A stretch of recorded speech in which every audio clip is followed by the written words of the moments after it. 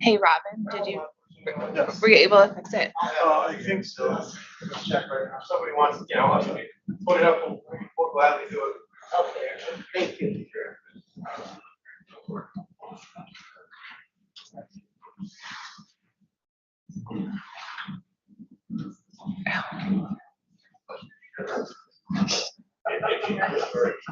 Yep, we're good now.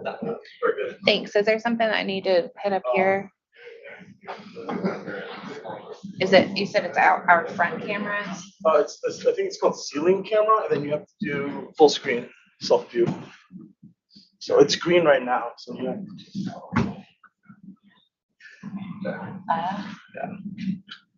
Thank you.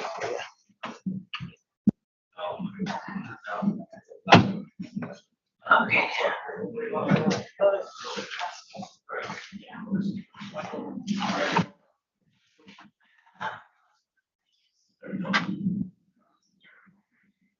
Yeah, so I think your set has it to automatic.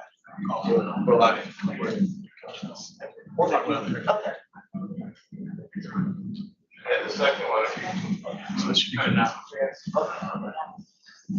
Hopefully that doesn't burn my whole.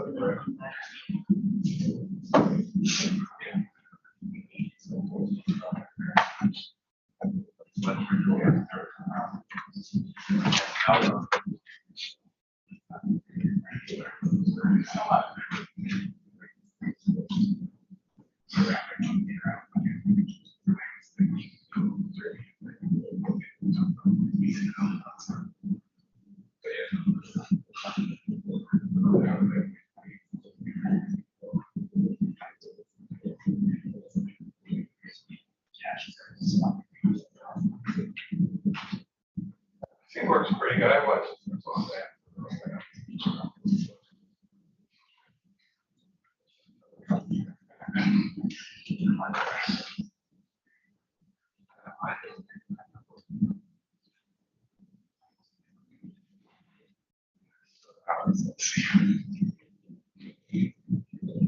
Thanksgiving parade.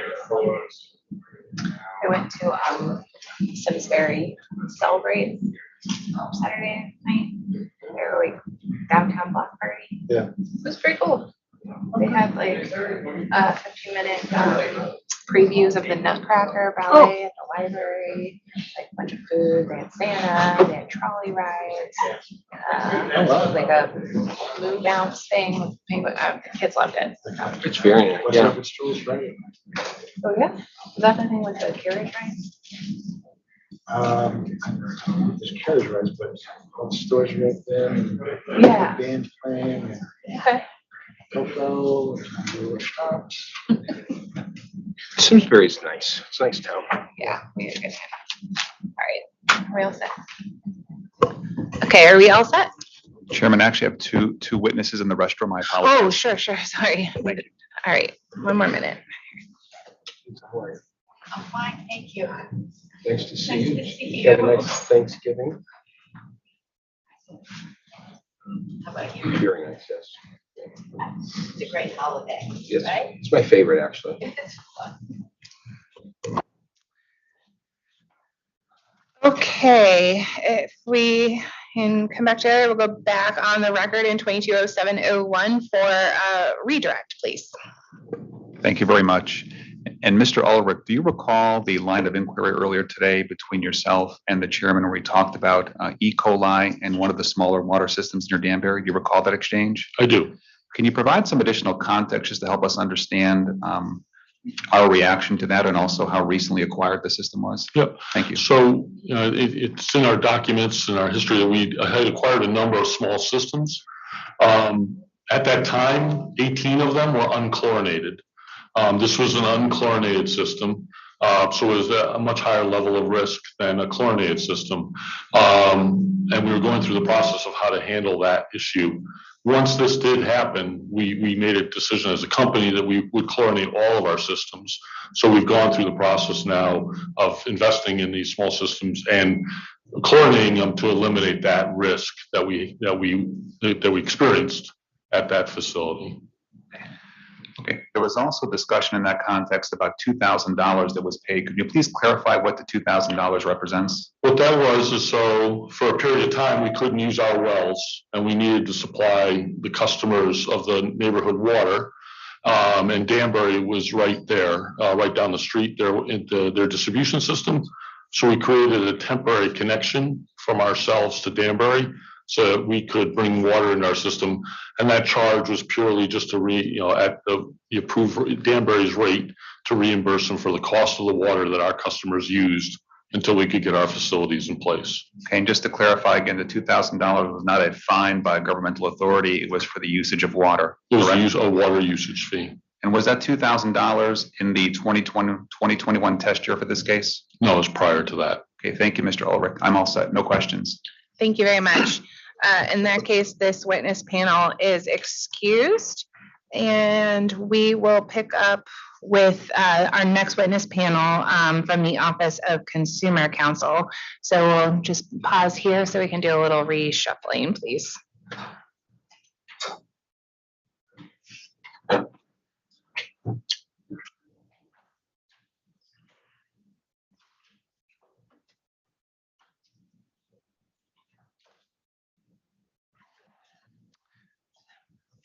Okay, so we will invite up Attorney Wheel and Company and witness DeFever.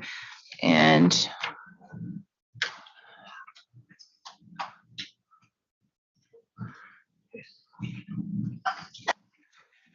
yeah. Sorry. All right, a little reshuffling here.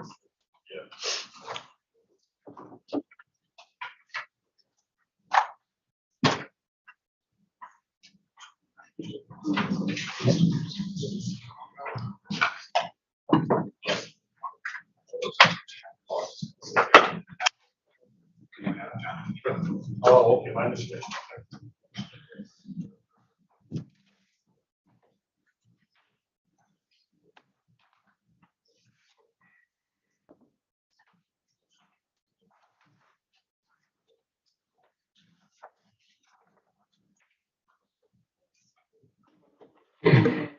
Yeah, well, let's wait for, we'll wait for that.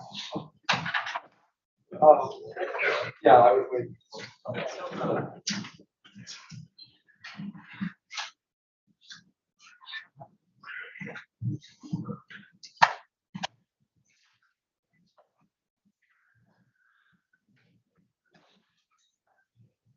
Okay, so Attorney Wheel, if you would like to introduce your witness, I'll swear him in before we proceed. This is John DeFever. Welcome, Mr. DeFever. If you could please raise your right hand, I'm going to administer the oath. I swear to tell the truth, the whole truth, and nothing but the truth under pains and penalties of perjury. I do. Thank you. Attorney Wheel, if you'd like your witness to adopt pre-filed materials, please. Thank you, Madam Chair. Can you say and spell your name for the record, please? Yes, it's John DeFever, JOHN DEFEVER. And by whom are you employed? I'm Larkin and Associates in Michigan. And was Larkin and Associates retained by the Office of Consumer Counsel as a consultant in this case? Yes, Did you sponsor any pre-filed testimony or interrogatory responses filed in this matter? yes, And do you want to highlight any corrections to those materials at this time? no, Do you adopt those materials as your sworn testimony today? yes. And with that, the witness is available. Actually, Madam Chair, I did have a couple of questions for direct. For direct. Okay, Attorney Wheel, please proceed. Thank you. I appreciate the opportunity. It's just a couple of questions. Mr. DeFever, your testimony and attached exhibits include recommendations for flow-through adjustments to depreciation and accumulated deferred income tax. Were those specific direct adjustments derived from your recommendation to remove pro forma plant additions from rate base? Yes, they were. Okay. And you specifically recommended that accumulated depreciation be adjusted by about $537,000.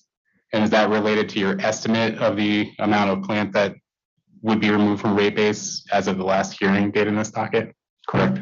Okay. if the total amount of plant removed from rate base is greater than your estimate, would that specific flow-through estimate have to change? Yes, Okay, so that would change in relation to whatever the adjustment to plant would be? correct. Okay, and does the same go for the approximately $440,000 adjustment for accumulated deferred income tax? Yes. Okay, and with that, Madam Chair, the witness is available for cross-examination. Very good, thank you. So we will begin with cross-examination on behalf of the company. So Attorney Pace, please. Thank you. Good morning, Mr. DeFever. Can you hear me okay? Yes, I can. Okay, great. If any questions are not clear, please ask me to clarify and take whatever time you need in responding to questions. Okay. Did you have any assistance in preparing your testimony in this proceeding? I did. And who helped you with your testimony? Tina Miller and Bill Schultz. Okay, how did you divide the responsibilities between yourself, Ms. Miller, and Mr. Schultz? Mr. Schultz was more of a, we called him in for questions. He was more helping on the side, more like almost as a consultant. And Tina and I, it really wasn't, hard to say it was organized. We both looked at it and, there's no clear cut organization between us. Okay, and in preparation for your portion of the pre-filed testimony, did you review the company's interrogatory responses, pre-filed testimony and application? I did. Did you also review the rebuttal testimony submitted by witnesses Texera, Unger, and Zabo that was dated November 9th of 2022? I did. You did, thank you.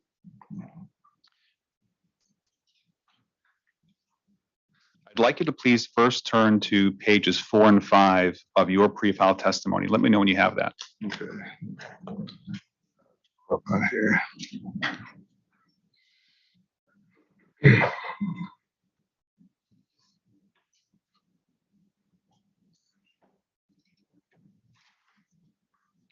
And specifically, when you're there, I'd like you to look at page 4, lines 14 to 16, and let me know when you're there.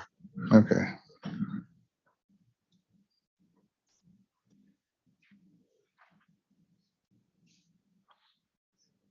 Okay, page 4, which lines? Lines 14 to 16. Okay, I'm there. Is it correct that on page 4, at lines 14 to 16, you state that AQUARION included plant additions and rate base that will be placed in service between April 1st of 2022 and August 31st, 2022, and you cited to the pre-filed testimony of AQUARION witness Dan Lawrence, is that correct? That's correct. Okay. Now turning to page 5 of your pre-filed testimony, starting at line 6, and let me know when you're there. I'm there.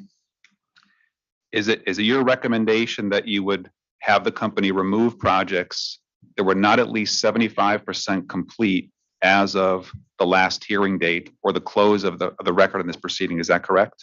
That's correct. And is it also true that in making that recommendation, you pointed to an authority precedent dated July 28th, 2021, issued for the Connecticut Water Company and docket number 201230? Is that correct? That's correct. If you could now move on to same page, page 5, starting at line 14. You use the word placeholder. Could you explain what the word placeholder means in that context? Yes, because I was making an adjustment for plant that would be completed in December, and I was making the adjustment in September. I didn't know exactly what would be 75% complete by then. So this was just, I based my adjustment on what was complete at that time, but presumably more would be complete. So that was just a placeholder. Okay, and just to confirm for the record, was it your recommendation that based on your review of the information provided in data response OCC 263, that your recommended reduction was a reduction of 14.1 million to rate base based on plant that was at least 75% complete as of August 31st, 2022? Is that a correct summary of your recommendation? Yes. But you clarified that by saying that it was a placeholder, correct? Right. And that placeholder would be, however the record would be updated as of the close of the evidentiary record. Is that correct? Correct. Are you aware that the record in this case closes on December 15th, 2022? I am. Okay. And is it correct that if a data response were to provide an update beyond August 30th of 2022, the record could reflect increased plant in service? Yes, And specifically, did you have a chance to review the company's response to interrogatory QRRU 132? I did. And would you agree, subject to check, that QRRU 132 identifies plant additions as of a month later, which would be September 30th, 2022? Subject to check, yes. And previously, you mentioned that you did review the November 9th, 2022 rebuttal testimony of witnesses Texera, Zabo, and Unger. Is that correct? Correct. Are you familiar with the fact that on pages 3 and 4 of that rebuttal testimony, they point out that the updated plant additions shown in QRU 132 identify an additional $14.1 million of capital plant additions as of that cutoff? Yes. Okay. I'd like you now to please turn back to page 5, lines 6 through 13 of your pre-file testimony. Okay. And just to be clear, is it correct that at that page in those lines, your recommendation that the company be allowed to recover in rate base completed capital plant additions that were at least 75% complete as of the close of hearing derived from the Connecticut Water Company decision issued last year that's shown in your testimony? Is that correct? Not exactly.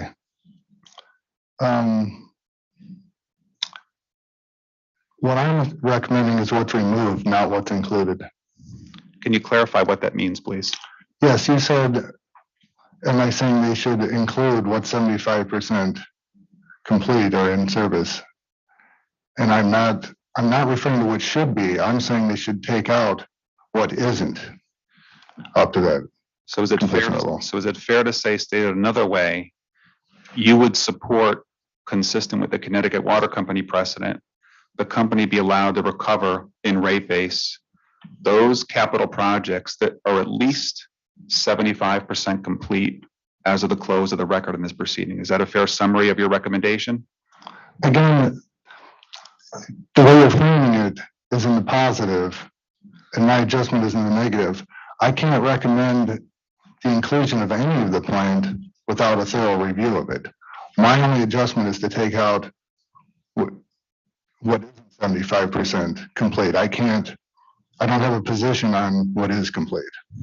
So stated another way, is it accurate to say your recommendation would be that if a project is not at least 75% complete as of the close of the record, it should not be recovered in rate base? Correct. Thank you, Mr. DeFever, for the clarification. Now, I realize that you were not here on the first hearing day last week. Would it surprise you to know that the company received a late file that was marked as late file 4 that asked the company to identify only those projects that would be 100% complete as of the close of the record? Are you aware of that fact? I'm not. Are you aware of any reason, if you know, why one standard of capital plant cost recovery should be applied to the Connecticut Water Company and potentially a different standard applied to the AQUARION Water Company? Could you restate that question? Sure. Do you think that for the purpose of deciding what capital plant additions are eligible for recovery and rate base, should the authority apply different standards to the Connecticut Water Company and to the AQUARION Water Company? Not for any reasons I'm aware of at this time. Okay, thank you.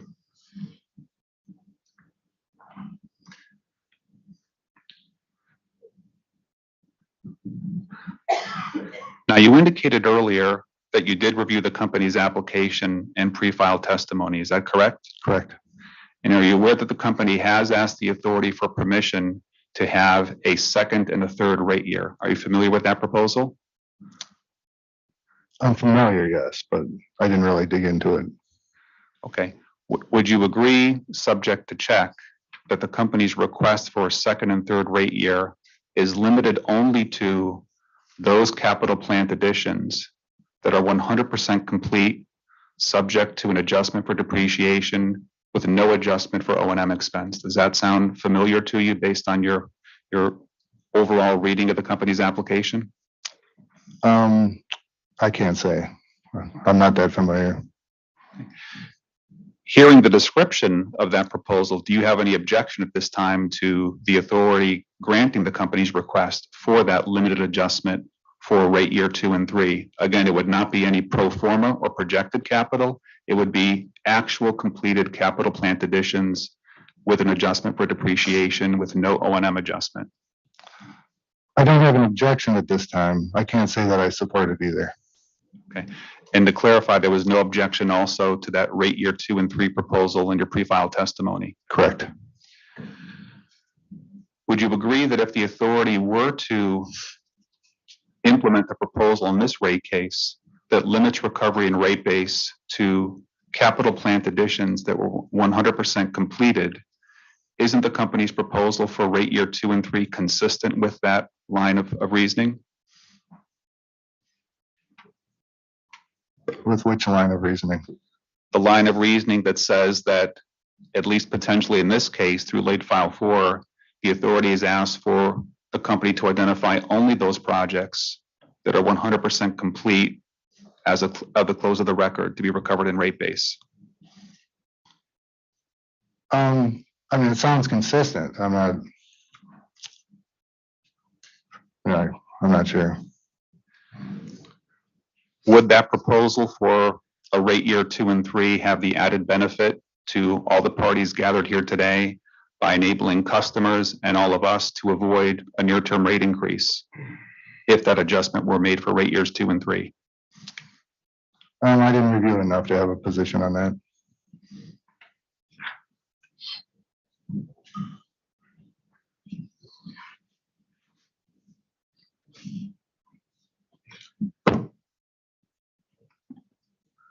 Would you also agree that allowing for an adjustment to rate year 2 and 3 under the specified circumstances would have the added benefit of supporting the replacement of aging infrastructure? I don't have a position on that. Okay, thank you. Mr. DeFever, I next would like to move to your discussion of chemical costs in both working capital and in rate base. And specifically that appears on pages 4 through 5 of your testimony. Let me know when you're there, please. I'm there. I'm there. Would you agree that, subject to check, at pages 4 through 5 of your testimony, you propose a removal of $663,571 from the company's cash working capital for chemicals? Is that a fair summary of your recommendation at those pages? Yes. And previously you testified. Wait. Oh, go ahead, Mr. DeFever. What was the amount you said? I have an amount of $663,571. Okay, that's correct. Thank you. Now, previously you testified that you did review the November 9th rebuttal testimony of Ms. Texera, Ms. Sabo, and Ms. Unger. Is that correct? Correct. Are you aware that those witnesses reviewed your recommendation and they agreed conceptually there should be an adjustment for the cost of chemicals? Are you aware of that proposal? Yes. Did you also know that at page 5 of that November 9th rebuttal testimony, Ms. Texera, Ms. Zabo, and Mr. Unger proposed that the adjustment should not be the $663,571 you propose, but instead should be $474,333. And if you need a moment to, we actually, I believe Mr. Vaughn is having it put up on the screen. And if you need a moment to read it, that's fine. Take whatever time you need. No, I'm aware. Did you also know that in that same rebuttal testimony, Ms. Texera, Ms. Zabo, and Mr. Unger explained that the adjustment of $474,333 would be consistent with how the authority handled the exact same issue in AQUARION's 2010 and 2013 rate cases? I'm aware that it says that, but in my understanding, that's incorrect. Can you explain why you believe that's incorrect? Yes, and from my reading of the 2010 case, the company was directed to remove it from working capital. And that's not what they're recommending in the rebuttal.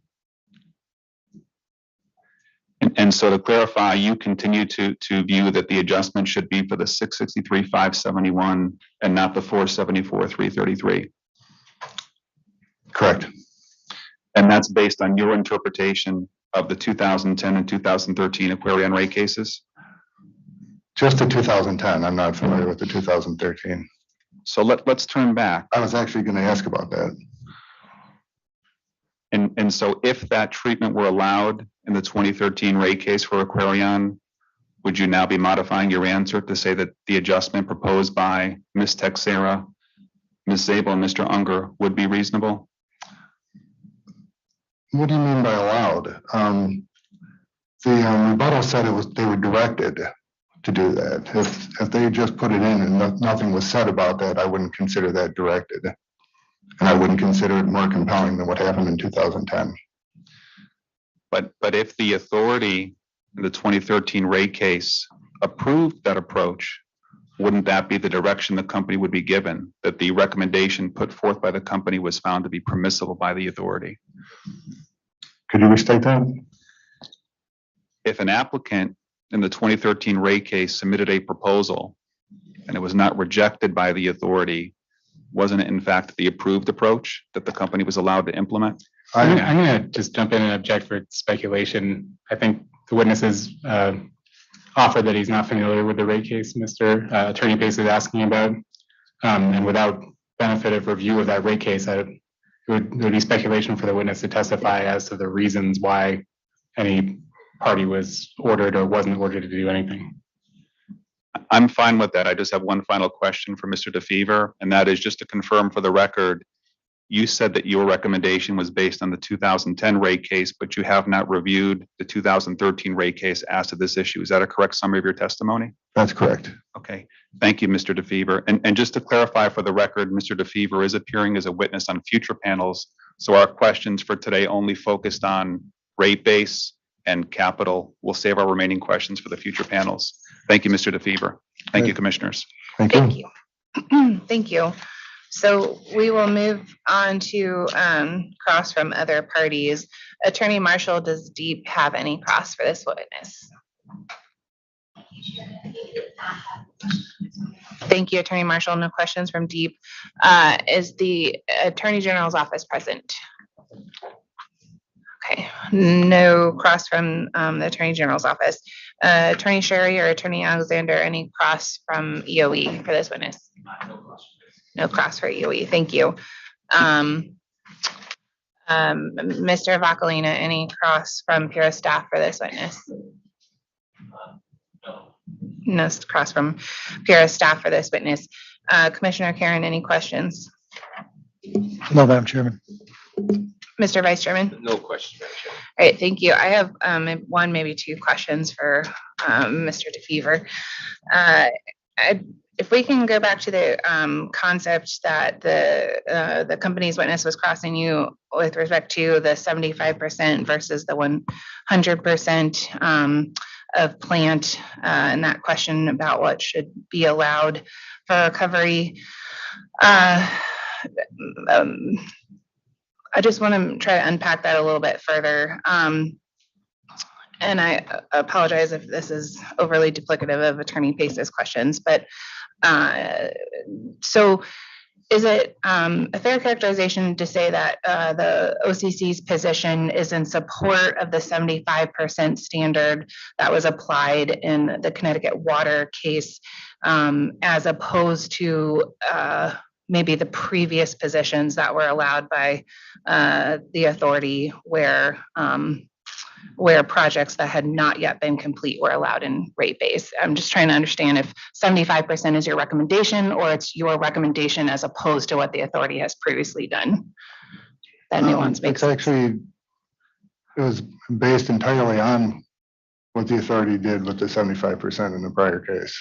Okay, so if the authority had only allowed projects that were 100% complete in Connecticut water, then what would the OCC's position have been in that instance?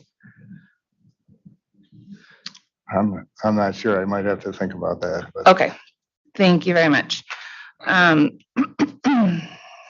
Okay, I'm gonna leave it there. So I think the witness, Attorney Wheel, do you need a moment to consider redirect? Yes, could we just have 3 minutes? Sure, so we will recess for 3 minutes. Thank you.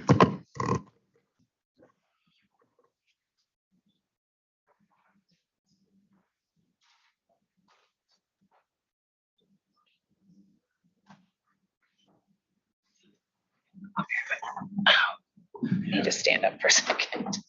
I know.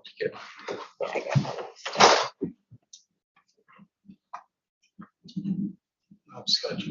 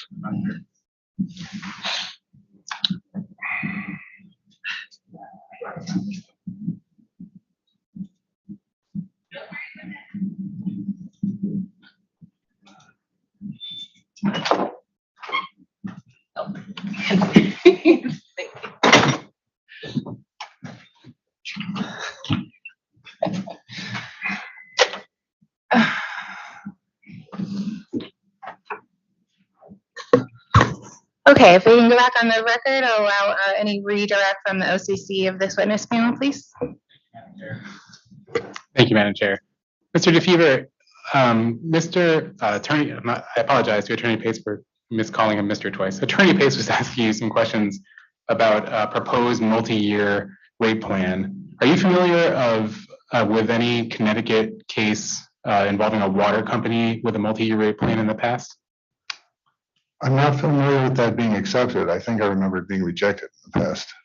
Okay, and is that lack of familiarity related to your answers to Attorney Pace?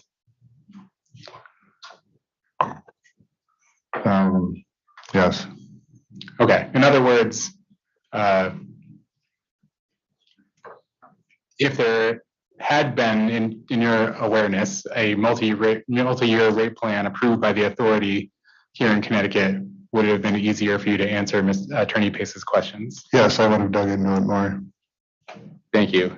In one other area, the chairman was just asking you some questions about the differing standards between 175% completed plant being included in rate base. Do you recall that conversation? Yes. Just going to ask a slightly different question than the chair asked. If in the Connecticut water rate case that you reference in your testimony, the allowance or the rule settled on by the authority in that case had been that only plant that was 100% completed by the close of evidence in that case would be allowed in rate base, would that have been your recommendation in this case? Probably, yes. Thank you. No further questions.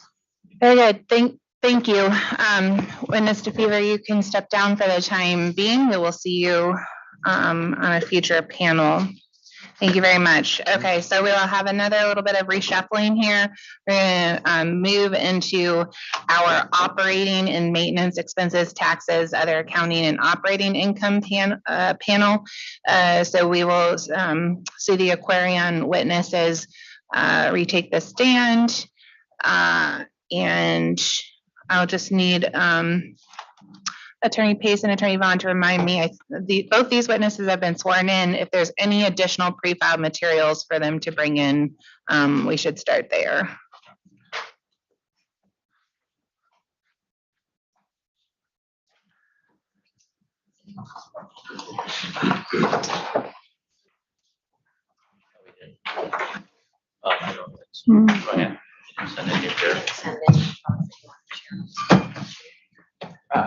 I sent a couple to help.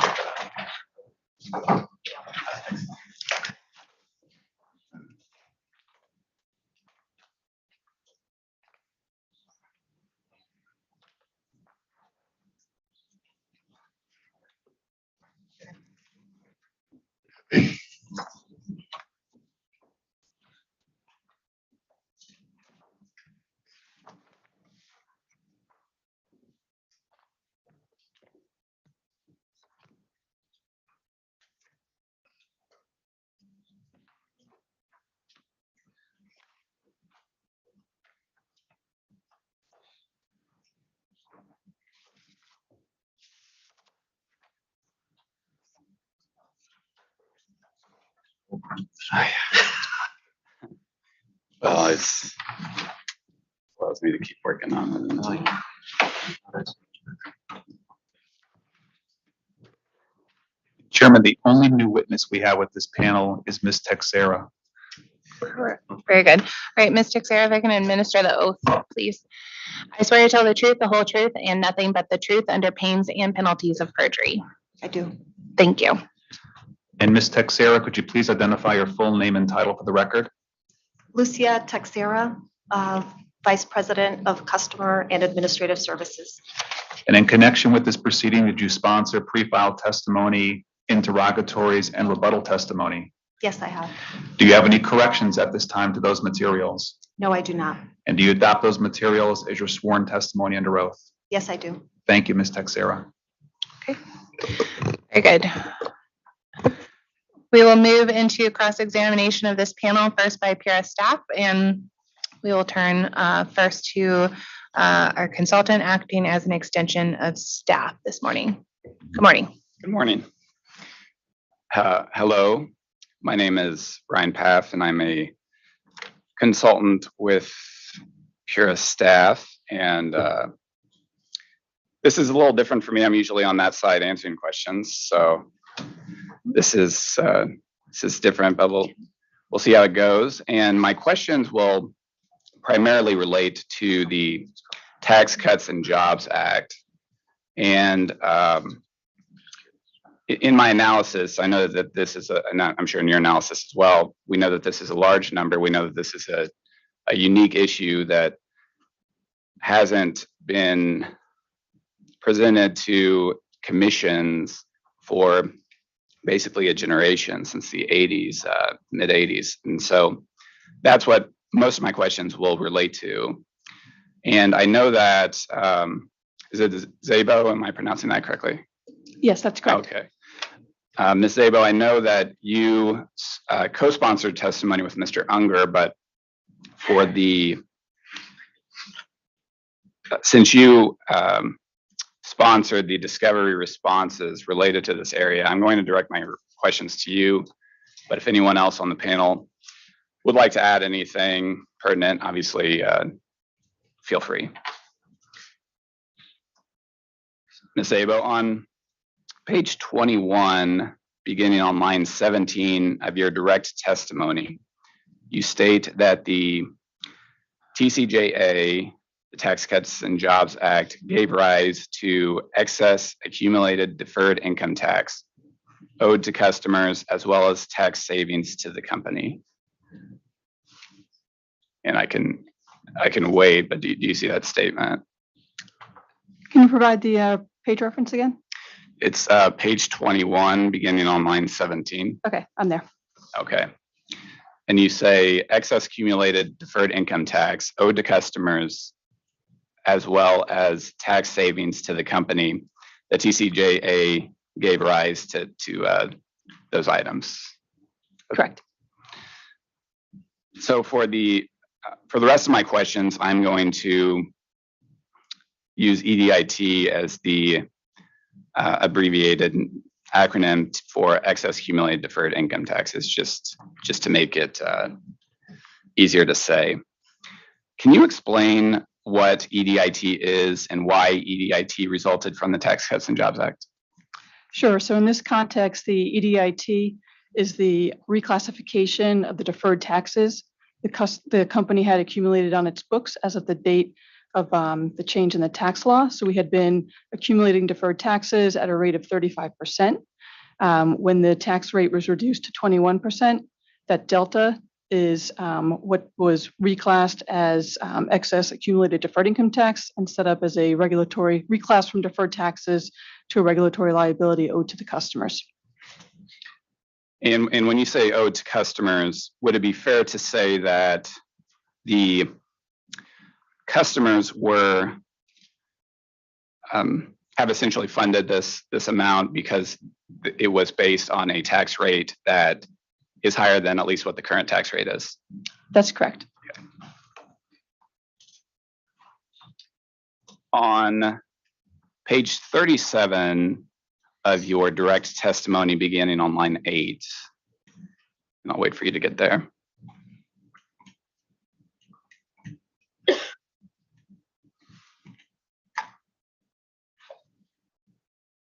Okay. You state the timing of, and I'll include this, the EDIT return to customers is subject to certain restrictions and requirements in accordance with applicable IRS tax laws and regulations so as to not violate IRS normalization rules. You see that statement? Yes. And when you say there are certain restrictions, these timing restrictions only apply to the EDIT that is designated as protected EDIT. Is that correct? That's correct. And these timing restrictions limit PURA's discretion over how quickly it can refund back. It can refund the EDIT back to customers. Is that accurate? Yes. But for the unprotected EDIT, can be returned back to customers over whatever time period PURA deems appropriate. Is that accurate? Correct. Okay.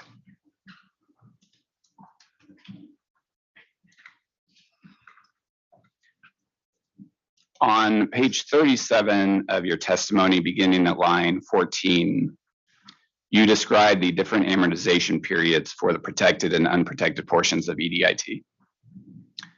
The protected portion of EDIT is being returned to customers much more slowly, that is over a much longer amortization period than the unprotected portion. Is that correct?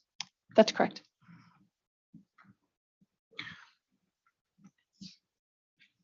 So given that the amortization period used for protected and unprotected EDIT differs substantially, and the values of this balance is approximately $50 million, would you agree that whether EDIT is categorized as protected versus unprotected has a substantial impact on the company's stakeholders, including its customers? Yes.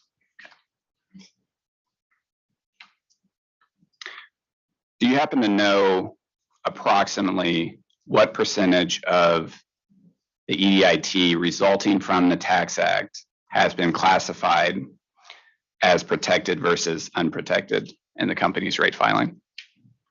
I can get that for you in just 1 second.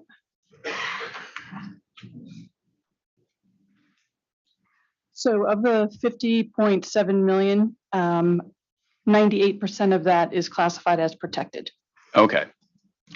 I did that calculation myself, and That's what I got. So that's always good to hear. And is it true that the company only categorized EDIT as protected when it deemed it necessary to categorize it as protected to not violate normalization rules?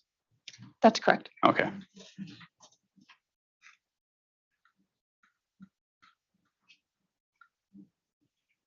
And can you tell me who at the company was responsible for quantifying the EDIT liability and categorizing it as protected versus unprotected? Sure. So that would have been under the direction of our Director of Taxes, Michael Apicelli. Okay, so you weren't directly involved in doing that. I was not involved with quantifying that, no.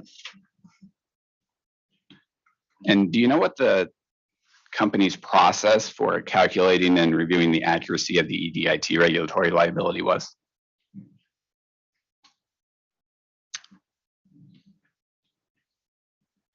I mean, I don't know exact process that he went through, but it would have been looking at the underlying assets that generated that difference. At the time we went through the 2018 tax docket, there would have been supporting work papers for that.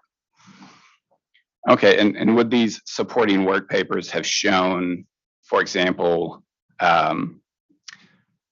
for depreciation, the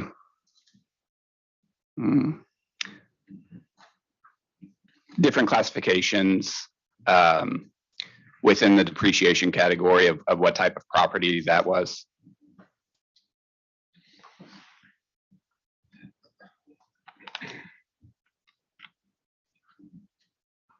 I would have to verify that. I don't know that offhand today. Okay.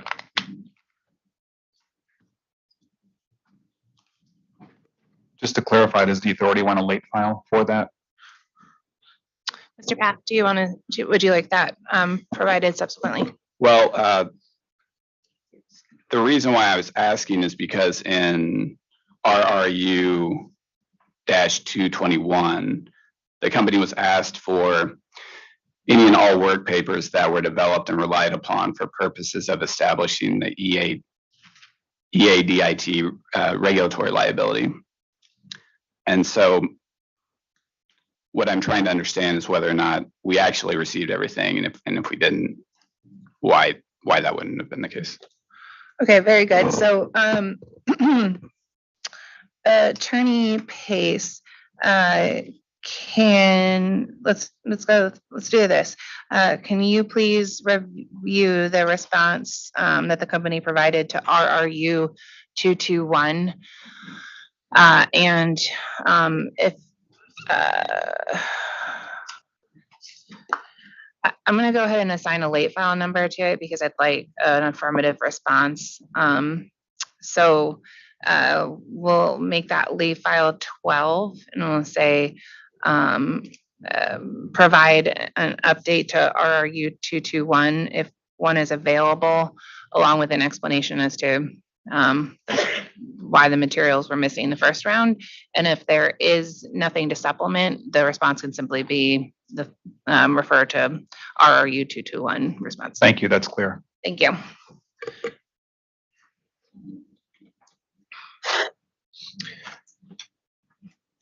Okay, this is going to be a slight tangent, but it's going to come back around to the Tax Cuts and Jobs Act. What is your understanding of the final tangible property regulations? So I'm not the tax expert, but my understanding of the tangible property regulations is it allows for deductions based on main replacements. If you're replacing a certain unit of property, it allows the company to take deductions up front related to that. Whereas before the regulations were issued, those expenditures would have been capitalized Yes. and depreciated. Well, they're still capitalized. It's just a different treatment for tax purposes. Oh, an accelerated treatment? Right. Okay.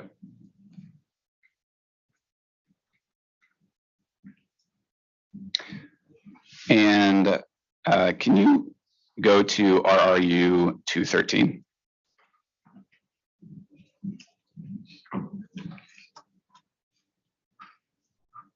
Okay.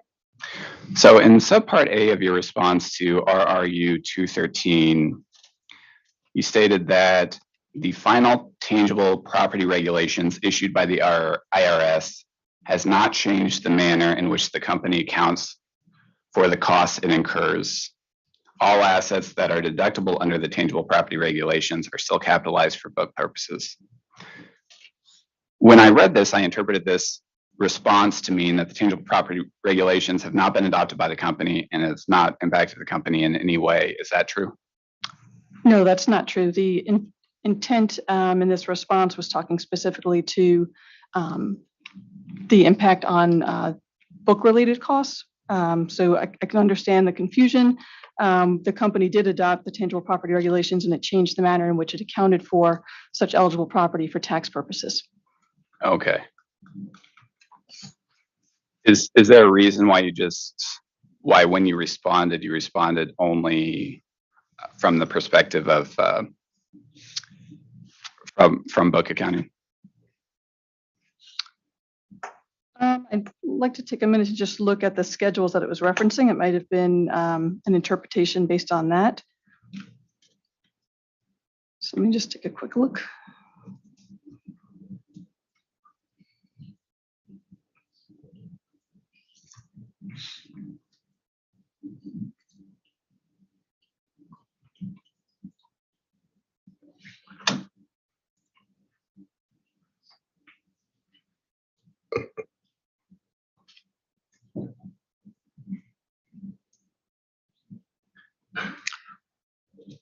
So no, I don't have a good explanation as to why we limited it to our treatment of book cost.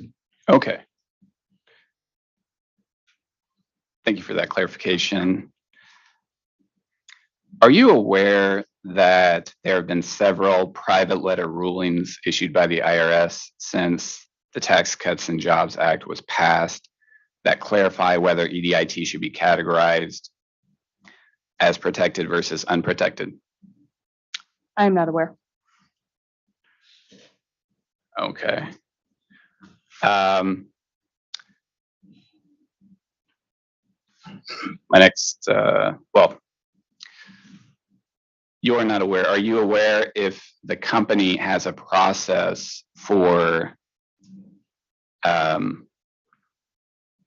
keeping up to date on that guidance, and who would be the person responsible for that, or the department? Yes, so we have our Director of Taxes, Michael Apicelli, would be responsible for being, aware of those sorts of changes, and he would communicate that to the controllers group to make sure that things are accounted for properly. And in that process, have you ever had communication with him or that group related to updates to the guidance related to protected versus unprotected EDIT? We haven't had specific conversations other than the outcome of the 2018 tax docket and the treatment of that occurred as a result of that ruling. Certainly there's conversations that go on annually during our budget process to ensure that we're accounting for taxes correctly. And do you know when this regulatory liability was initially calculated and categorized? I don't have the exact date, but it would have been in the context of the 2018 tax docket. We had submitted calculations at that time, which computed the protected and unprotected components. And what we've presented in the case here is consistent with what was filed under that docket. Okay. So what you've presented here is consistent with the calculations that were performed in 2018 or around 2018. That's correct, because it was Okay. a reclassification of the balances at that point in time. Okay.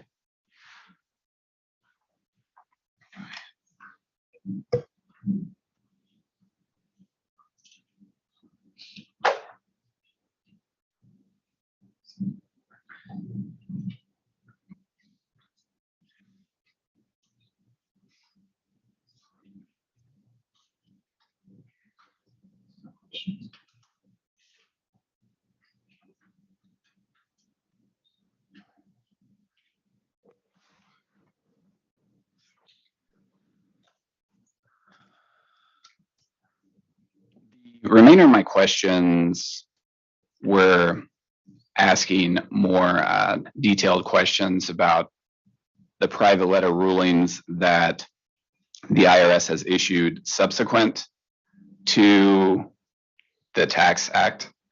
And so it seems to me that it would be unnecessary and inefficient to go through the rest of these questions, since you've already noted that you're not the person responsible for this.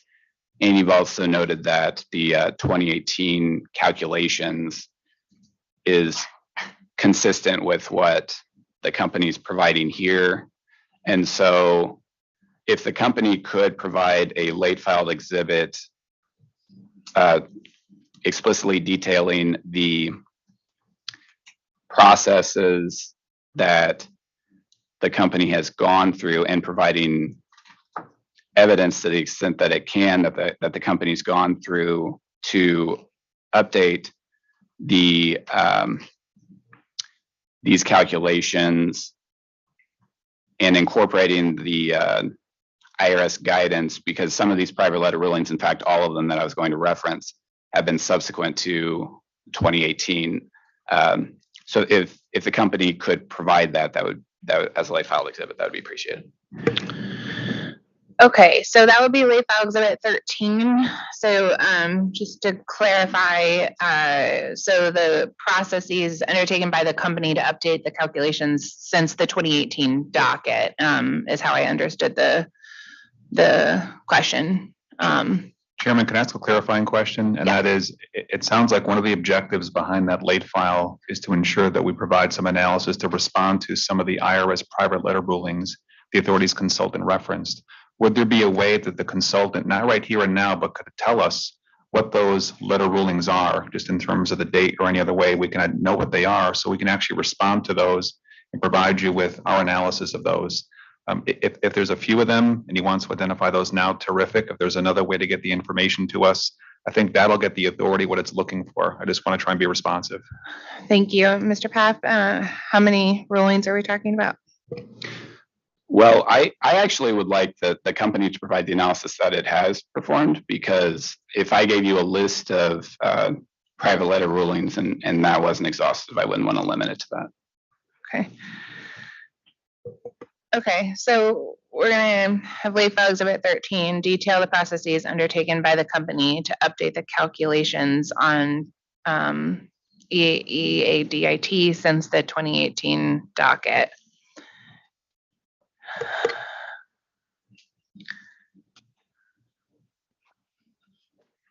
Okay.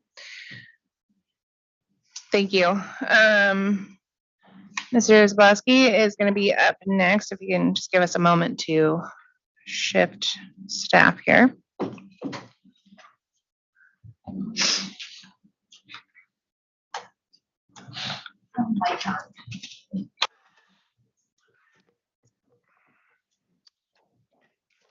Good morning, everyone. Albert Zablowski, Pura staff. Can we please turn our attention to work paper C3-19, inflation expense, and this is the second one in there. I think I highlighted it yellow. Yep, that's right. Thank you. For main break costs of approximately $3.9 million, is there a labor component associated with this cost?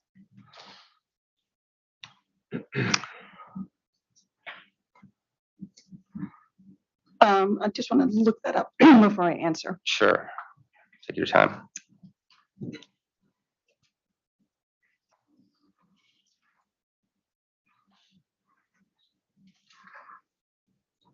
No, this is outside services. Outside services? Okay.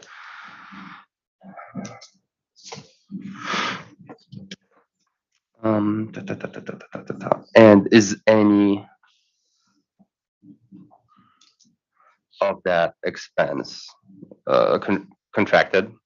So do you have a contract, I guess, for this on an ongoing basis or no? Or it's more of a as it happens?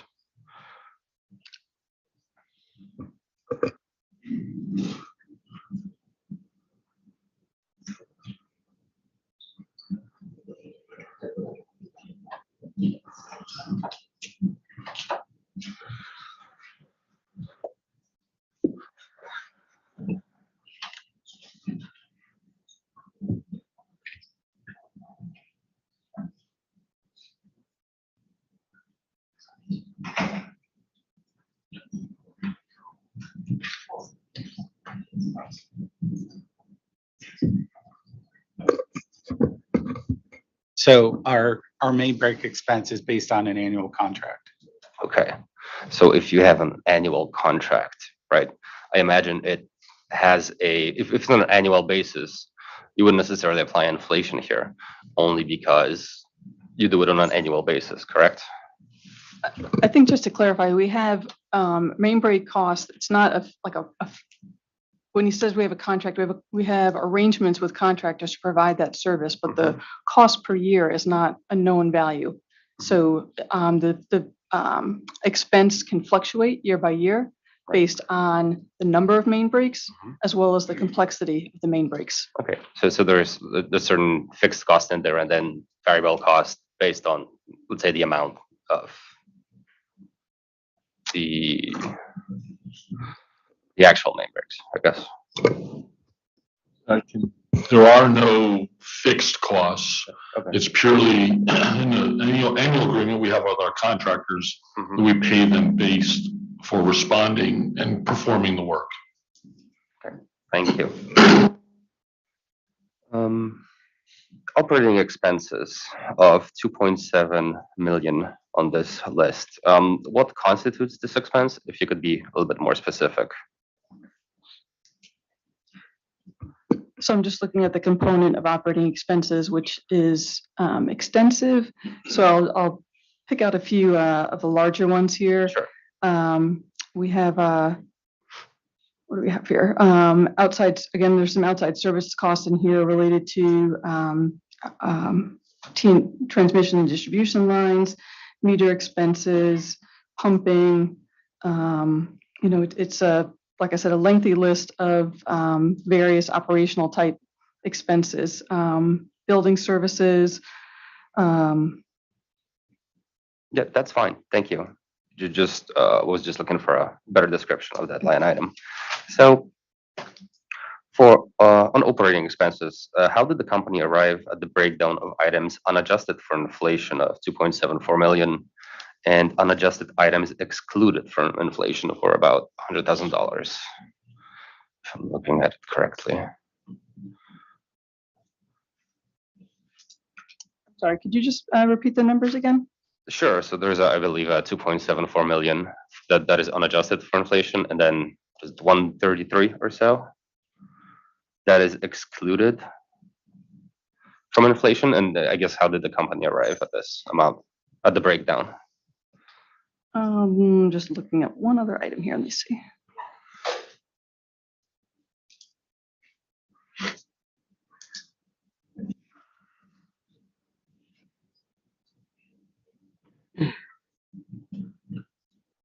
So the component that was excluded was related to certain electricity costs that were captured in the operating expenses. And we excluded those because at the time of our application, the majority of our power costs were under contractual amounts. So we excluded them from the inflation adjustment. Okay, so thank you. So then for purchased power, is this expense also contractual? For purchase power, the majority of our larger systems were under a contractual price. We have a number of our smaller systems that were not under a fixed price contract. Okay. And that, with recent activities for both Eversource and UI with their planned rate increases effective January 1. It has, come to our attention that the company, has not adjusted for that in its application, and would look to provide an update for that along with our other updates that we'll be providing in late file 1. Okay, thank you.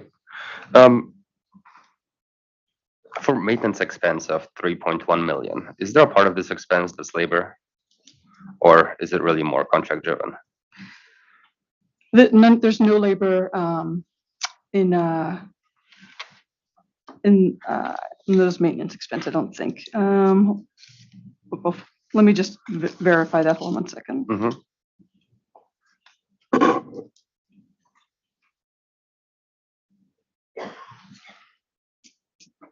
Yes, the maintenance expense of 3.1 million is comprised of non-labor expenses. Okay, thank you. Can you explain the category of lab contract expense? I mean, the contract isn't the name here. And if you could, the rationale for inflation, this one? So the reason why it's called contract is it's something that we're contracting out. It's not a test that's performed by our in-house lab. Okay.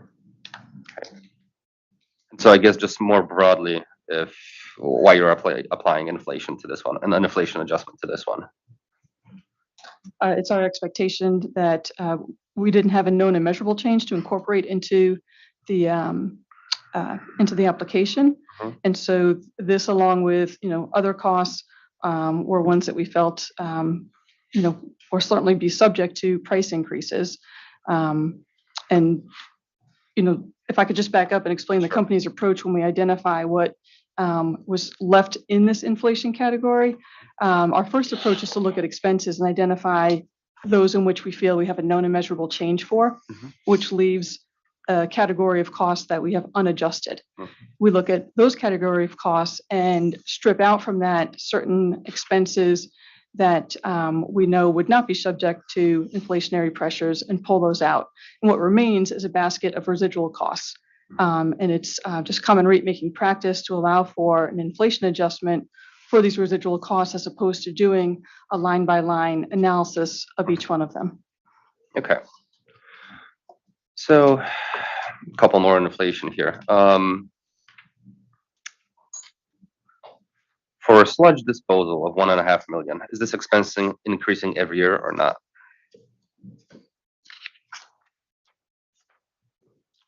We are experiencing increases that. It's related, there's a couple of charges related to that.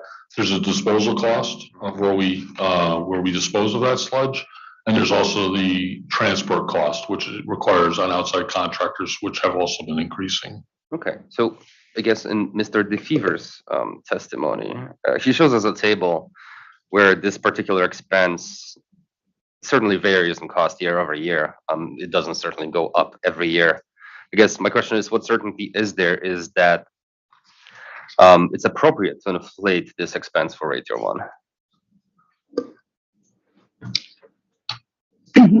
Again, with the company's approach towards inflationary type expenses being consideration of a residual pool of expenses, we left this in here because it didn't qualify for a known and measurable at the time of our application. However, it's reasonable to assume that there will be inflationary pressures on an entire residual basket of expenses that remain after that exercise of identifying known and measurable. Okay, so I'm going to follow up with, for the postage fees breakdown, they're unadjusted, the unadjusted fees are 706,000 and there's 732 excluded from the inflation adjustment. And I'm going to take the postage fees category pretty literally and ask what would drive up the postage fees by 10.625% for rate year 1? So the costs that are included in that category are not just postage, it's also bill printing fees. And so what we've included in the inflation bucket would be those bill printing fees. We've excluded postage fees from the adjustment. Thank you for the clarification. For rent expense, can the company explain why 233,000 is subject to the inflation adjustment? And 9,700 is in Schedule C 3.5 and is adjusted there.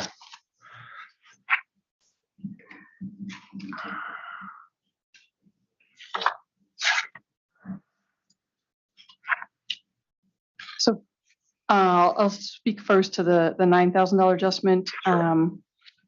That is excluded because we have a separate known and measurable adjustment for that.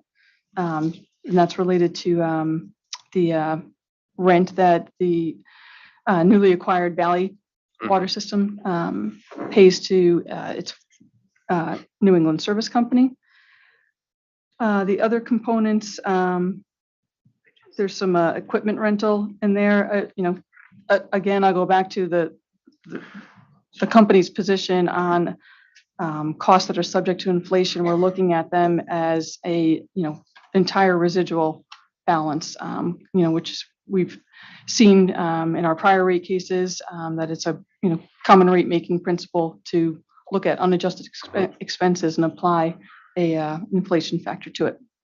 So You do mention rentals. So would this also include some leases on equipment or buildings or anything like that? I'm not aware that there's any building expense in there. I'd have to confirm that, though. I do know that there is equipment leases in there. So for equipment, would any of that be a multi-year lease as opposed to just on an annual basis, let's say? I'm not certain.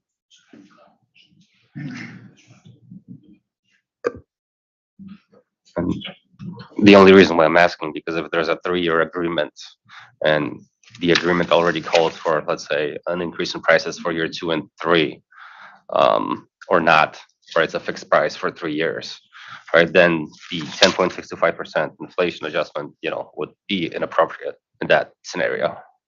Yes, I understand. I think Jeff was going to add to that. We do have a rental facility, office rental down in the Stanford area. That our operations group runs out of a rental office building in Stanford. So that's probably where a good portion of that rental expense comes from.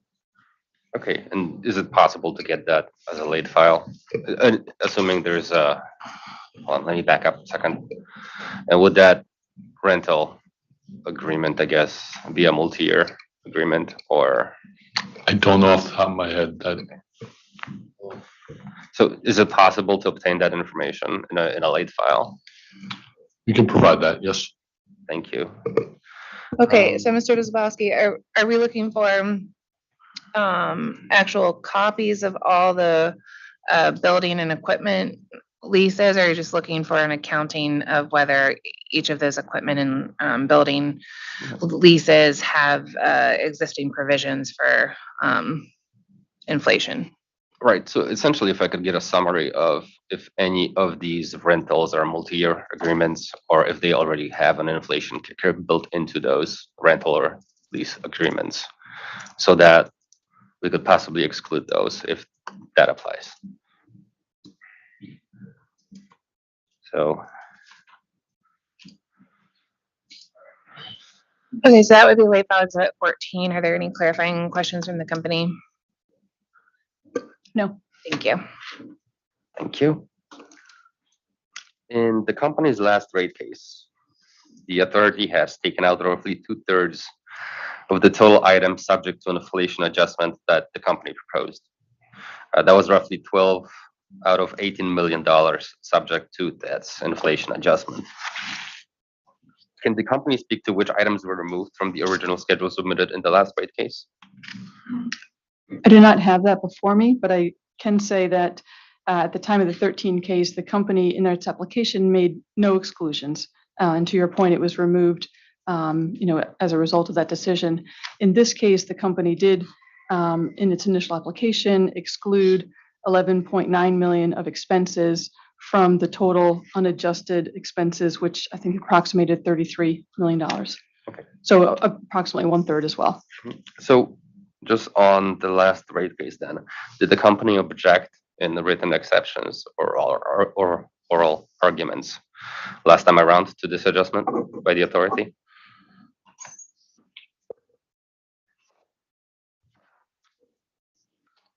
I'm not aware of whether we did or did not. Okay. Can I just have that as a read-in later today, if that's possible? The company could just check if they objected to this adjustment last time. We can check that over the lunch break and respond to Mr. Soblowski. Very good. Thank you. Thank you so much. Can we please turn to interrogatory RRU 179?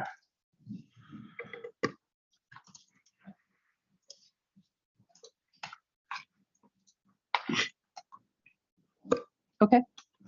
Okay, so this interrogatory is related to merger cost recovery.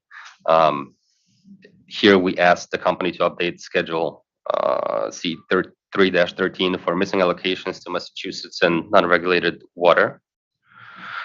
The company subsequently replied and updated the schedule for MA and non-regulated water. So the total allocations for those two equal to $244,481, I believe. So does the company agree to this quote unquote adjustment? Yes, essentially it was a mistake on the original filing.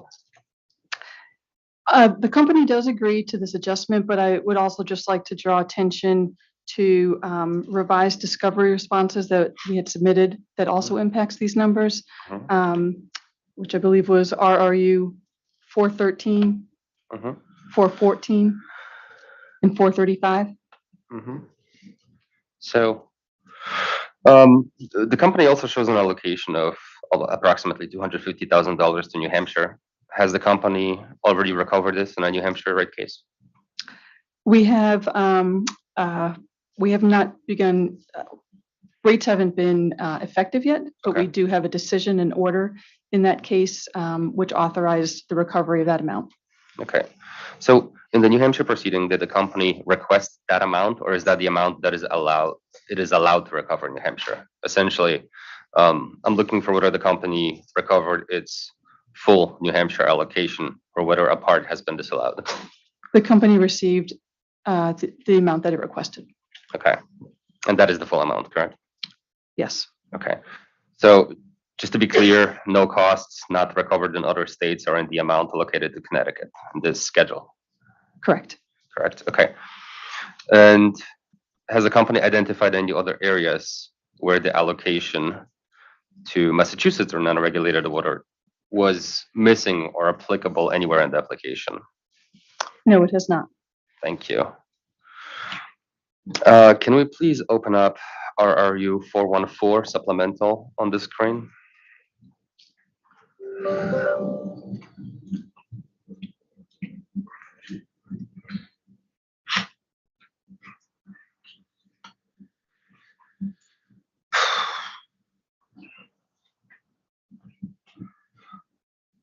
And I think it's page 2, maybe, of that.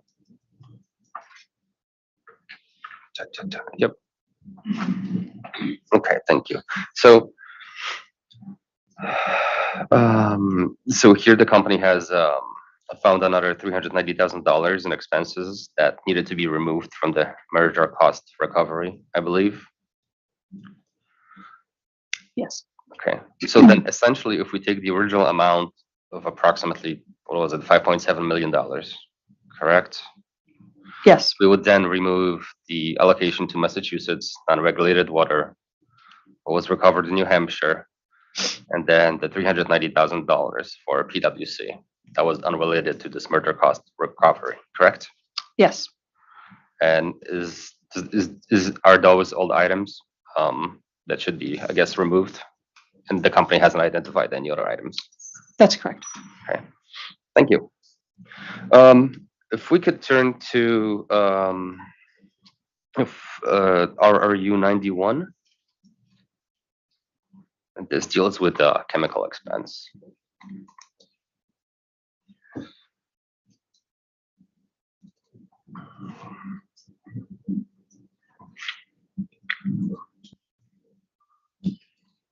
And I think it's the second page or so. Yep, the tables. Okay, So vendor pricing. For the pricing of chemicals listed in the company's response to this interrogatory, has the company obtained multiple vendor bids for each of the chemicals listed here?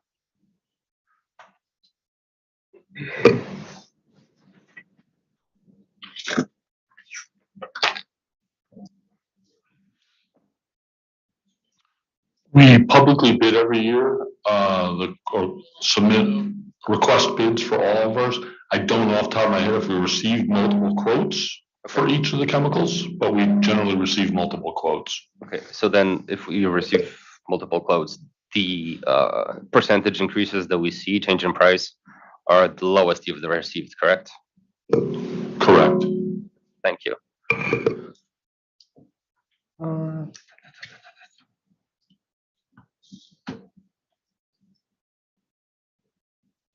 So I guess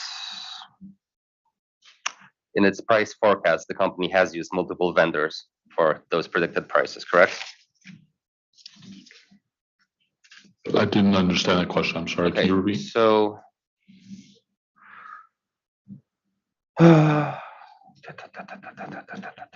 give me 1 second to rephrase that.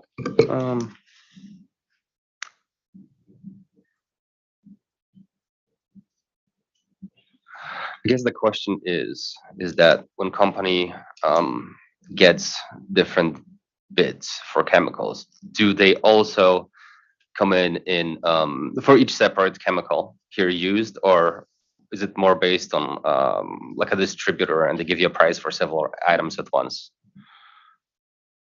If that makes sense.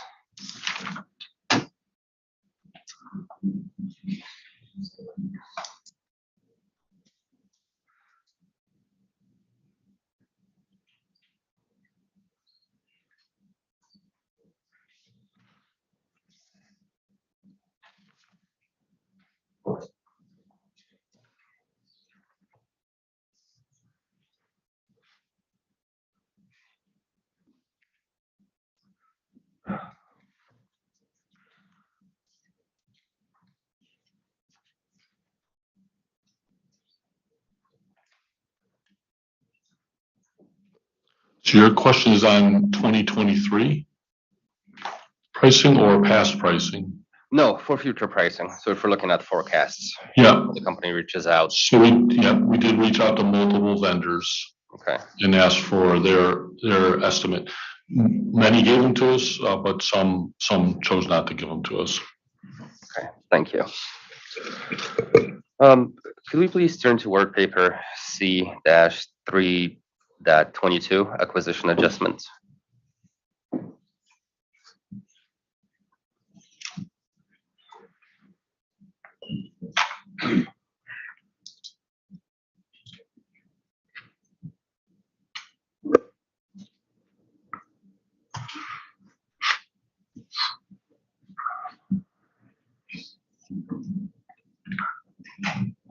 Okay. Sorry. Okay, so the top two items on this list are United and Timber Trails. These two account for about 87% of the amortization for the acquisition adjustment for rate year one.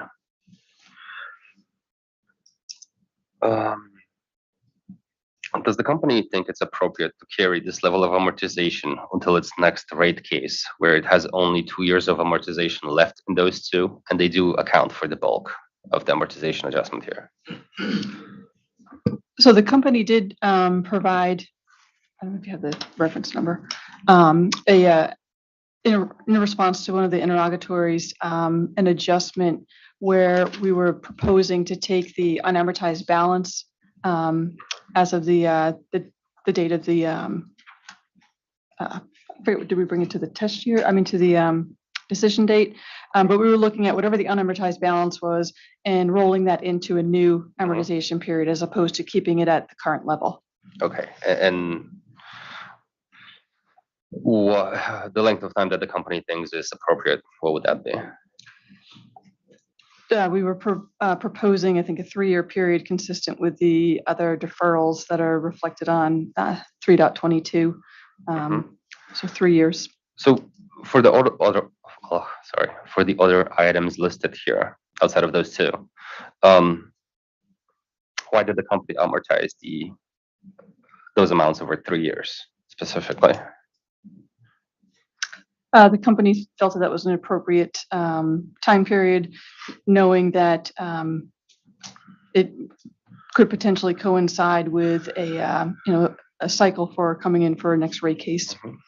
Even though the last rate case was 10 years ago?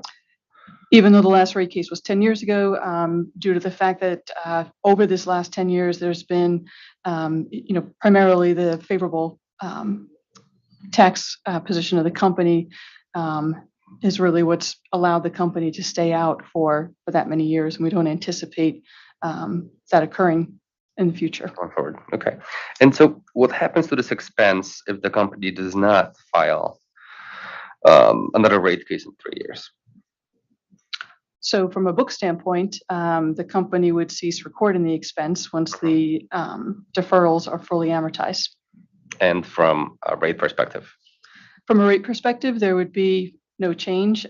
This is one component of the company's cost of service. There wouldn't be adjustments made for other areas of expenses, whether they, increased or decreased in between rate periods. The company would continue to charge authorized rates, and any over or under, collection on authorized rates would be adjusted through the revenue adjustment mechanism. Okay, thank you. So I have one last question, and this is related to service companies. Has the company filed the FERC Form 60 and 61 for 2020 and 2021 for Eversource in this proceeding? Not that I'm aware of. Can we have a late file, please? Okay, so that would be late file 15, and it's to provide a copy of the FERC Form 6. Is that 60 and 61. 60 and For 61 Eversource, yep. for the most recent calendar year. For 2020 and 2021. Okay. Please.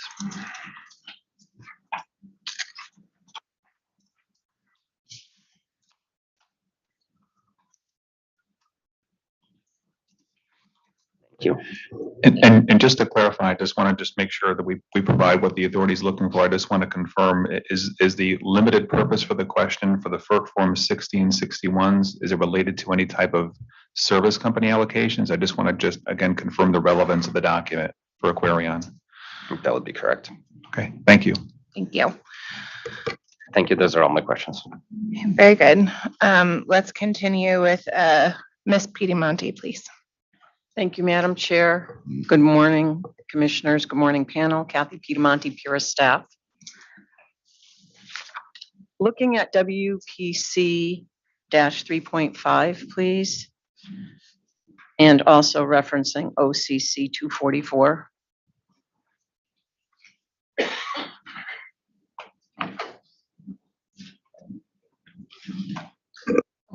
This has to do with intercompany rent. Mr. Zablowski did ask a couple of questions previously.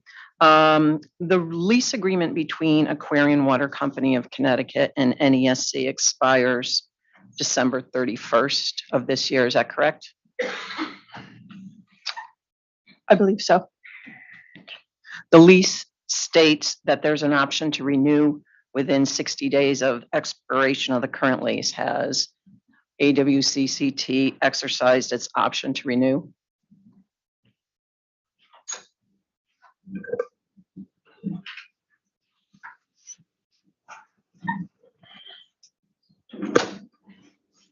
I'm not sure if the company formally has, but I know it intends to. Okay. So would any of the provisions of the lease be changed at all? Not that I'm aware of. Okay. So what you're anticipating is that the rental amount would continue at its current rate? Subject to check. I'm not sure what the renewal provisions are on the lease. I do know that we don't have any intention on relocating the folks that are currently housed there, which is why I'm saying we would be renewing it. I'm just not certain of what the terms are. Okay. Chair, would we be able to ask just for a late file if in fact the terms of the lease are changed with regard to the length of time the lease is in effect and the amount of the rent?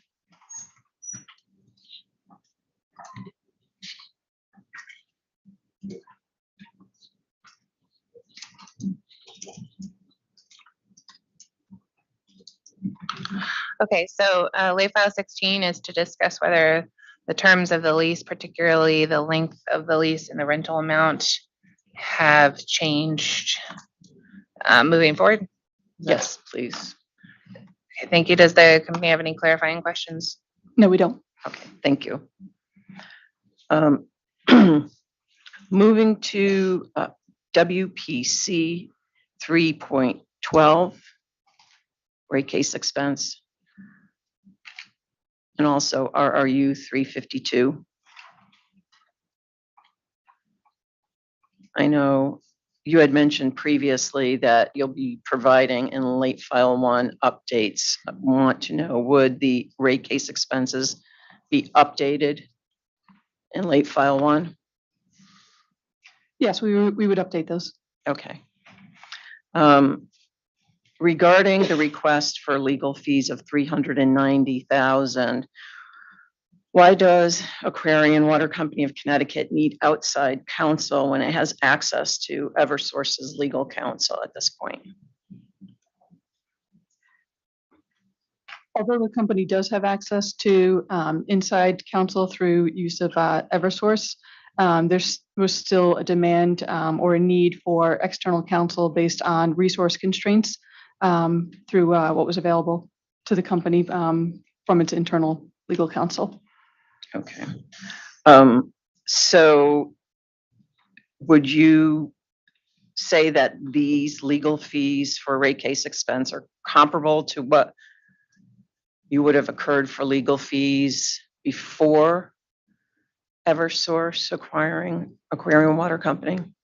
I would say in the absence of access to internal counsel, the legal fees would have been significantly higher than what's noted here. Okay. Can I just clarify the last response, Ms. Ava? When you say that there were resource constraints, do you mean that there are resource constraints on the use of internal counsel due to Aquarion activities, or resource constraints due to activities of the other companies under the Eversource umbrella? I would say it's probably a combination of both. Aquarion uses Eversource legal counsel for a number of activities, not just for regulatory matters, but for purposes of this rate case, one of the the demands of this rate case, knowing that we had been out for so long, was going to be great, and knowing that we didn't have, the ability to just, demand's not the right word, but we wouldn't be able to get the level of support that was required to support this case with the resources that were currently available at Eversource. And whether that be because they were too busy on other matters or because there was open positions, I don't know what drove the constraint. But from our standpoint, we felt that we needed to supplement what was available with additional outside counsel.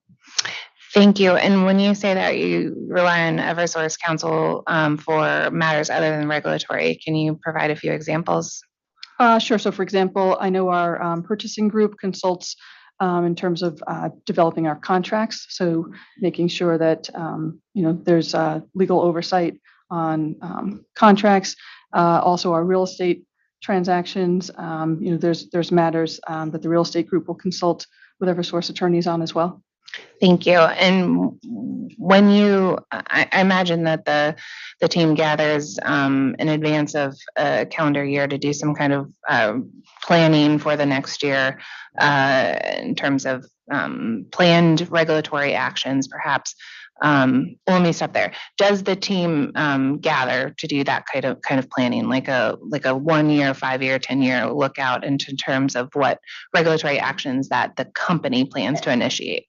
Certainly, and I don't know that it goes much beyond a year, but we'll look at what sort of regulatory items we have upcoming. So for instance, prior to the rate case, when we were in a pretty good pattern with our WICA filings, we had a clear understanding of what sorts of resources were required to support those filings.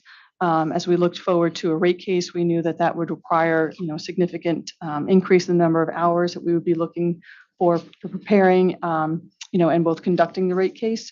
And as we look now to our future, again, we would look to getting back to a regular WICA and hopefully multi-year filings should those be approved.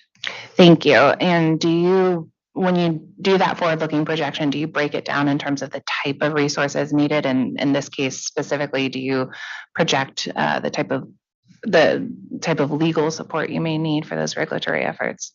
In terms of type, again, we would distinguish between sort of recurring, regular, transactions where we're expecting to see versus, kind of anomalies like this rate case being one. But beyond that, we would really just kind of look at like a number of hours that we would anticipate needing based on our experience from prior periods. Thank you. And is there a workflow or some kind of process by which you submit that hour estimate for legal resources to Eversource parent company, or how do you communicate that need for the number of hours projected for the subsequent calendar year for the legal resources? So in terms of communications to Eversource, much of that is done verbally. Internally for AQUARION, it'll get factored into our budgeting process where we are estimating or forecasting expenses for the water company, and then that will get consolidated and eventually roll up to Eversource's budget process as well. So there's I wouldn't say that there's a specific process just for legal. It kind of is part of the overall budget process that the company undergoes. I appreciate that. And is there an assumption made about then the request being granted in full or in part? Like, do you provide any kind of, when you're creating your budget, do you assume that the number of hours that you request of Eversource Legal is going to be made available, or is there some type of discount applied? I don't believe there's a discount. I mean, like I said, there's more of a communication in terms of what we expect our need to be. And we determine or we discuss whether we feel that can be met by the resources that are available through Eversource. Thank you. Ms. Piamonte. Thank you, Madam Chair. Turning to RRU 190, Attachment 1, and EOE 46, Attachment 1, page 6, please.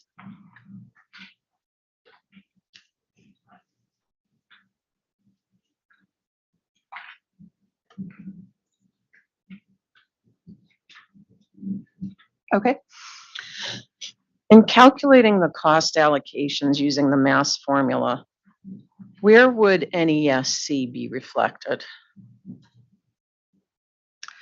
So the MAS formula is used, it's always looking at the prior period actual. So our what was provided in terms of support for the 2021 test year allocations, it would have been based on 2020 actuals in deriving that MAS allocation. So NESC was acquired in December of 2021. It would not have been reflected in the formula for the test year allocations. Okay. How about going forward? Do you have an idea of what portion would be allocated to NESC?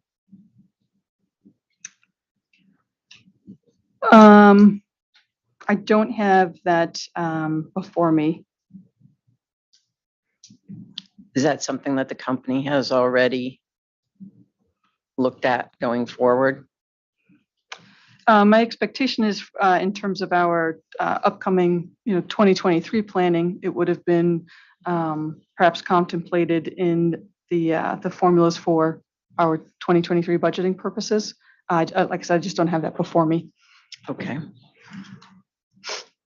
Chair, I would like to get that as a late filed exhibit, please. MAS formula allocations going forward, including NESC.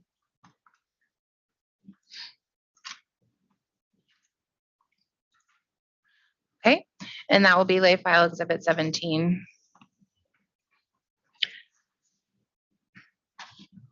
On RRU 190, attachment 1, page 1, looking at line 13, the amount allocated to Aquarion Water Company of Connecticut is $1,052,080. Where is that expense reflected in Schedule C-3.0A, or is it in C-3.19? Just give me one moment to track that down. Sure.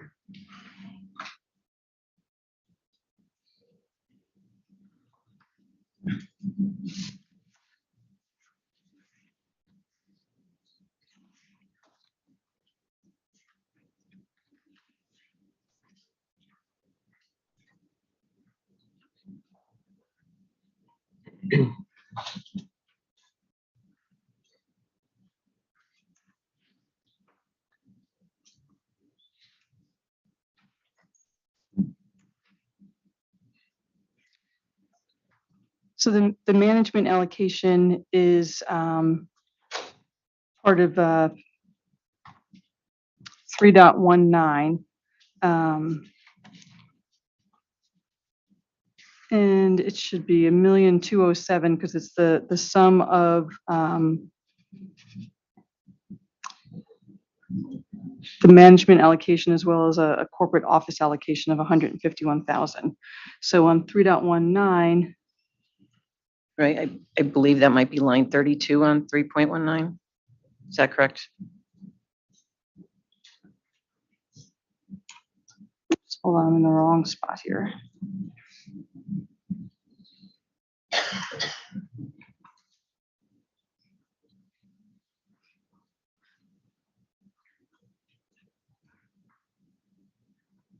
Yeah, so it's yes, line 32. Okay. And the $1 million, 52,080, that's on line 13 of our RU 190. Amount allocated into Aquarion Water Company of Connecticut. Yes.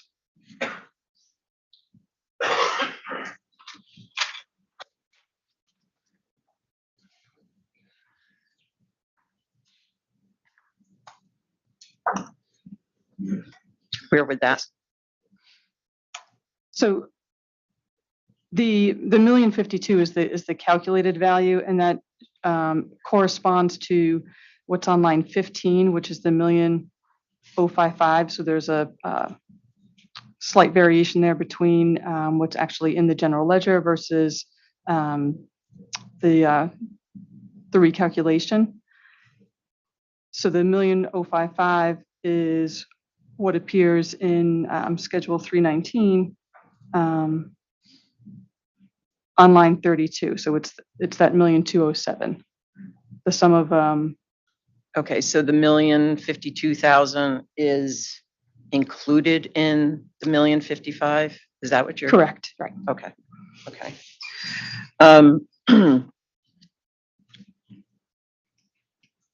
And so you said the difference between the two is just in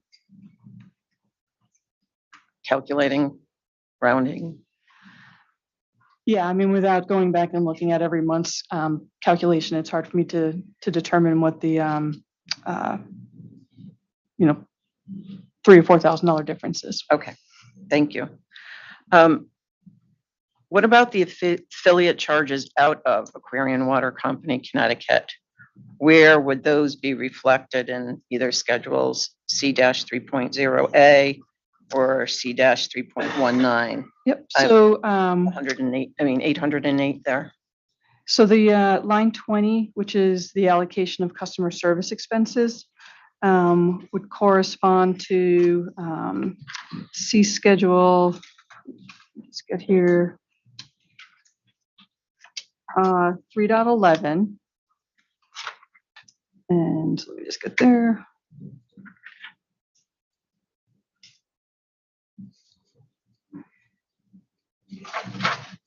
So on 3.11, row 15, We had the allocations out of 155,820.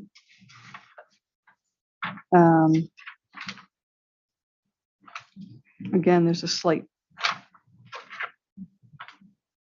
difference there that I would have to look into what that is, but that's theoretically what the two of them should be. Those are the allocations of customer service expenses during the test year.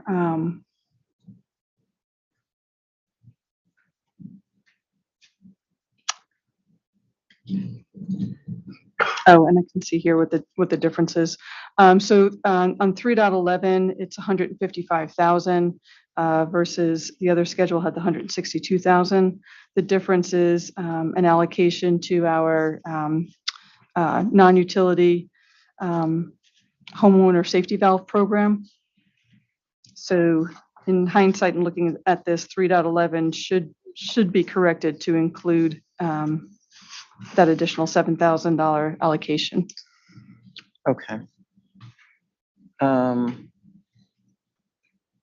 So using the 162 numbers. That's correct. Okay,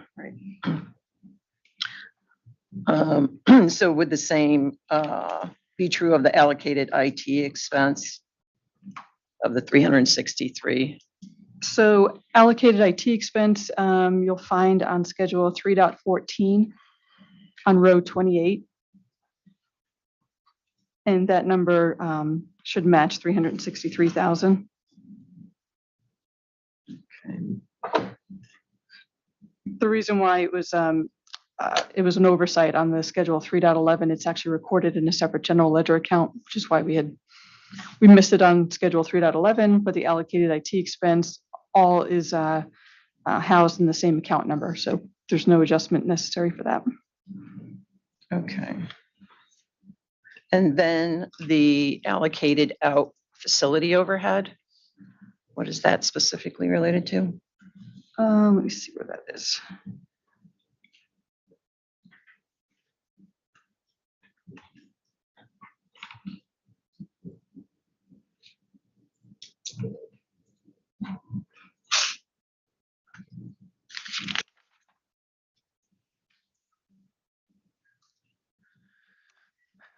So we did not have a separate adjustment for that. And so then that account 923,011 is part of the cost that we have in the unadjusted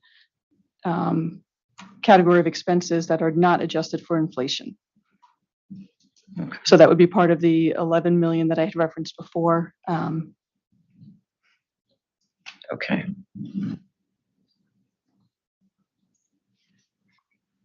Thank you.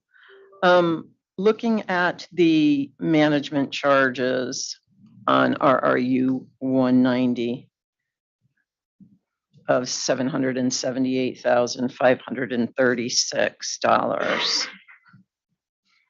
And looking at EOE 45, in that response, it mentions that there is a monthly Eversource officer flat fee charged.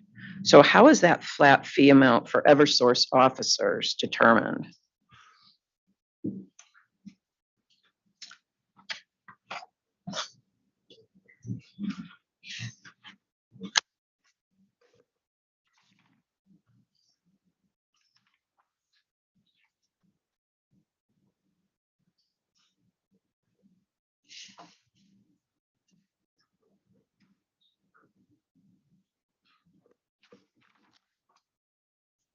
I'm not aware of how the amount is established. I know that it's established annually and it's a fixed cost each month based on the annual amount.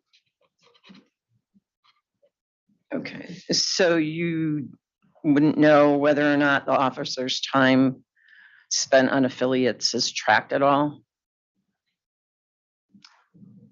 I'm not aware of the process that's done for that. Okay.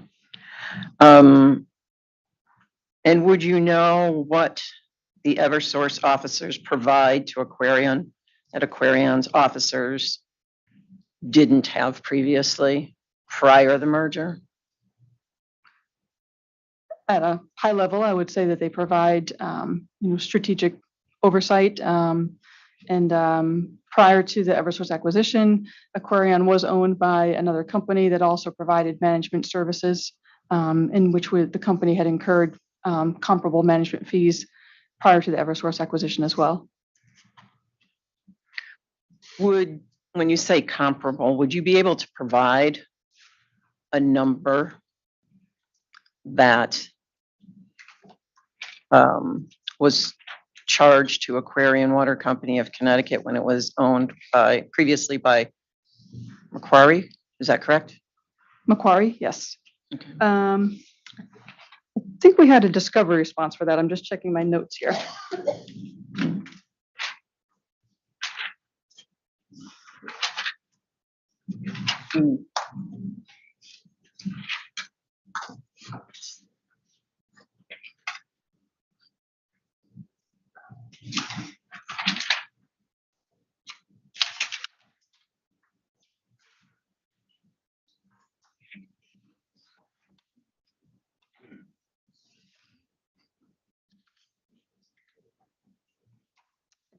I want to check OCC 3. I think we may have provided that there.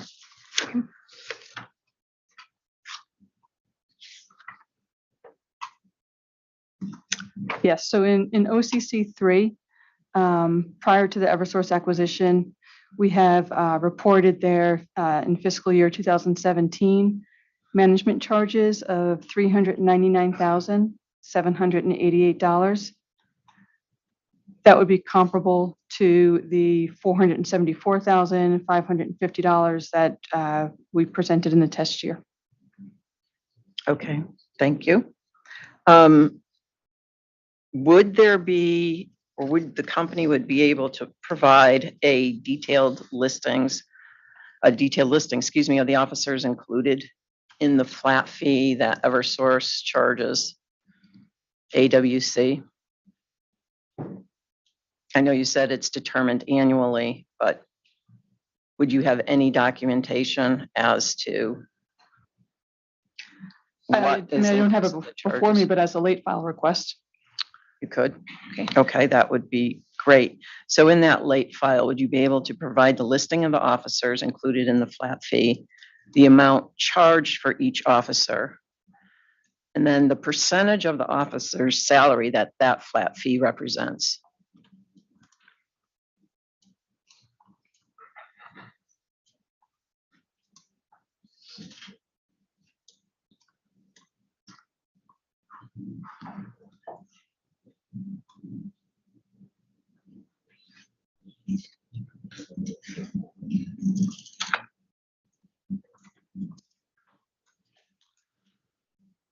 Okay, so I have late file 18 as provide details regarding the officers listed or that comprise the flat fee, the amount charged per officer, and the percentage of each officer's salary that the fee represents. Yes, Chair. Yes. Those are Eversource officers. Very good.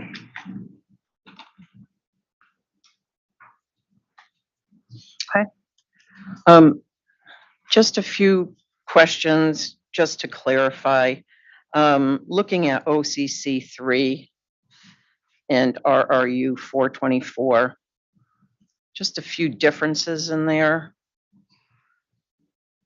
Okay.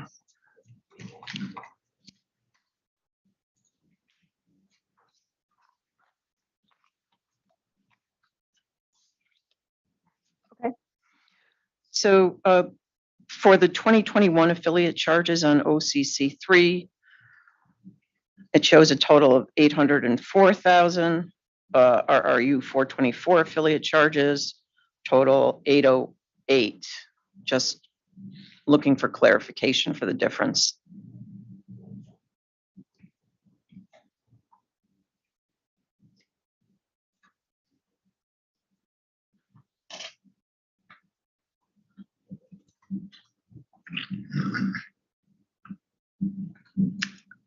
Would it be the 808? That's the correct amount.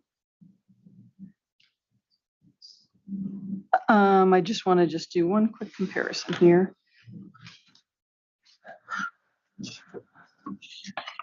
Ms. Piemonte, are we on line 24? Is that the, just trying to catch up to you here.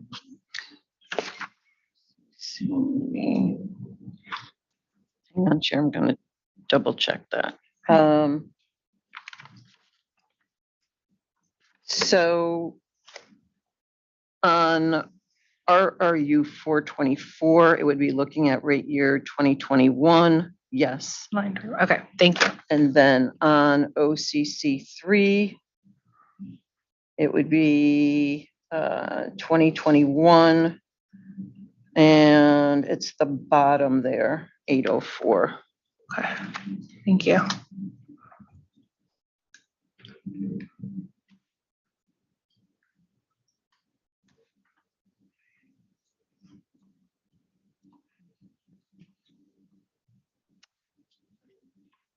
So I'm not sure what's driving the difference, but I can isolate it to the amount that's reported on row 23 of RRU 424.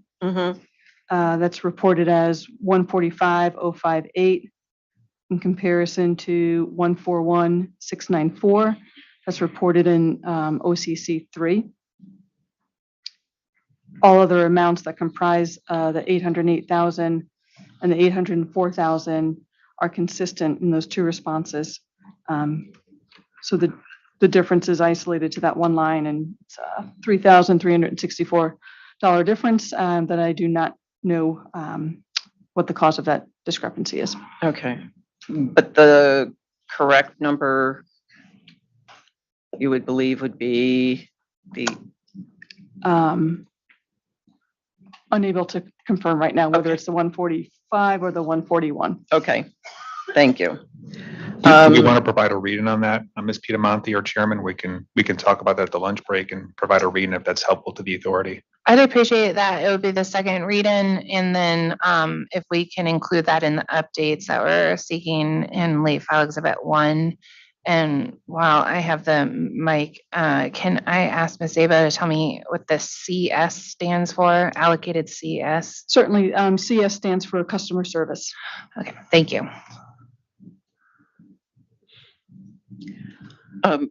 This may be part of the read-in. The allocation based on the mass formula is shown as 91.7% on OCC 3, but is 91.4% on RRU 424. Again, small, just looking for clarification. Yes, I think we'll have to incorporate that in the read-in as well. Okay. So looking at line 11 on RRU 424.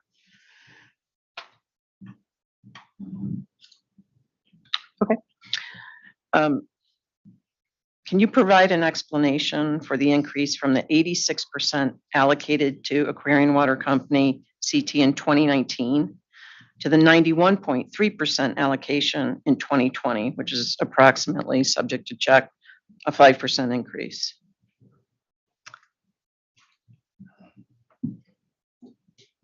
I'm looking to see if I have in a previous response provide a comparable number for prior periods. Just bear with me for 1 second. Yes.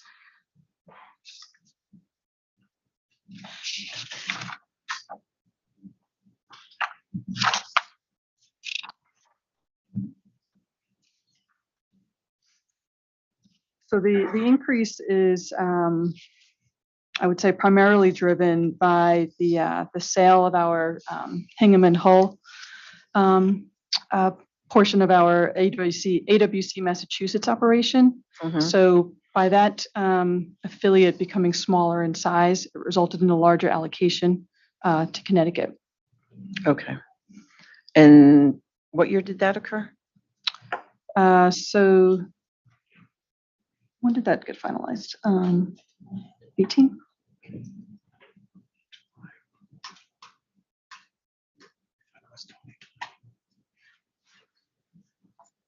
Such a significant event, can't remember the exact date. Okay, I think it was. Okay, July of 2020. Thank you. Can you please explain the decrease of approximately $500,000 in affiliate charges allocated out of Aquarion Water Company, Connecticut from 2019 to 2020? Sure. So if you look at row 21, you can see that's largely driven by the decrease in the allocated IT expenses. And that was mainly driven by our SAP system, which is, was being depreciated, reached its full useful life. And so the depreciation associated with that investment ceased after 2019. And so there's a significant decrease in the allocated IT costs due to the elimination of or the discontinuance of that depreciation expense. Okay, thank you. And can you please explain the approximately $250,000 decrease in affiliate charges allocated out of Aquarion Water Company, Connecticut from 2020 to the test year?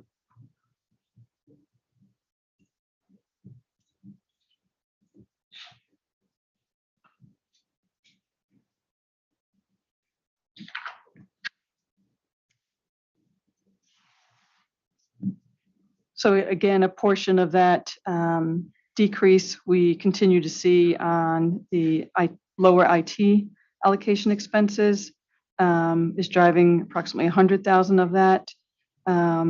Customer service expense is another 80,000 of that decrease. And our customer service expenses are just labor expenses. So without doing any further analysis, my assumption would be that we had lower labor costs incurred during 2021 related to customer service. And I just want to double check one other item.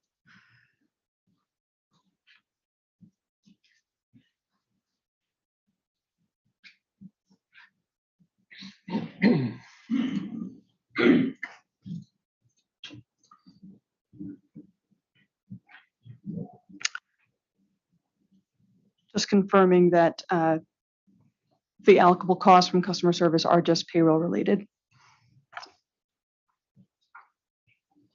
Okay. Thank you very much, Chair. That's all I have. Very good. We will take our lunch break. We will return at 1:30 and we will resume with cross-buy authority staff. Before we resume with authority staff, we will check in with the company to see if they have one or both of the read-in responses available. Anything before we break? Okay, very good. So we'll see everybody back here at 1:30.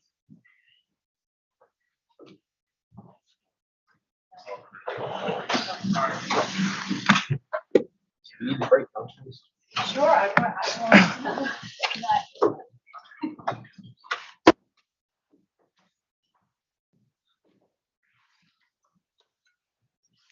Back is so tight. Yeah. I don't know if it's just like the different chair or just the, yeah.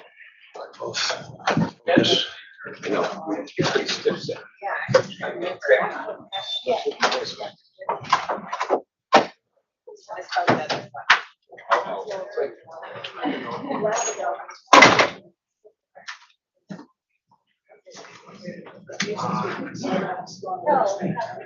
Anytime someone pulls up, all my kids yell at me to help them. I always go like this. I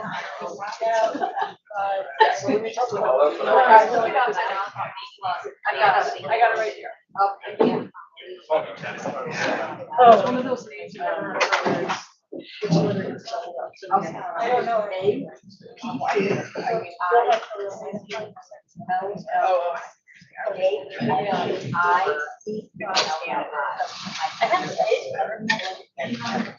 Oh, I'm sorry. Oh, you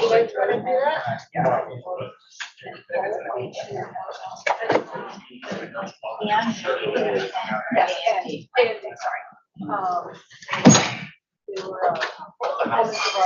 to do that? Okay, all right. probably would have done. Thank you. You're welcome. Appreciate it. It's just working really well. It's nice to see that. Actually, I marked it. It's helpful to see it up there, yeah. It's nice. We're so used to like during COVID, like looking at some of these screens. Oh, I don't know what that is. Yeah. You wanna take this? Yeah. It is, it's fine, it's just marked up with me.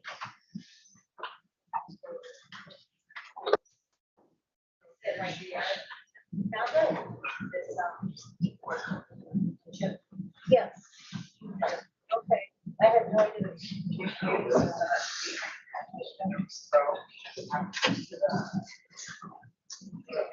Going that way. Or do you prefer? Fine. So I will. Figure it out how to do it, so we don't have that. Great. And then, yeah, the whole document.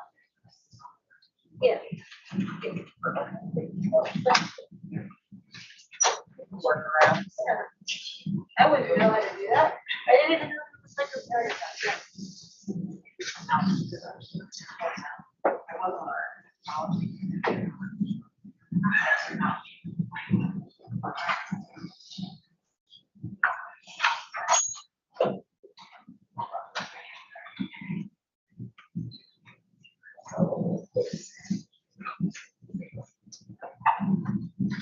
Get all the germs off there. Although I can't talk. That's fine, go ahead. Yep. So you're good, I think.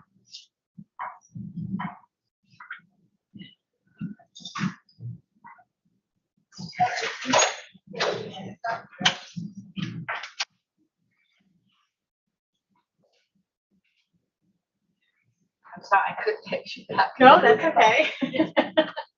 I'm sorry, I'm like, well, if I need a color, should be good. So, yeah, and so, tomorrow, Jess comes here. Yeah.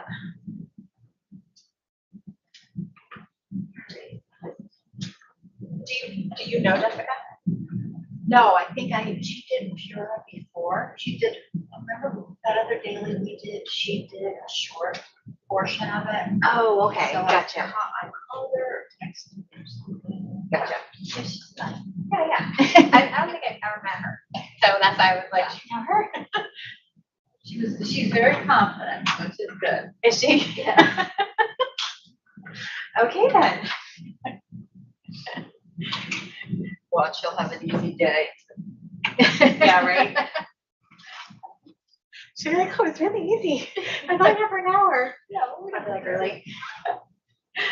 You don't deserve any credit.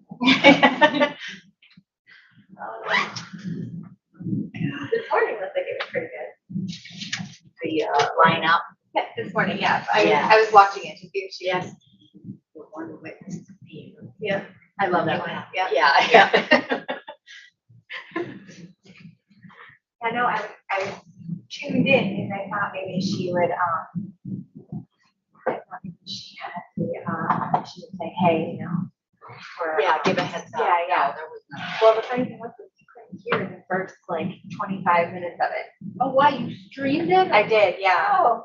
So I was like, I can't hear anything. And I was like, I'm sitting there like trying to figure out like it was my audio and everything. Maybe we could just stay home. Yes. The only thing.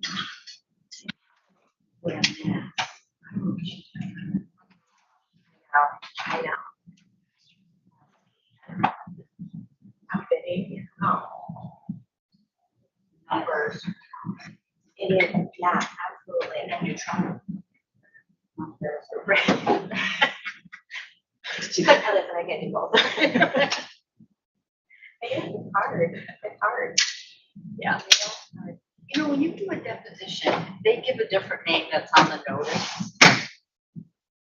You don't change the notice or anything, or put that on the title page. I always wondered that, because I always leave it. I usually put the name that they give me.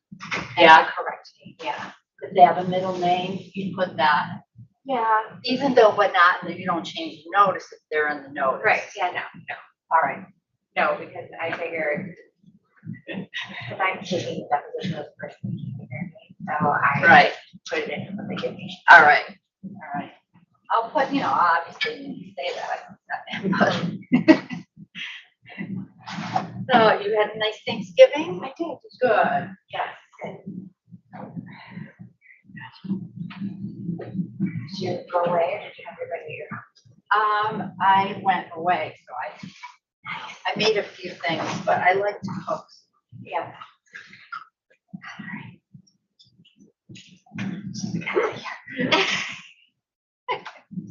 I think I got everything. Yeah. I went to there's still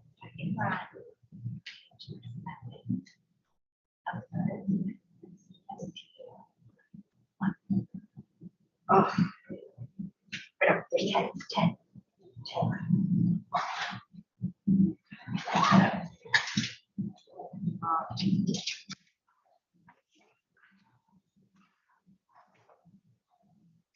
Whatever. Absolutely. What are we gonna do? But it went quick today, and one of the times it was supposed to go longer. Yeah, because when I was looking, it's like, oh, okay. All right. Get out of your way. Oh, you're good, Okay, all right. She's like, I'm running up. Okay, thank you. And I will let you know later on where we're at. All right, very good. All right, have a good evening. Everybody driving home. Okay, thank you. 2. Thanks.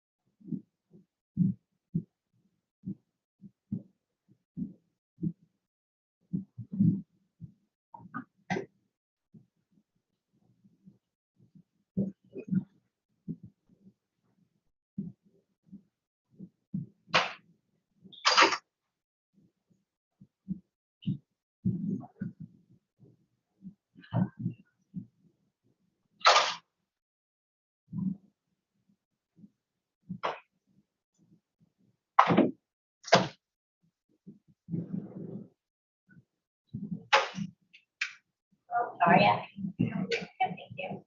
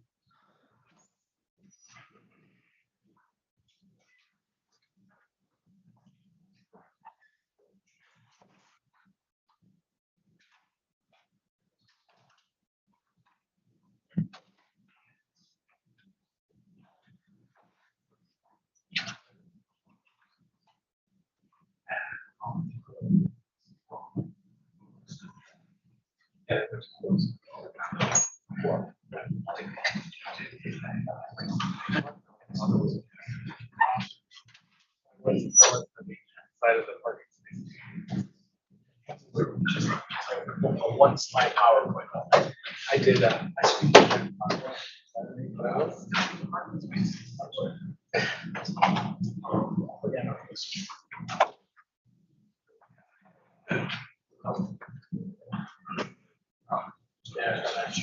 Yeah. Well,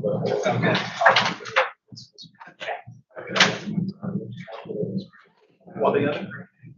So everything is free. Steps. Of course, you can jump to the steps for.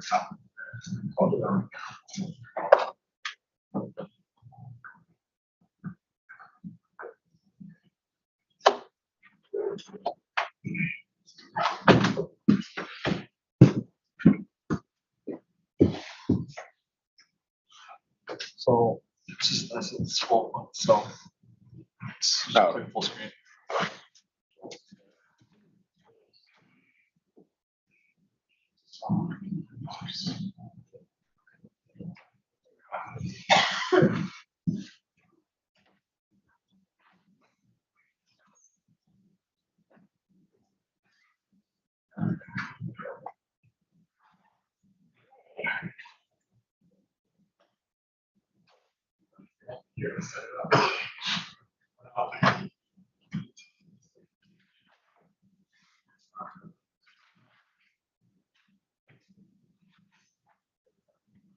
Are you? Good, how are you doing? Good, thank you. How are you guys holding up? Yeah. That's good. Busy time. Yeah, I'm busy, you know, when you only got like 5 people working here. I don't.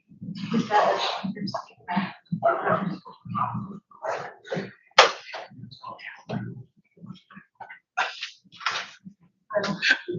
Yeah. Because I've heard like.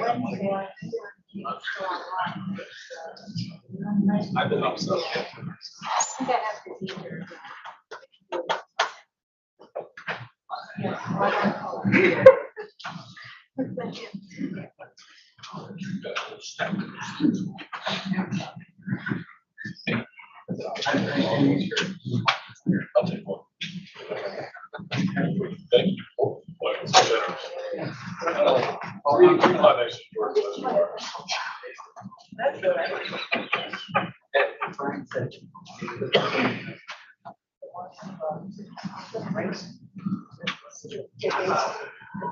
I used to pray all the time.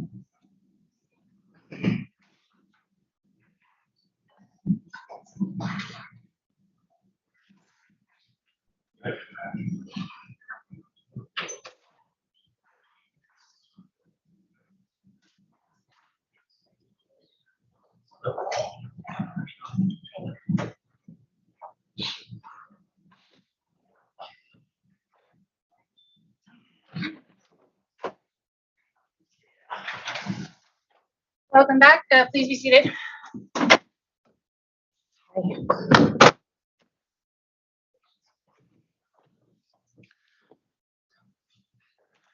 Your concern keeps.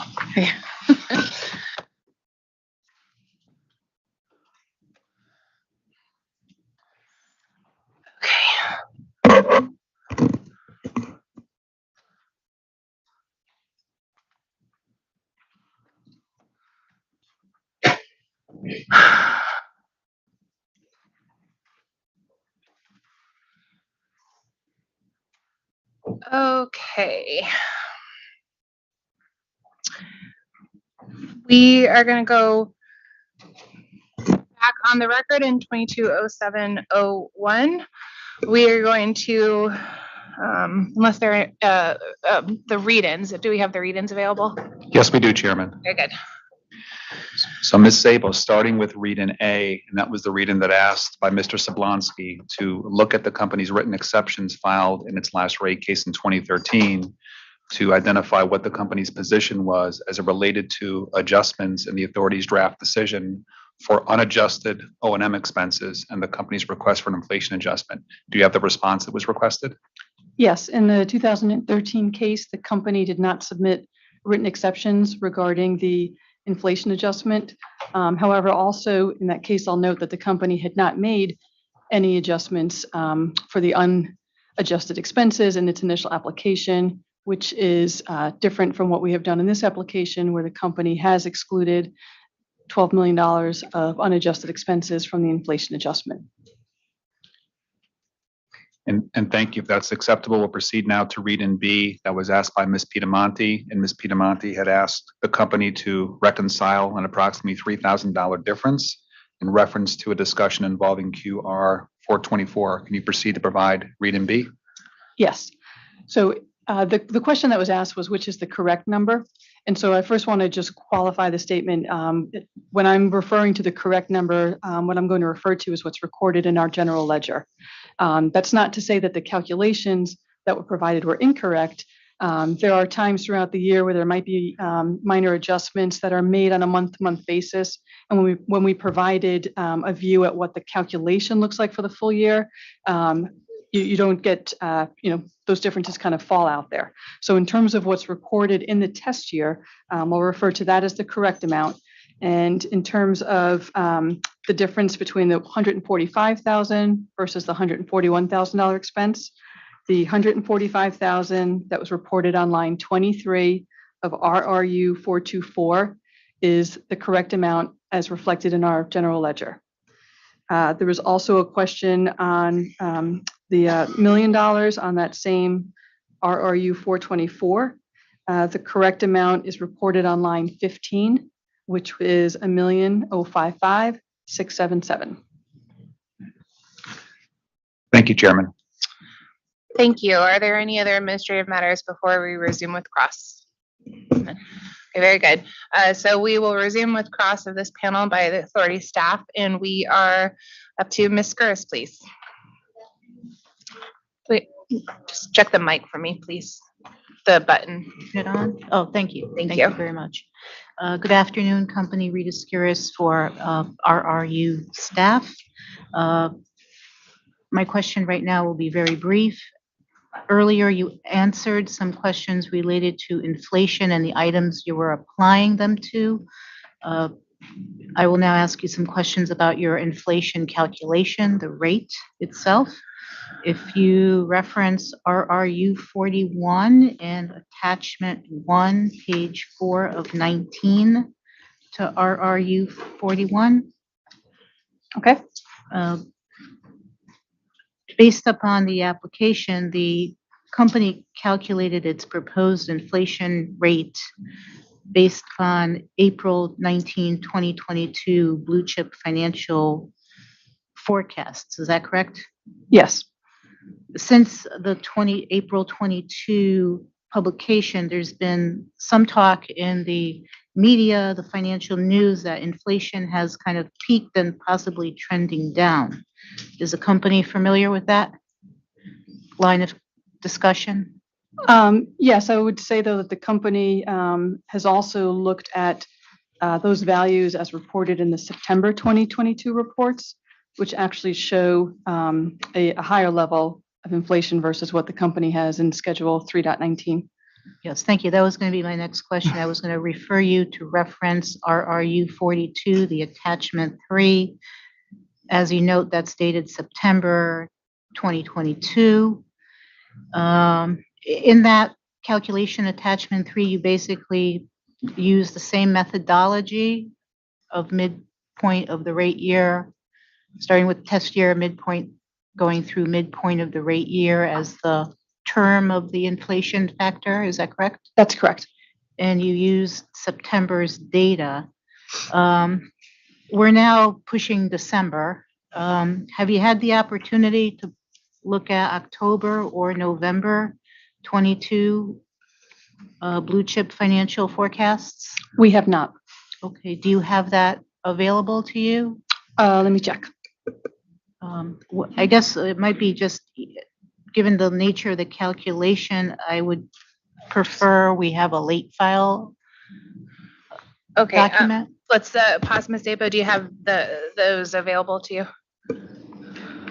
The company doesn't subscribe to that service. When we updated for the September 22 results, we had received that from our consultant that's will be seen on the cost of capital panel.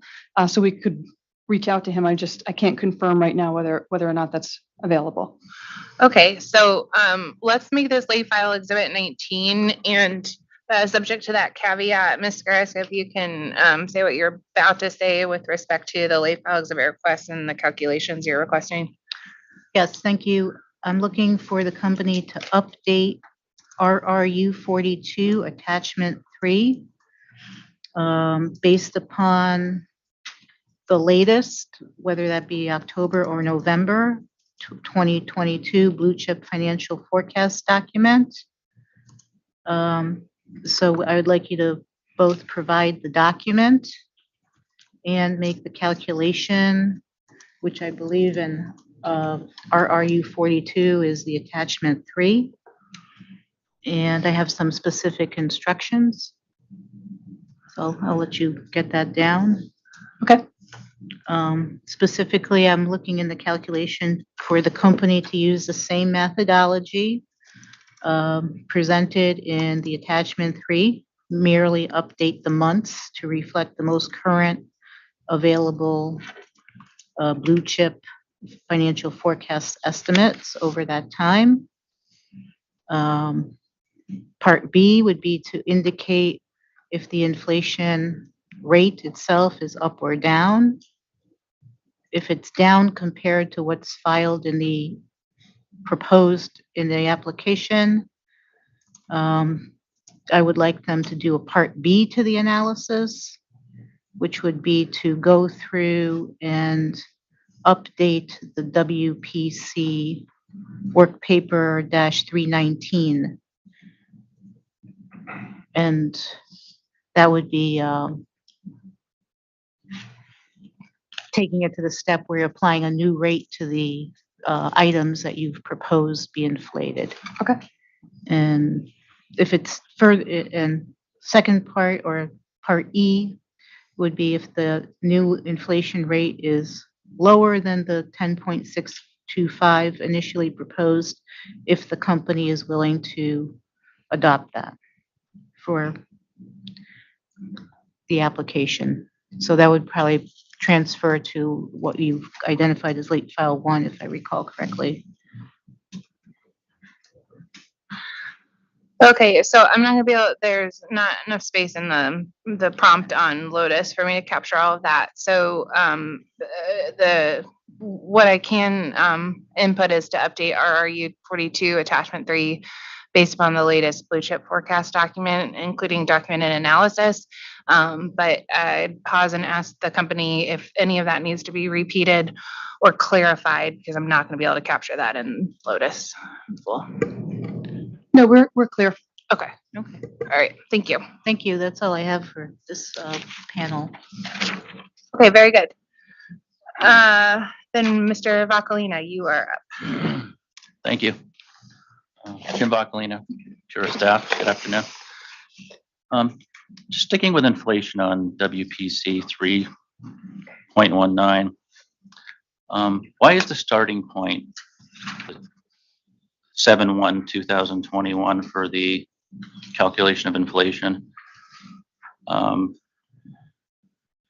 you explain that? So in terms of the methodology here, we're taking it from the midpoint of the test year and bringing it to the midpoint of the rate year. I will add that we followed methodology that was recently approved in the Connecticut water case in terms of this computation. Okay. The results of 2021, which is the test year, your test year is the 12 months ended 2021. Yes. Right, would include the inflation for these two quarters, the third and fourth quarter.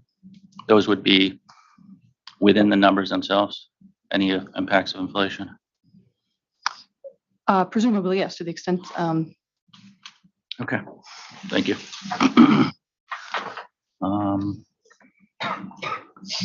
sure if this goes back to, it's going to be clarified in Ms. Garris's late file exhibit, but the lag period, excuse me, in the middle column there has, let's see, 5 quarters. However, the first quarter of 2022 and the second quarter of, oh, excuse me. Yeah, I believe it's just the first quarter of 2022 is not identified there. Is there a reason for that? Again, no reason other than we were just following the previously approved methodology, which had also presented the computation in this manner. Okay. So it looks like you have, excuse me, 3 GDP numbers here, and you're using 5 quarters, the 1.25, is that correct? Yes. Okay.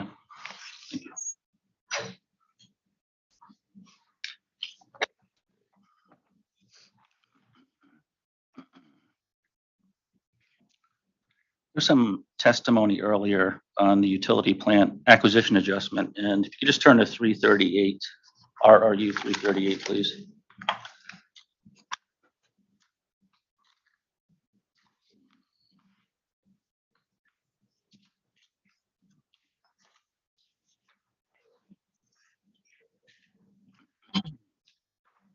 Okay. Okay. Can you confirm that the balance as of 2023 is approximately $800,000?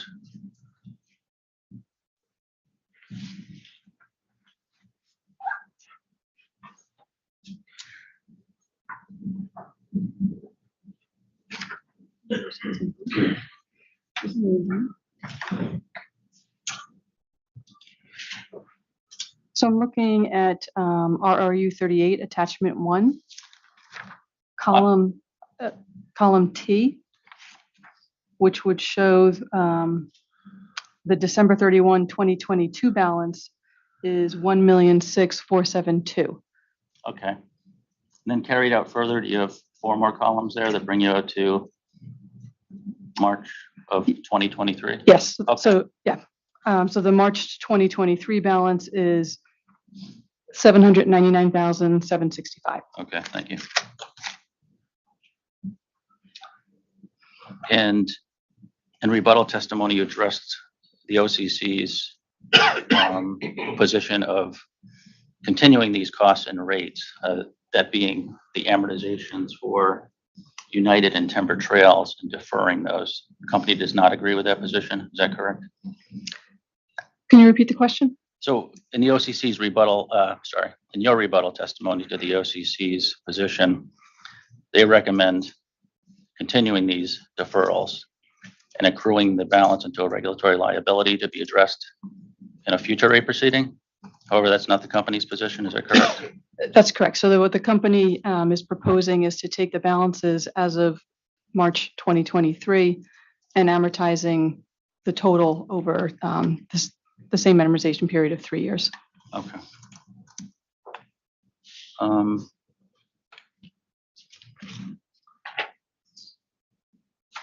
Turn to RRU 341, please.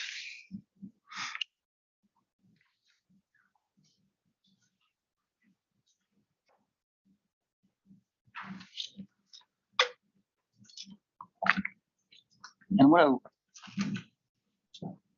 I don't believe this captures what I'd be looking for here, but a schedule similar to 338, which shows those tank painting amortizations that will be expiring within the next 4-year period.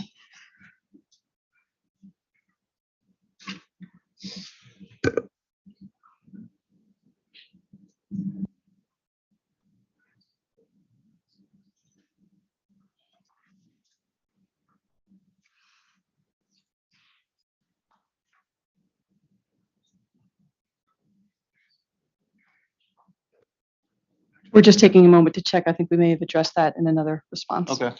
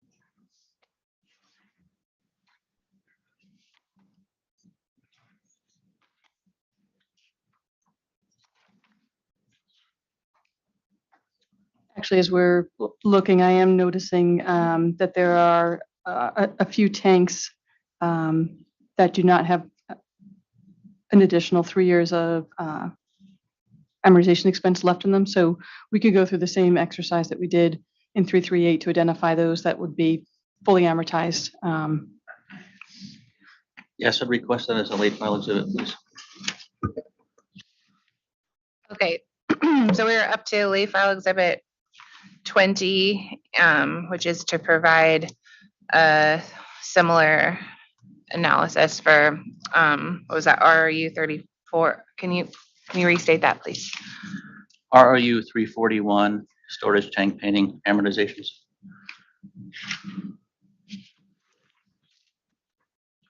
What number was that? 20.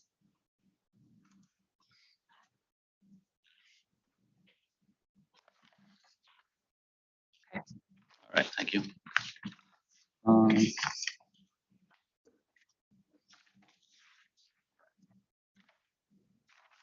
Okay, turn to property tax adjustment mechanism. RRU 243, please.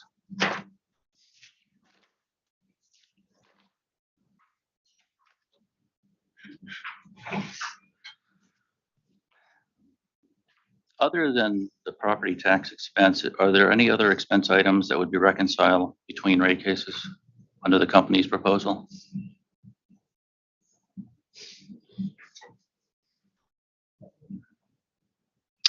Expenses, no.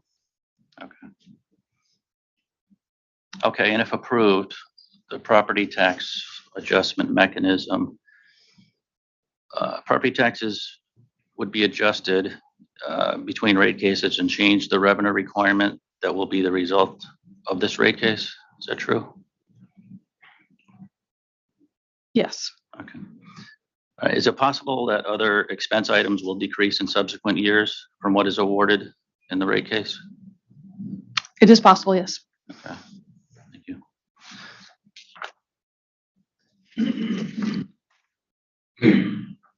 OCC 219, just a verification. I'll let you get to that, but that's one of the updates that we'll see in late file exhibit 1.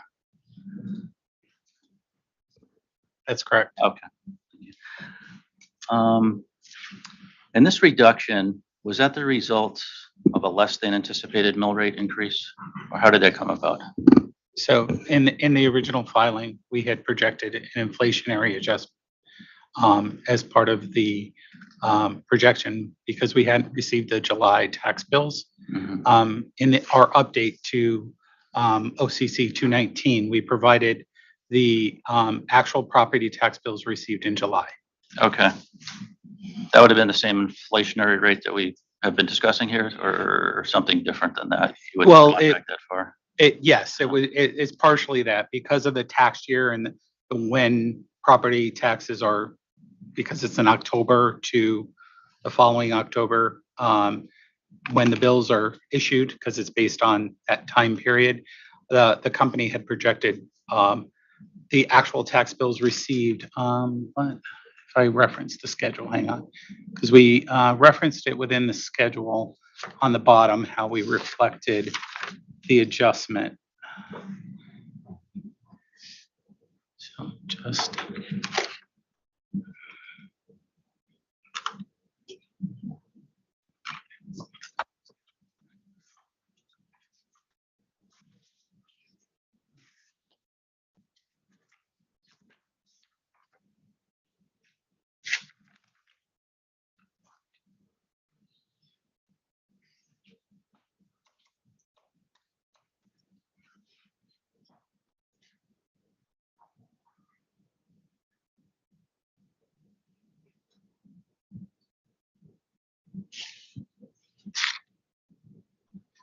So we had included in the original adjustment, because the tax bills come out in July, we had included the tax bills that we had received from January to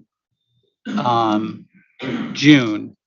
And then we projected a partial year increase from July to December of that half year inflation adjustment. But now that we've received the actual tax bills, it will be updated for those Okay. within the schedules. Thank you.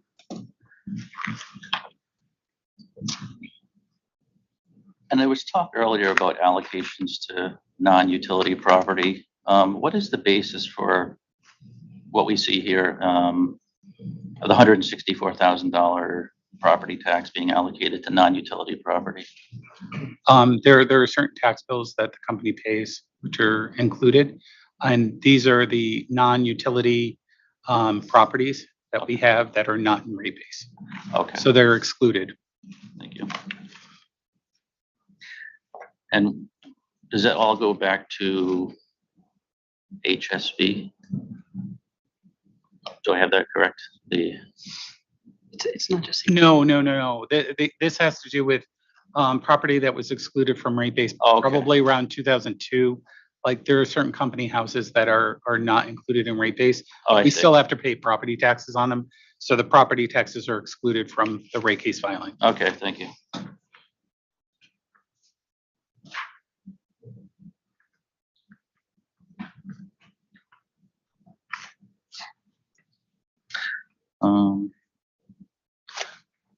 RRU 242, please.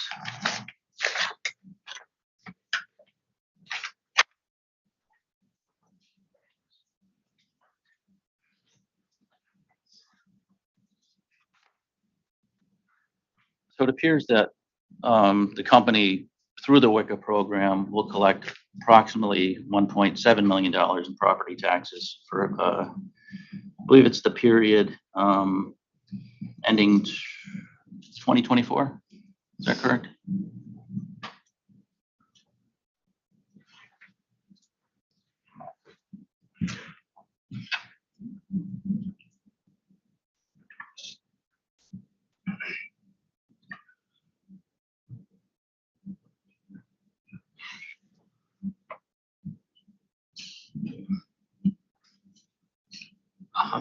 That is our estimate based upon our projected WICA investment along with a blended mill rate for the properties because it depends on what towns the investments will be implemented in.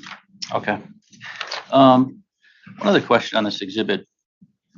It appears that the years don't match the rate years that the company is filing rates for. For instance, rate year 1 here, it appears begins September 22nd through December 23rd. Do I have that correct? So at the time of the initial application, that was the company's assumption that we would be able to recover plant and service in rate year one only and through August of 2022. Other conversations that have occurred during this rate case has brought that date forward to the date of last hearing, which is essentially, December 15th, 2022. So what we had presented here was consistent with the initial application, although it's the company's understanding now that rate year one would include plant through December 15, 2022. Rate year two would be investment through calendar year 2023. And then rate year three would be investment through 2024. So there's just a little disconnect between the. So this should be September 22 through December 22. Is what? Rate year one should say January 22 through December of 22, December 15th of 22. Yeah, I'm just looking at 1, 2, 3. The fourth line down, net additions excluding WICA, September 22 through this is December 23. That should be 22, correct? On the first table? Yes. Okay, and just to repeat, so the first table, the second line should read December 22 through December 23. Is that your question is? Okay, thank you.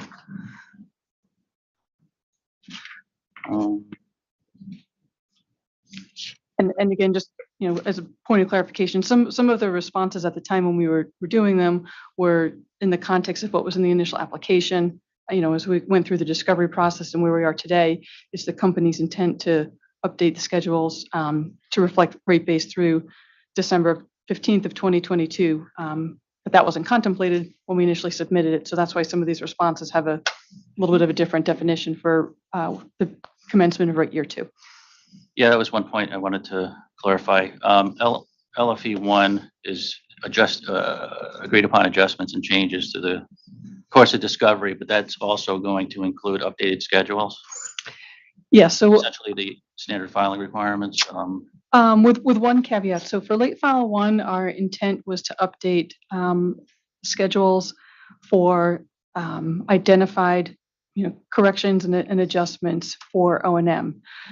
We had spoken about, I think it was late file 4 that's due on December 15th, and that was going to contemplate investment actuals through November of 2022, and then a projection for what would close between November 30th and December 15th.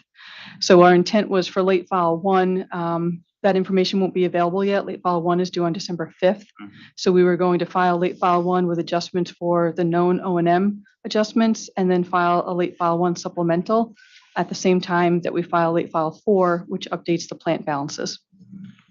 Okay, is that going to be comprehensive and include the total company request at that point, including all the O&M Yes. changes? Okay. Yes. Okay. And I guess as a point of clarification, is it the preference to do an entire filing even if the schedule hasn't changed, or just schedules that have changes in them, and which we could highlight, with a to make it clear, we're just talking about the C schedules, right? Yes.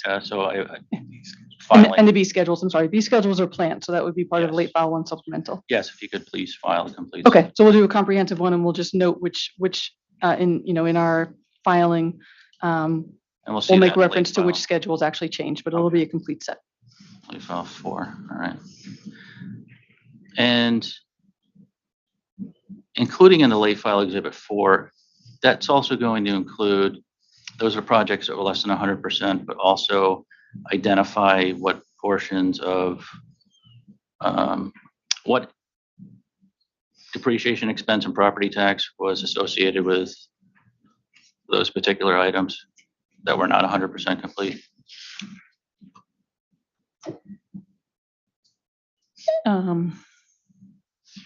Our property tax adjustment that we currently have in the case, and then the update is only issued through October of 2021. Okay, so that's not going to impact property taxes for these pieces of plant. However, depreciation would be, Depreciation would be adjusted, yes. all right, and late file exhibit 4 is individually going to show these projects, I believe, correctly? Correct, that are not 100% complete. If we can also have the depreciation calculation that goes along with that. Yes. Okay, thank you.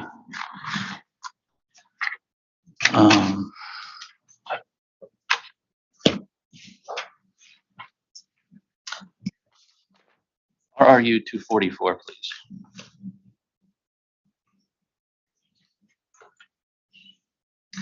So this is the one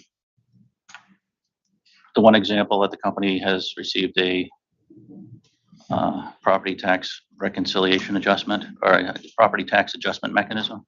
Is that correct? This is RRU 242? 244. Oh, 244, I'm sorry. Yes. All right, and this is the first time proposing this mechanism for the acquiring companies? That's correct. Well, this being the New Hampshire filing? Yes. Yes. So yes, in New Hampshire, in our present rate case, we had filed this and received an order authorizing it. Okay. Just matter of curiosity, why start in New Hampshire with this form of proposal? Any particular reason? Well, we were currently in for a rate case Okay. in New Hampshire, and property tax expense is an area across all of our affiliates that the company has little control over managing that expense. And so it's certainly an area that, the company would look to get recovery for outside in between rate cases. Okay. Can I interrupt for a second? Did the New Hampshire Commission in authorizing the property tax adjustment make any demonstrable connection to your ROE that was authorized in that case, particularly lowering the ROE or adjusting it in any way to recognize the reduction in risk from authorizing the property tax adjustment mechanism? There was no discussion in terms of the authorized ROE in relation to granting the property tax mechanism. Thank you. So as we said, it was a result of a settlement, which had various components. Probably, would you say that it's an illustrative settlement, which talked about the give and the take back and forth, or essentially a black box settlement? Well, first, I would say it was a settlement amongst all parties, including the towns, which were interveners and are, historically been very active in the regulatory process up there.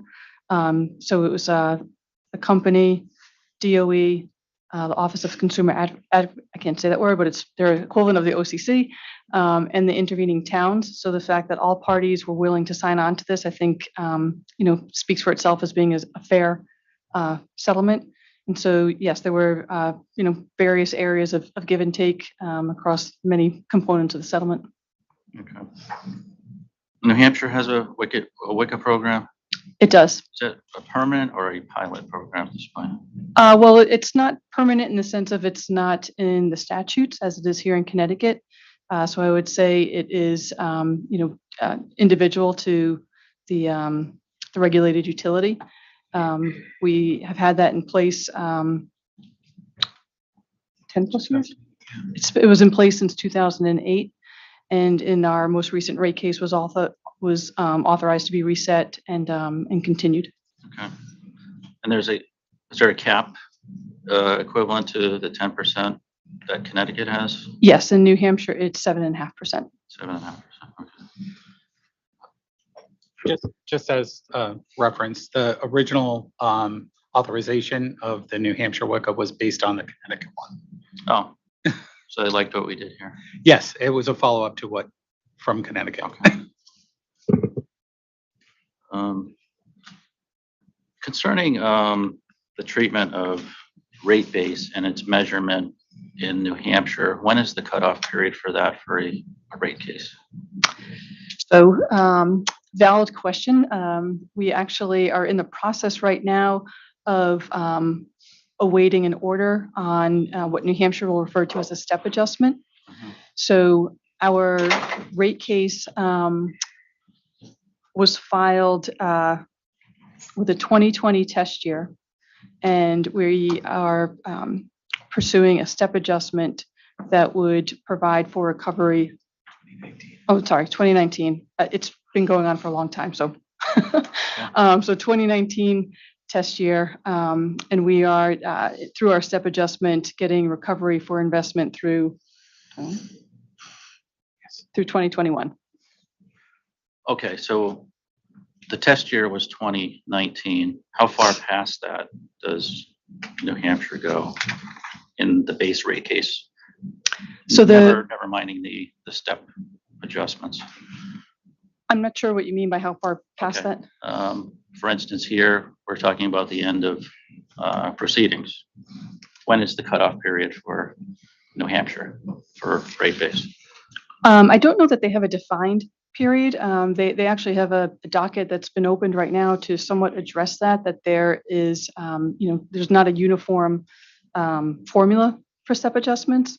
So I can just speak to what's being presented for the AQUARION New Hampshire entity, and we are presenting, and this was part of our settlement as well, with all the parties for recovery of plant through 2021.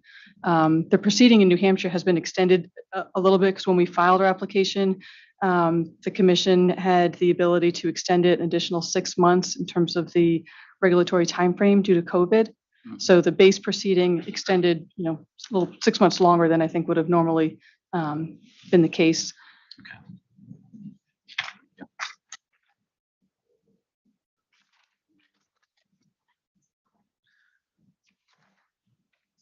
RRU 246, please.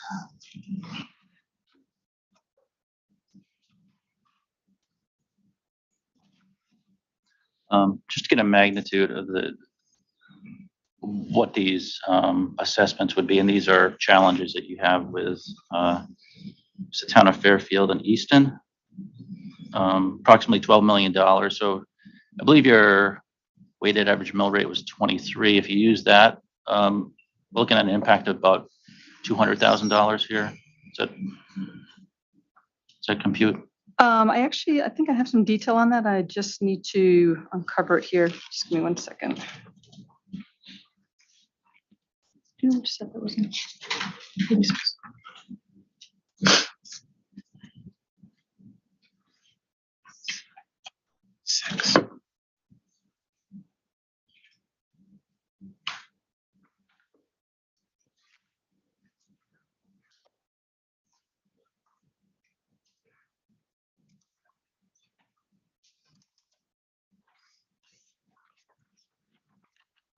So for the dispute in Fairfield, the impact would present itself as a 30% increase in assessment.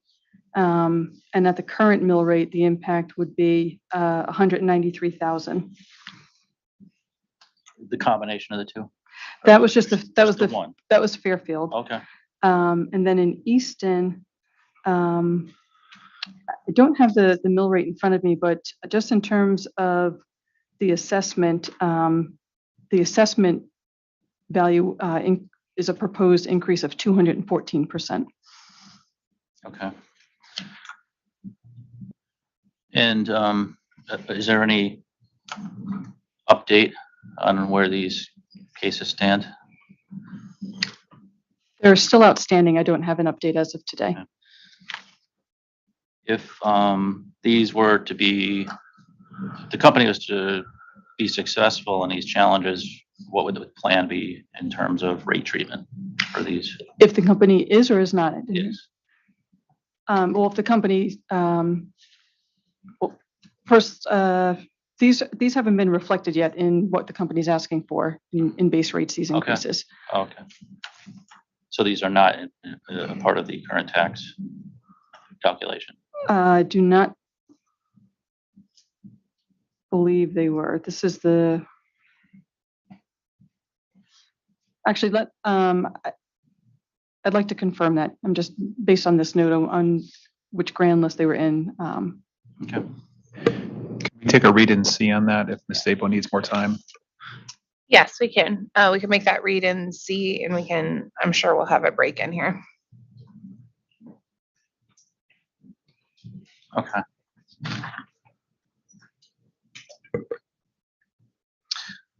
Okay.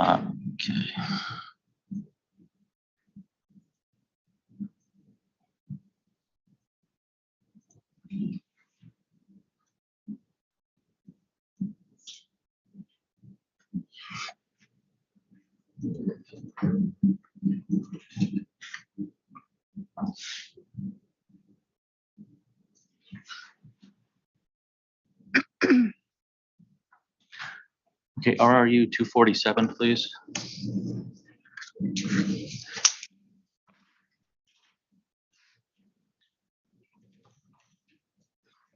Okay.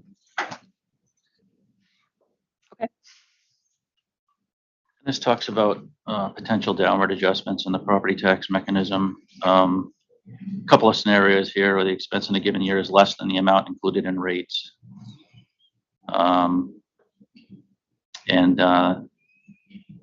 Or property tax expenses reduced due to the sale of property. Have either of those instances occurred where the property tax level was reduced below what was in rate since the company's last rate case?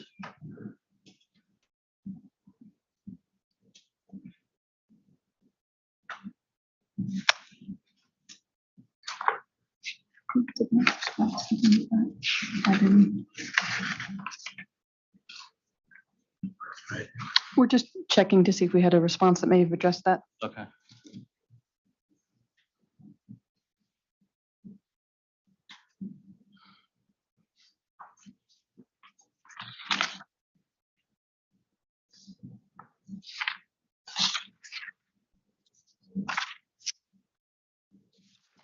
Just for clarification, are you saying the overall company expense? Or Yeah, it's or town global. by town expense? The global company tax expense. So in OCC 170, sorry, sorry about that one. We provided at least since 2017 the property tax expense. Okay. And without having that in front of me, would either of these events have caused the amount to go below what were included in rates? Sorry. I just want to open the response itself because I think that we had a summary table in the front. And the property taxes for each year, there was a slight drop from 2017 to 2018 in the property tax expense. So there could be. But in all periods presented, it was still greater than what was authorized in the 13 case. So in the 2013 case, authorized property tax was 11 million. And the table here shows annual property tax for the periods 2017 through 2021. 2018 had the lowest year at 14,035,053. Okay. So I guess the scenarios that you point out here in RE 247, even though they are possibilities, they have not happened since the company's last rate case to bring property tax expense below what was currently in rates or even less than the previous year. Is that correct? That's correct on a total basis, yeah. Thank you. And quickly on 248, the company also points to abatements as possibly being a customer benefit from this, but the company has not received any tax abatement since 2013 rate case. That's correct. Okay. Okay.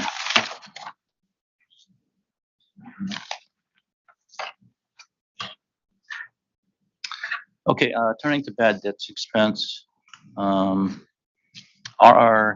89, please.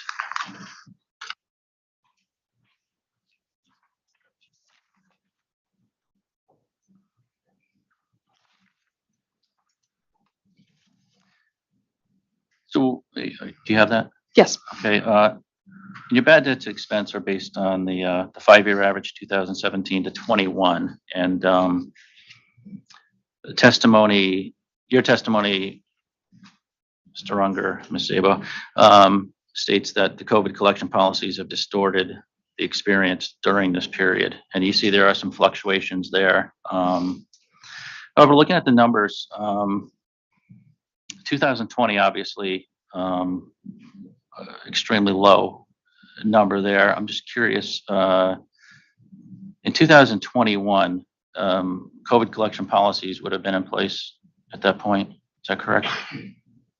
Yes. Okay. How did the company accumulate a net write-off of $212,000 under those circumstances?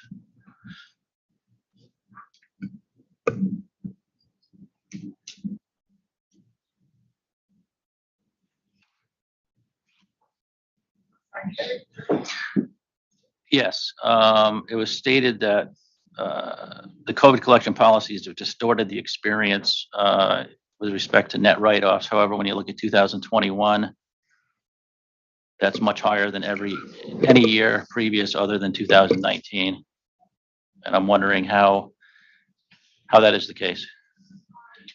Automatically writes off when a customer moves out and has an unpaid balance, but we have not systematically written off multifamily home write-offs, which we do once a year on our system, because we're still trying to collect from those customers that are still living in the same home that they've resided at during the COVID period.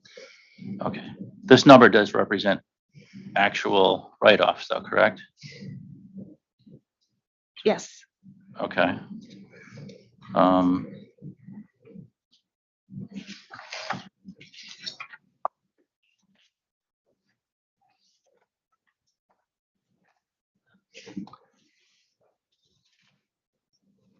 What is the company's experience so far going into 2022 for net write-offs to It has, 2022? Sorry. I don't know the number for 2022 off the top of my head. We can provide that to you. But we also have not continued to write off the multifamily homes because we're still offering the COVID-19 payment program actually through the end of this month. And we're replacing it with the flexible payment plan effective 12/1. So we're waiting to see what will happen to our receivables once we have the ability to start collecting money from the customers who have, in some cases, not paid us for a couple of years. Okay. And the COVID payment plan extends to others than Yes. multifamily Yes. homes, correct? Yes. Okay. But with the single family homes, we're able to shut the water off for non-payment, at least partially, once we were able to receive approval from Cura to do that. But they also in many cases did not pay as long as they entered into a payment arrangement. But we are also able to lien the properties for future collection of that debt. So if a customer is currently in this 24, I believe you said it's a 24-month payment plan, is that correct? What has to happen during that time for the company to be able to shut that customer off or to have this, an amount be included in this net write-off amount? Well, as long as, for example, for multifamily homes, we can't shut them off for water for non-payment because there's only one service line going into that property. So the reason why we reserve for that is because it's much more likely that landlord will not pay. So that's a very large component of our write-offs in that category of customer class.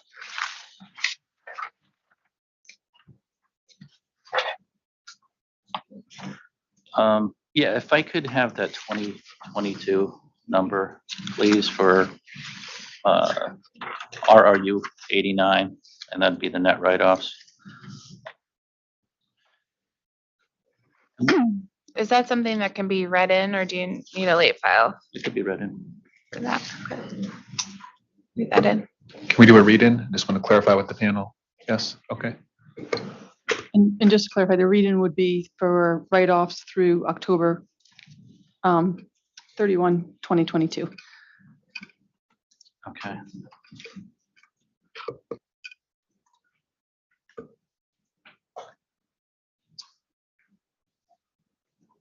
So we've marked that as read-in D. Thank you. Thank you.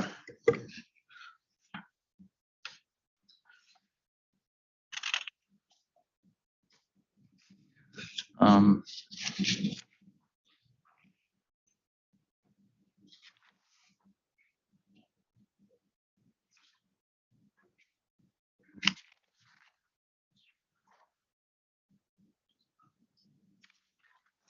So the company is requesting the $166,000 amount be included in base rates, and then anything above or below that would be reconciled via a deferred asset or liability.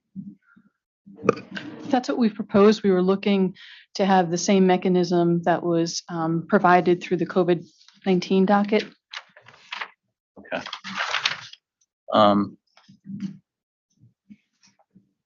In a scenario where any shortfall over collection was occurred during any particular year, any pitfalls or downfalls to reconciling something like this through the revenue adjustment mechanism on an annual basis?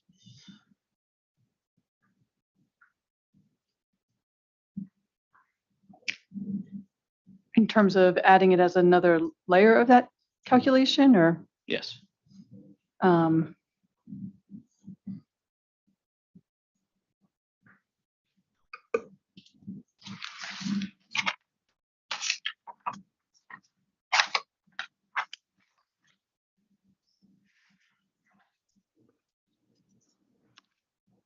don't think there'd be any complication in adding a second calculation as part of that annual filing, if that's what the question is asked.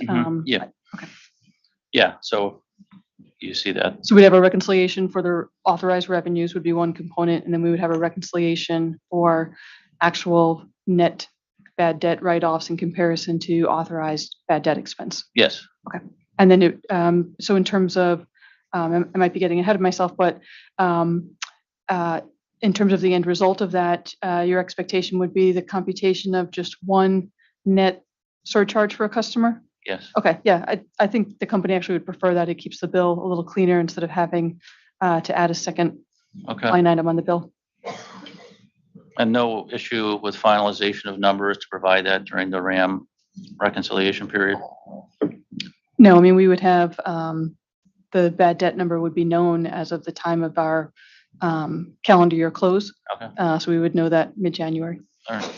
And that bad debt number, since the water companies don't currently track financial hardship, it's what granularity can you provide with that bad debt number in terms of the customer class and the type of customer it's attributable to? Lucy, could you answer that? I believe we can provide, residential, single, multifamily, commercial, and industrial. Okay, very good. But the 160,000 or whatever we have right now, that's your cumulative number. You haven't put that together based on any particular contributions from each of those classes. I believe that's a cumulative number. We don't break it out, but we may have the analysis broken out by those categories. Okay. Have we requested that in Discovery? I don't think we have, but if you, I don't believe so. If you can provide a more granular accounting of how that bad debt number was arrived at in terms of what contributions from each customer class led to that number. Just any details you have and assumptions that were relied on. If we could make that late file exhibit 21, please.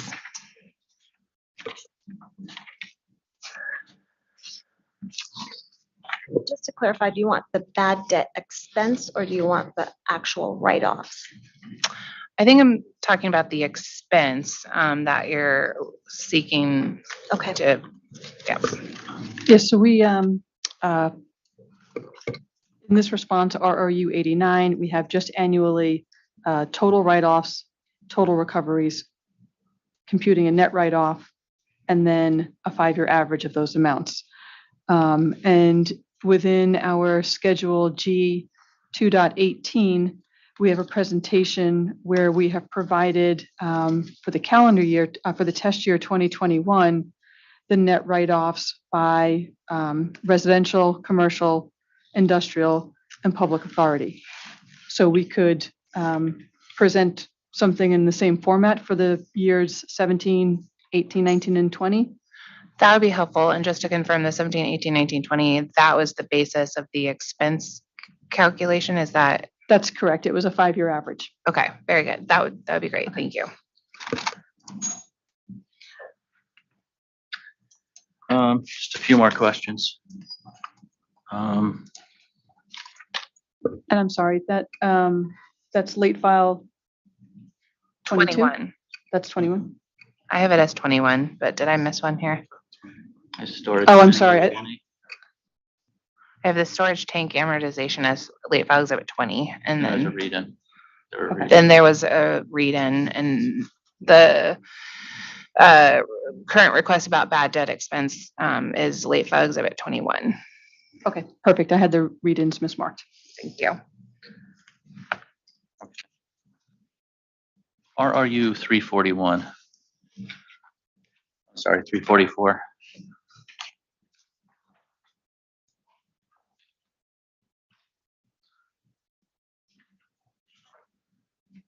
Can you explain how the 75% allocation to New Hampshire for customer service came about, and how New Hampshire is somewhat isolated in that respect, with maintaining a customer service component?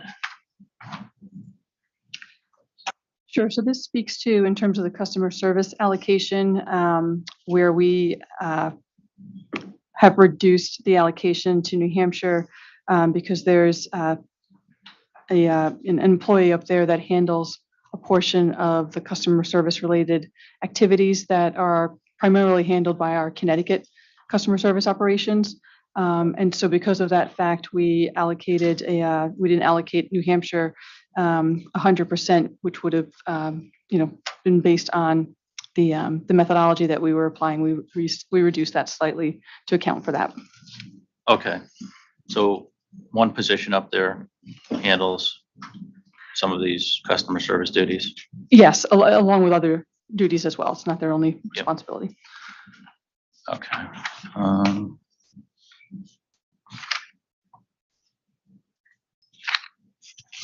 There's no similar arrangements with other states, correct? I didn't see any. There are not, no, so Massachusetts would be our other state, and there's not an arrangement like that. Okay.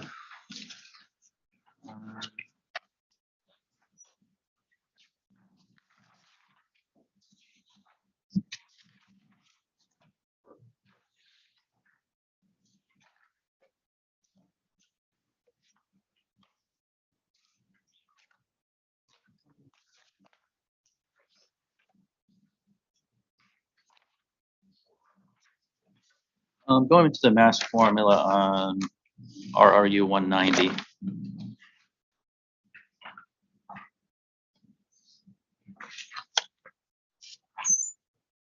Okay. What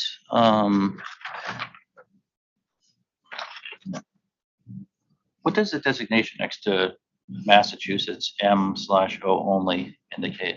What is that? That was an internal designation.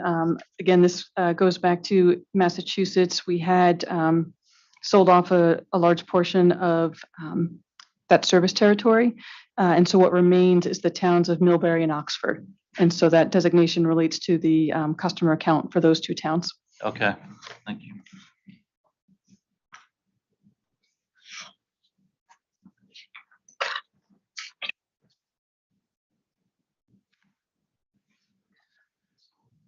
I did have one request. I wanted a little more explanation. I don't know, it's a confidential exhibit. I don't need to get into the details behind it, but it's RRU 421. We could do it outside the confidential. I'm fine with that. If it's acceptable to Mr. Bacalina, let's try and do as much as we can in the public session. If there's truly something we have to go confidential, we can ask the chair's permission to do that. Would that work for the authority?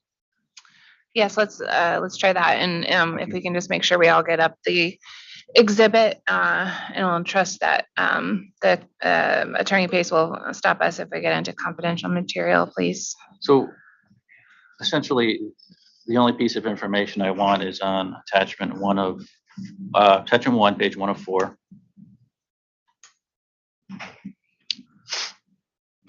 And that's a breakdown of the first line item under expenses.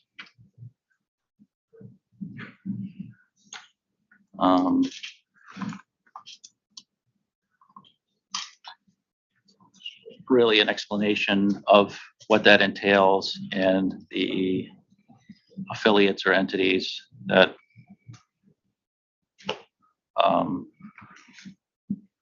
if they are included within that charge. Okay. So yeah, be it labor or equipment or. Sure. I mean, the majority of what that line item represents, this is in relation to our non-utility affiliate homeowner safety valve, which provides essentially an insurance product for customers. They can elect to pay an annual fee for protection of their water service line. And so that first line item in the financials there is primarily the expenses incurred related to claims associated with any of those,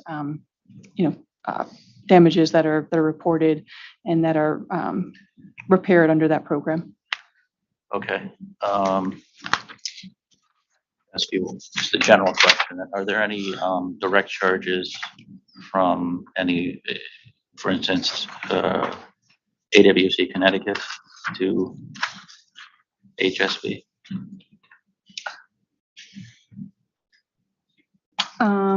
I need to confirm whether there is some portion of allocable expenses that get charged them. Let me just double check.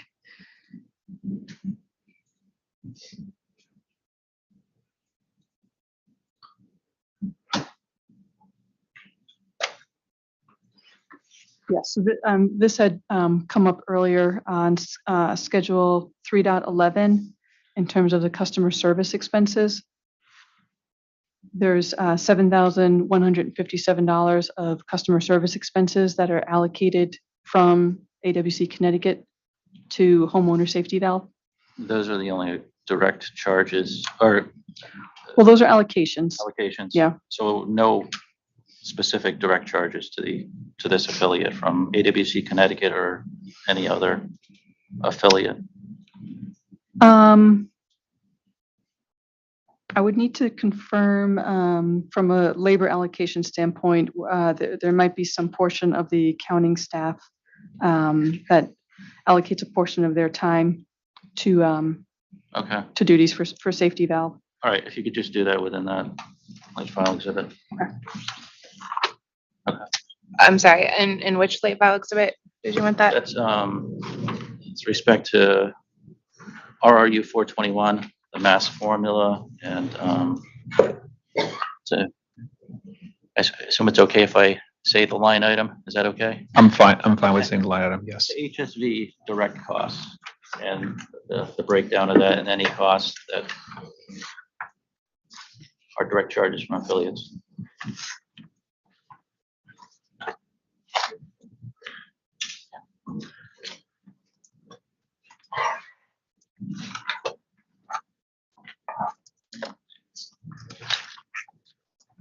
And then just to confirm for the record, we're adding that information Mr. Bacalina asked for to a pre-existing late file. I just want to confirm that to make sure we put it in the right location. Is that correct, Mr. Bacalina? I believe you. Or do you want a new late file? didn't think we had I think that was a new late file. So that is, let's make that late file exhibit 22.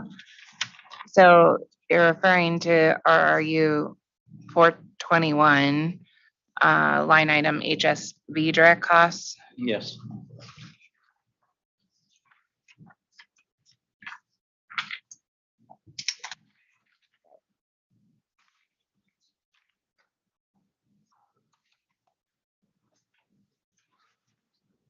I have a little follow-up from earlier. I didn't want to interrupt Mr. Bacalino's cross. If we're all set with this. Yeah. I would like the company to dial back to RRU 42 attachment 3 with the inflation methodology. I'm sorry, could you repeat the reference again? RRU which? RRU 42 attachment 3, the one where you calculate the inflation factor updated as of September. This is more of a general question. Earlier you were asked about the number of quarters that you compute from midpoint of the test year to midpoint of the rate year. That methodology, to the best of my knowledge, you cited that it was approved in 2012-30. Is that correct? Yes. And to the best of my recollection, that approach goes further back than 2012-30. Do you recall that? Possibly at the last rate case of Aquarion? Well, Aquarion did have, in its 2013 case, we were granted in our revenue requirement an inflation adjustment, but the methodology was slightly different in our case from 13 than what I saw approved in the 2020 Connecticut water case. Okay. Can you recall what the difference was?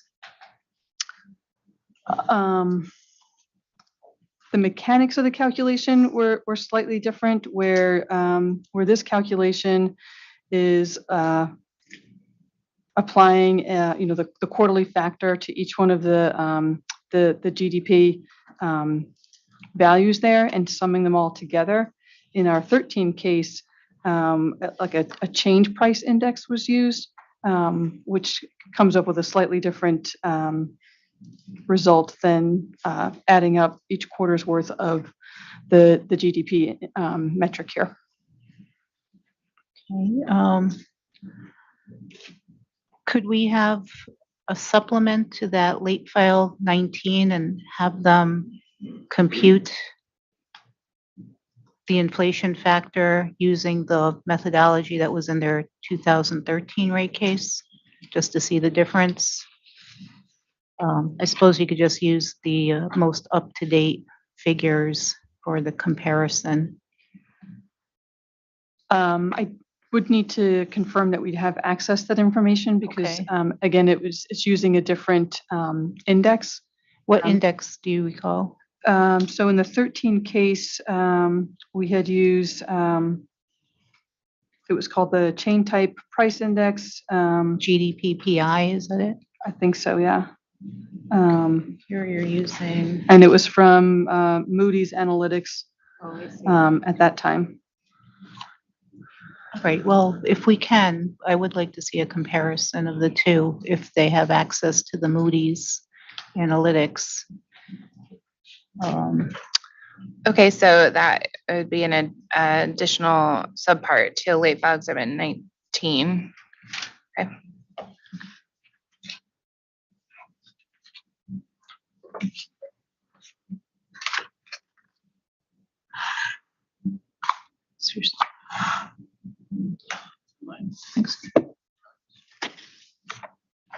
Okay. Anything further from staff? We're all set. Okay, very good. Thank you. We will turn to cross by DETP Attorney Marshall, if you'd like to approach. Thank you.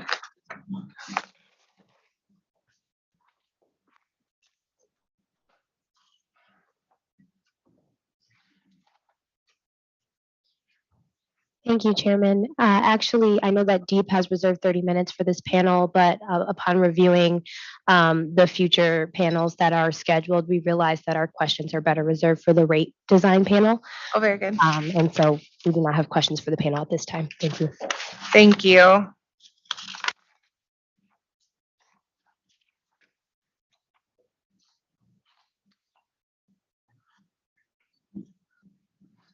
Okay, very good. Let's proceed then to the Office of Consumer Counsel, Attorney Wheel.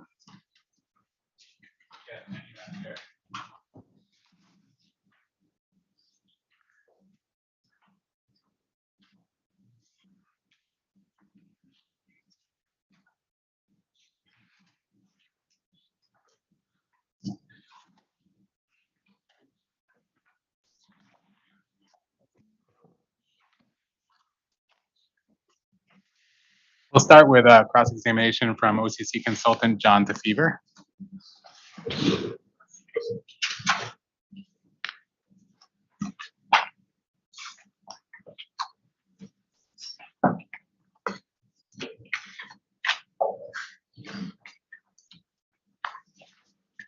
All right, can you refer to OCC 25?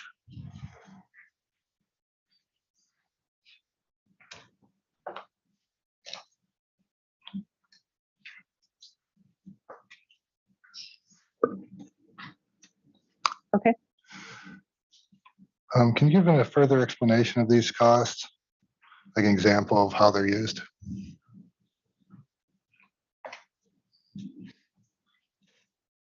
So OCC 25 refers to expenses incurred related to what the Webster Bank Arena Suite and Hartford Healthcare Amphitheater. These are costs for reserved seating at these venues. They're done in support of, they're both located in Bridgeport, done in support of, supporting our local service territory. Can you tell me who uses these tickets or suites? Employees. Are they used for taking out clients or just for the employees' amusement? Not that I'm aware of, but we'll see if you could confirm. It's actually given to employees who volunteer for activities in the community. They're given first preference on tickets for venues at both venues. Okay, thank you. Now I'd like to move to the amortization of the acquisition costs. If you could refer to the rebuttal on page 18.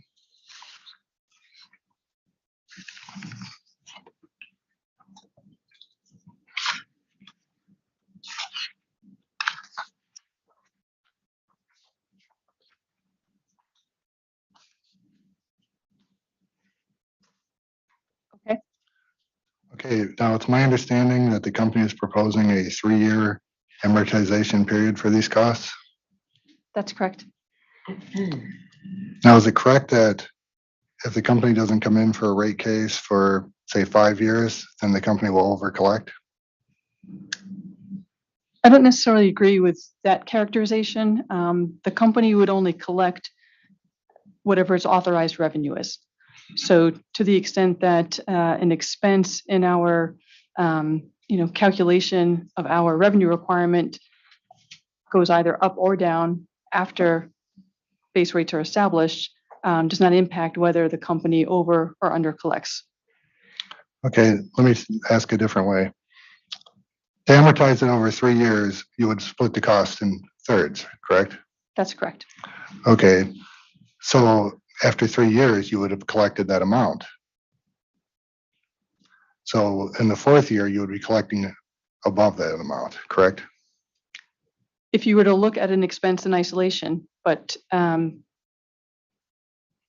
going back to my earlier statement, that's not done with other expenses that are also a component of the revenue requirement, which is used to develop those same rates. Okay, then maybe you can help me explain this. The next sentence says this will prevent over collection.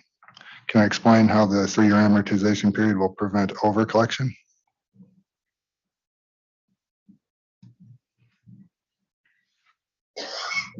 That statement, I think, was more intended to reflect, if this is a, hold on a sec.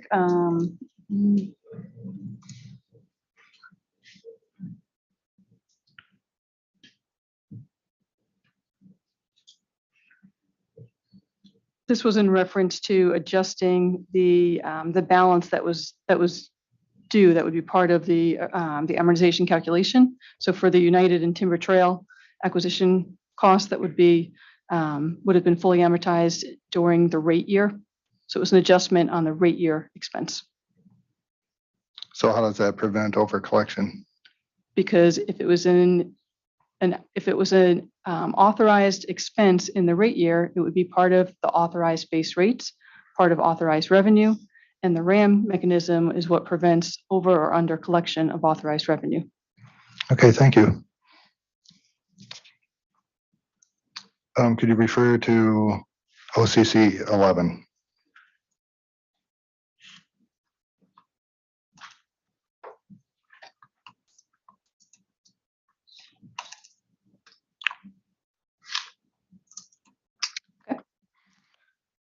Okay, can you explain how ratepayers benefit from donations to the Beardsley Zoo?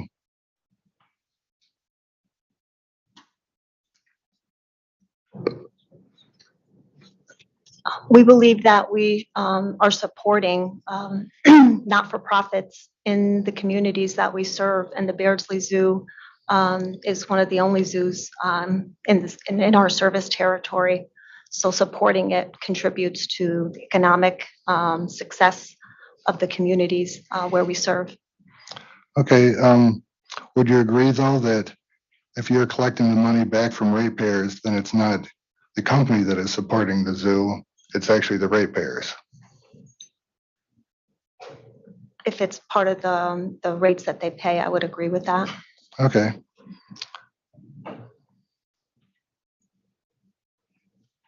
Okay, that's all I have.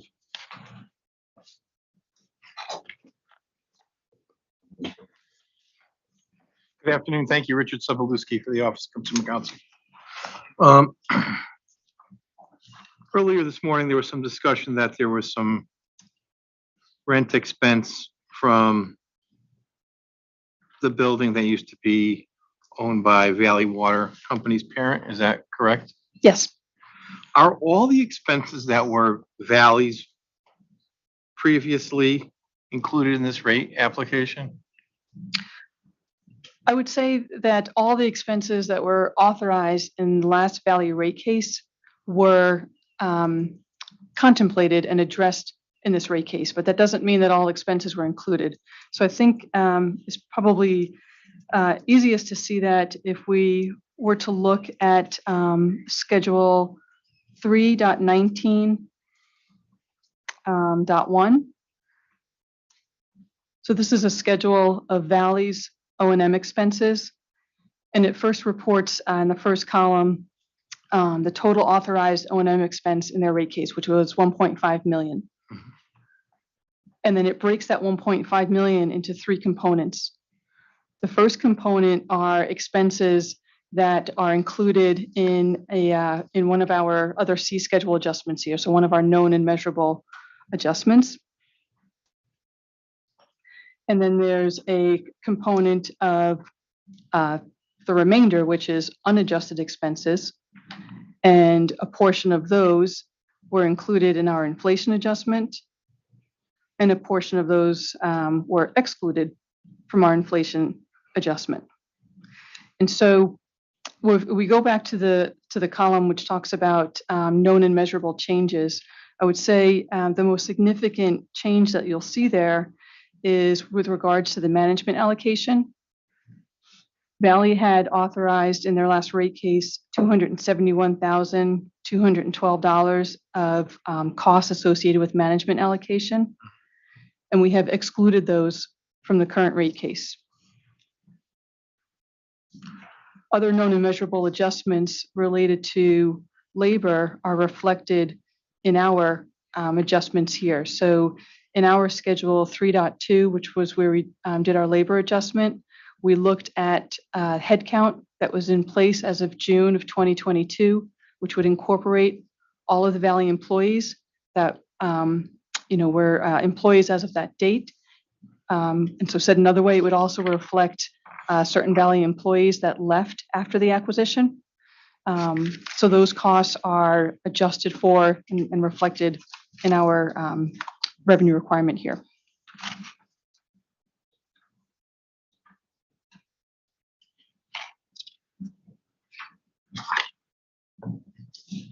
But there's no proposed increase or decrease of rates to Valley customers, is that correct?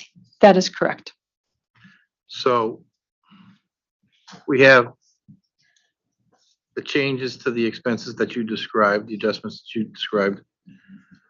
But we have rate base that was actual as of the middle of 2022. Yes, so Valley, again, was integrated into AWC Connecticut. It's not a separate entity that we can create a standalone cost of service for, which is why we've adjusted for known and measurable amounts such as rate base, as you just mentioned, whatever plant that's in service and rate base associated with Valley is part of this computation for the revenue requirement in this case. And so we thought what was fair for the Valley customers was to not subject them to any portion of the proposed rate increase here, as they had just received an increase with their last rate case that went into effect January of 2022. We don't have the data to completely strip Valley out and create a separate cost of service for just that class of customers. So we thought that this was the most fair way to approach it. So any plus or minus from what was allowed in the last rate case basically goes to the cost or benefit of other ratepayers of Aquarion? That's the way we have proposed it, yes. The number of customers in our existing AWC Connecticut portfolio, would absorb any pluses or minuses to what was in the Valley authorized rate case.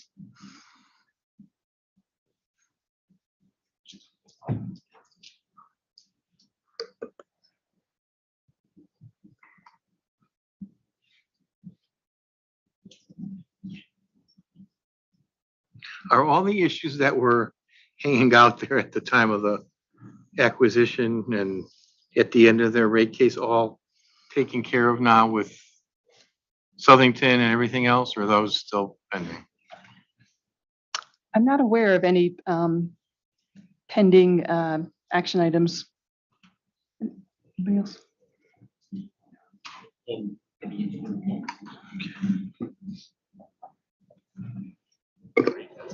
Yeah, treatment. The only remaining project I'm aware of is we're, building the treatment system at the one well. That's still currently under construction. But that wasn't included in rates previously.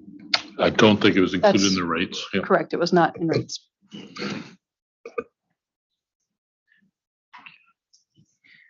Okay, we'll move away from Valley. In regards to the property tax adjustment mechanism, would you agree that that's a single issue tracker? I would agree that it's a tracker, yes. Now, are there any other expense trackers that Aquarion has?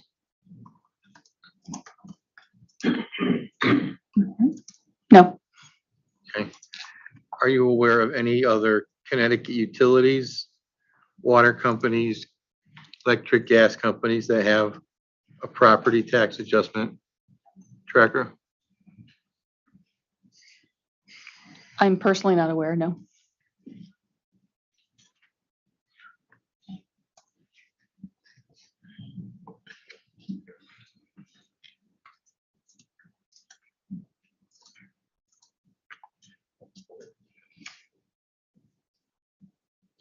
In regards to the management fee and cost allocated from the parent, do you know if there were similar type expenses allowed in your last rate case?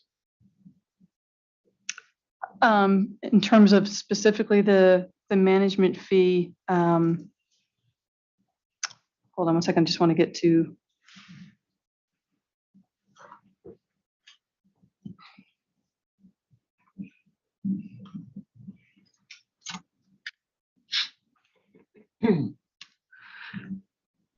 So the management fee, just to be clear in terms of the dollar amount, it's presented in a couple of different responses.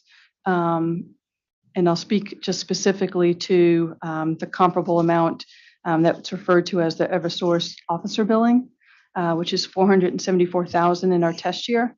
And I would say, yes, there were comparable expenses prior to the Eversource acquisition. And those will be from Macquarie? Correct.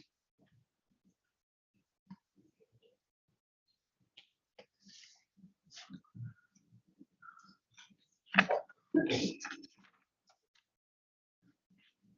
you, that's all I have.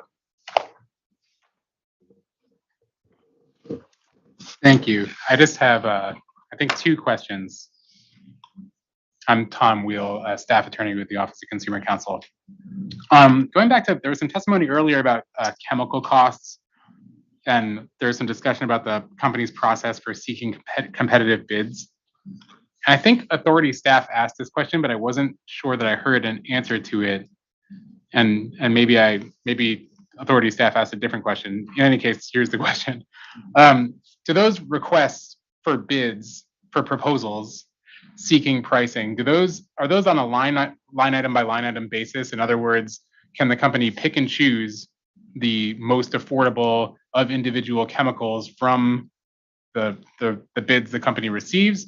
Or is it more like the company is seeking a single vendor that can supply the entirety of the needed chemicals at the lowest price as a package item? We request individual prices for each individual chemical component. And we receive bids on those items. Some suppliers bid on multiple and some supply only a few. Okay.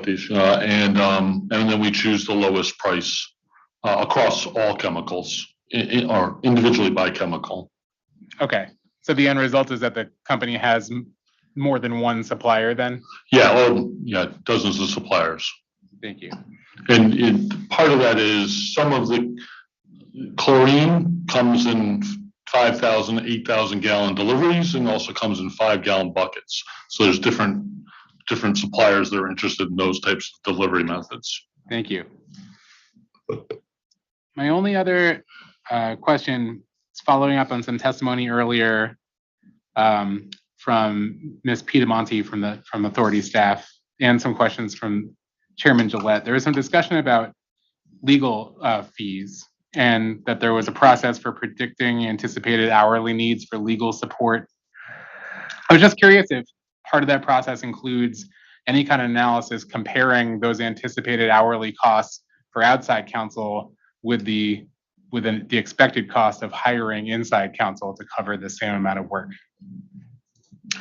So first, I would say when we look at what our needs are for legal counsel, and we look at what our base requirement is, I would say there's one level there, and that's typically been provided by Eversource internal counsel, and we feel that is, from a pricing standpoint, our best value, and it also it just helps to foster that relationship and knowledge base in terms of supporting the water company. When we look at other needs outside of I would say a base recurring level of needs, yes, the company does contemplate what those costs are. I would say that Eversource also looks at their headcount and demands and manages that under the same level of scrutiny in terms of whether these are short-term blips in nature and use of external counsel to provide, supplement internal counsel for headcount reasons, as well as certain expertise, depending on what the subject matter is. So the answer is, sounds like the answer is yes, then, that the company does consider, essentially, does the company ask itself, would it be cheaper to just hire a full-time employee to cover this than it would be to pay out all these hourly rates to a separate firm? Yes, and I guess my clarification there was when we say that the company, there's, the fact that we are supported by Eversource, that analysis is, I'm certain, done at that level more so than at the AQUARION Connecticut level in terms of hiring counsel. Okay. And what about is that also true of the decision to hire outside counsel? Is that decision made more at the Eversource level? No, it's not. It's based on the water company's needs and, like I said, reviewing what is the nature of the demand. Is it short-term in nature? Is it a certain level of expertise? Is it recurring in nature? So, all of those go into factoring whether the company would consider looking for external counsel. Okay. Thank you. I have no further questions, and I believe that's the last of the OCC's cross for this panel. Thank you very much. Very good. The Office of Attorney General present. No cross.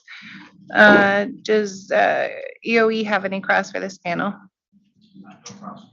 Cross. Thank you. Commissioner Karen? No. Mr. Vice Chairman? No question, Madam Chairman. Thank you. So I'm just, I have some questions about communications advertising, and a few of the questions that I think were in one of EOE's later sets of interrogatories. I can't quite figure out if these questions are better directed to the panel that will come later, focused on some of the conservation spending, since it appears that's where most of your budget under those categories go, or whether I should ask it of this panel. So maybe I can start by just asking Ms. Ava, would the communications, advertising, those type of budget expenditures, are those operating and maintenance expenses of the company? They are operating expenses of the company, yes. Okay, so maybe I'll just try to ask a few of these. Maybe Ms. Tixera would jump in here. But if we can turn to EOE 66, please. Specifically attachment 1. I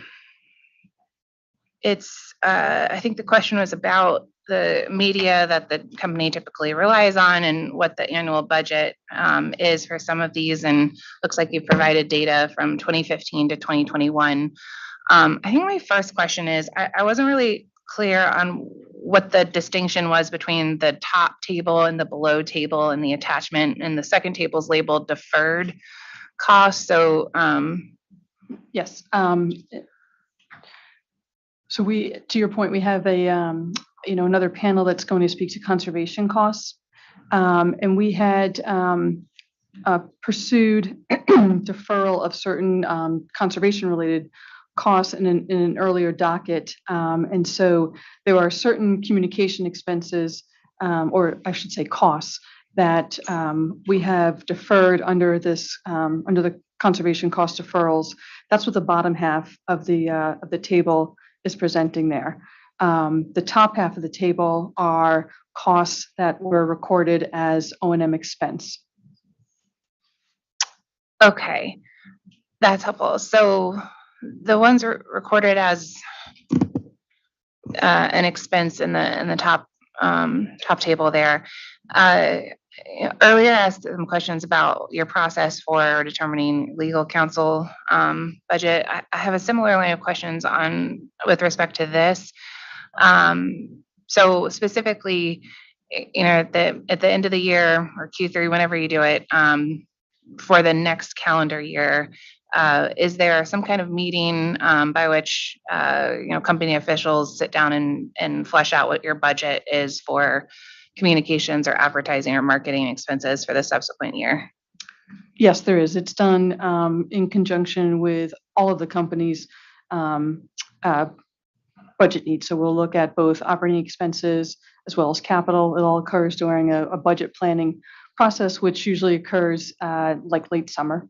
Okay, thank you. And when you say all the companies, you mean like all of the Aquarion affiliates? Yes, it's across the board, all affiliates. It's like I said, it's not just expenses, it's expenses and capital planning as well. And it's for all the affiliates. Okay, and does that ever, do you report that up to Eversource parent company, or is it a conversation at the Aquarion It level? gets reported up. So there's a first level review that's done at the Aquarion level, where all of the directors and above will meet. The owner people have responsibility for their specific cost centers. So they present their budget. There's discussion and challenges surrounding what's presented, and then once it's finalized at the Aquarion level, it's then communicated up to Eversource, both through submission of the actual data as well as a follow-up meeting at the Eversource level with the Aquarion executives. Okay, thank you. And then EOE's subsequent question, which asks for this information in terms of the test year, references OCC, references two separate OCC responses. I can't find the response to OCC 151, and perhaps I'm sure that's my error, but can you give me the shorthand response that is in that interrogatory response? Am I supposed to be looking at OCC 151 for the test year, or is that just where the conservation is? Let me just pull them both up so I can see. Okay.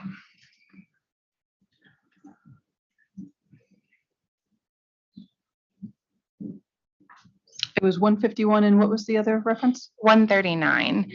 And I'm struggling to understand how the company is delineating your expenditures between the three buckets.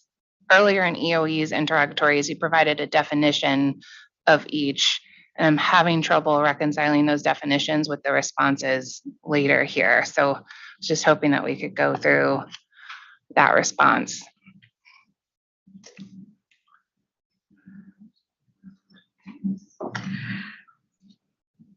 So I will attempt to do this. So OCC 139 represents the conservation program budget.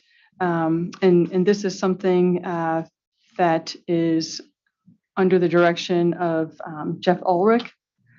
151 is looking at the total deferred balance of the conservation costs. So the program that's referenced in 139 had annual budgets since it was implemented. 151 is kind of the accumulation of the costs that have been deferred to date, which we are seeking recovery for. And then you'll also see in the application where we're looking to have in our cost of service an ongoing annual expense associated with the conservation program. So there's the deferrals from the onset of the program through today. We're requesting recovery of an amortization of those costs, and then a new, I would say, new O&M line item associated with this conservation program. So that's one category of expenses in terms of conservation. There are other communication expenses that you referred to initially on that table that had the top and the bottom. that are more general in nature for our customers. It's not specifically targeted to the conservation program. Right. So the conservation program will, really be talking to like our irrigation restrictions when those are implemented. And we're looking to expand that to different towns within our service territory. Those are some of the costs that are in the conservation program, distinct from just general customer communication costs. Okay, that's really helpful. I just want to make sure I wasn't missing something. So 139 and 151 of OCC's responses are referring to the test year, the test year related only to the conservation, but there's not a comparable chart to what we were referencing in EOE 66 for non-conservation related communications expenses. That's correct. Okay. Is that because, can you explain why not, please?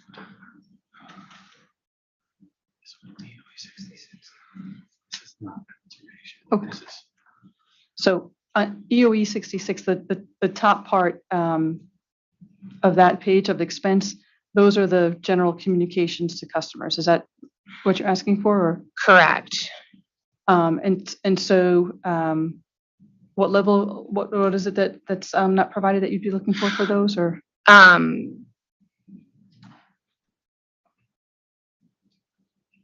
Like the moving forward projections. So is what I think I'm hearing you say is your cost of service is requesting a line item on a going forward basis, but that's only for conservation related communications expenses. It is a new line item, so it's not like this top portion is going away. That's continued in our revenue requirement they're requesting. It's it's an expense that the company has historically incurred, but the conservation specific related communication expenses is new. And so we have two pieces in the revenue requirement. We have the amortization of what's been deferred to date, and then the assumption that the program will continue and we will no longer defer costs. They will just become a new component of our O&M expense. Okay.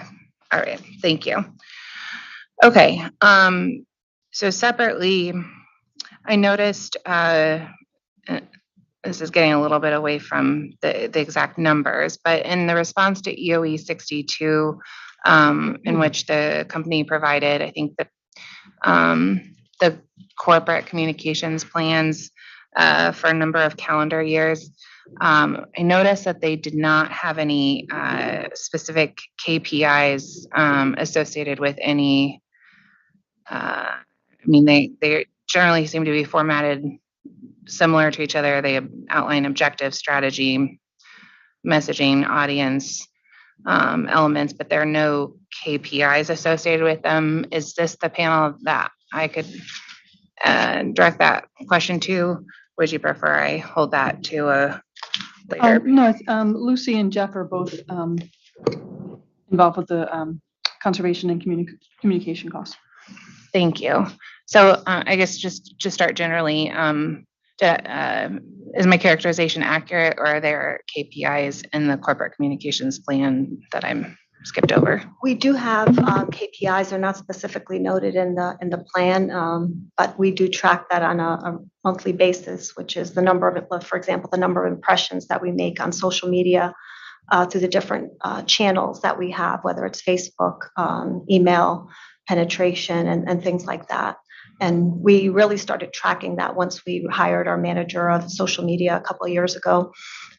So we started tracking that then and continue to do that on a monthly basis. Thank you. Are these different than the KPIs in EOE 59? They're customer service KPIs. So I imagine those are different than the communications KPIs. Yeah, they're different. These are customer service call center metrics as opposed to the corporate communication metrics that we have. Okay. Okay. These are, specific to like the call center handling time, abandonment rate, and complaints.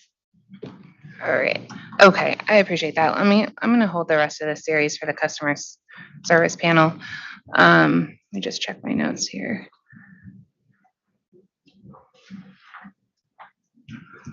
Okay, I appreciate that. I think I think I'm gonna get too far afield into the customer experience. I'm gonna hold the rest of those questions, keep this a little bit organized. So I appreciate the panel's indulgence. So with that, we'll ask Attorney Pace if you need a moment to consider redirect. Yes, please. Could I have a recess outside with my clients?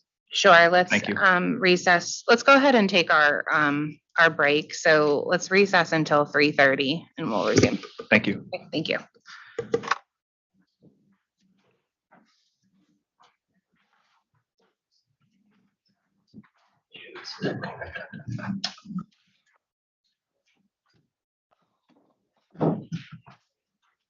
I have to start standing up. All right. I'm okay. Next to see the people first for change, right? Yeah. All right. Oh, I know. Yeah, exactly.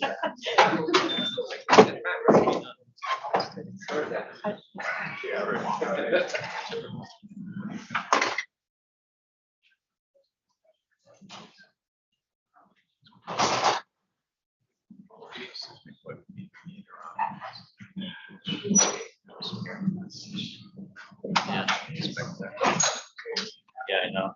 But I mean, he's really bad. I didn't see it. That's why I cleared my head. Yeah. That's great.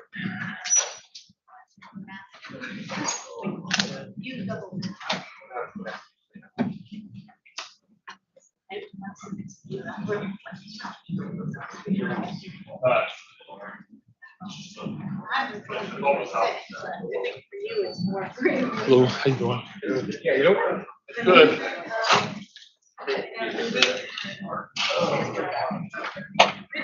How old are your other kids? Well, you're just getting started, man. Oh, yeah. The messy middle. The next 10 years, no parent left. That's already happening.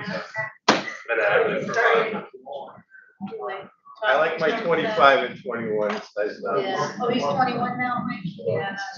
Did he graduate or? No, he transferred to Central, but I think he's graduating. I think he's on No, thank you for that. track. Well, that's what you want.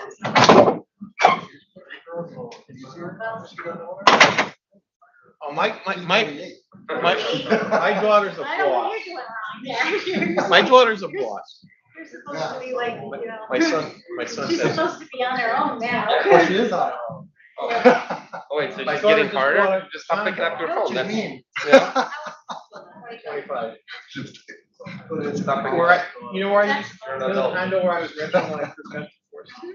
Fire crossing over there. Over there by the. That's where she bought in there. Oh. She likes it over there. So it would be really ironic if she bought a condo. Oh, that would be hilarious.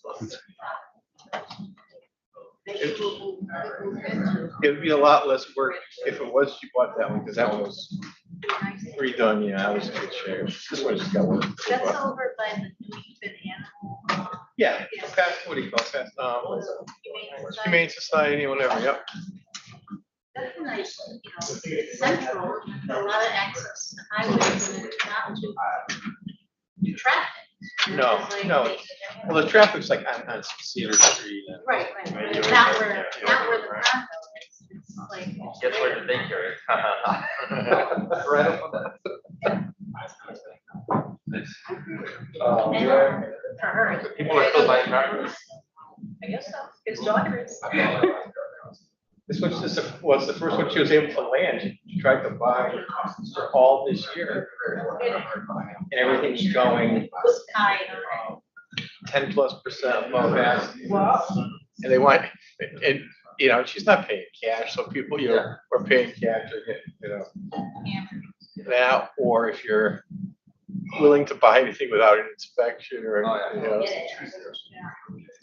No inspection. No inspection. Closed in 7 days. I guess things have figured on. A little bit, but I mean, Still no selection though. yeah. Well, Not much other.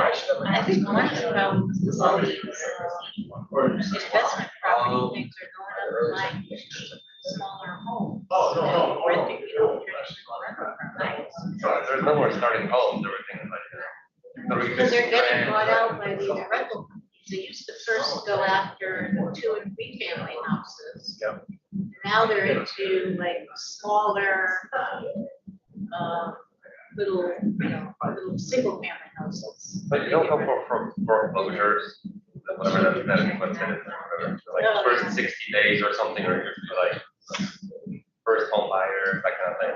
Then investors can come in and sort of advise you, that kind of thing. Well, That wouldn't be a bad that idea doesn't for it. necessarily mean it's a foreclosure. You could, they I'm just talking buy, specifically about foreclosure. yeah, they'll go and buy out people's houses. Like the little old lady, you know, they offer a lot of money. Well, it's still an open door for most of my property at 20%. And then it's lose money next quarter. Good. I figure I'll keep my apartment. I'm gonna buy something that's gonna be where it's warm. Yeah. Oh, you're still renting? Oh, yeah, I have no intention of buying.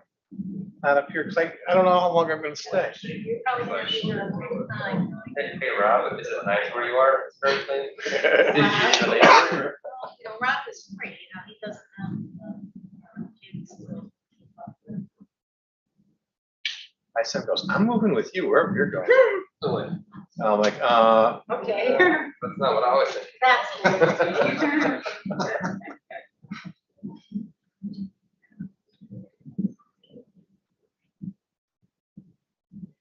Like, short time, I might be looking to buy my second property, but it won't be in the United States. Oh, okay. Where are you going? Oh, go to Greece. Greece? I'll live part-time, maybe I'll get a condo, sell my house and get a condo here. Buy So 6 months. like a condo, I can't afford to buy a house in Greece, you know. Or even want You to. can't do it now, you're not gonna be able to. I mean, you're in dollars like a bear, right?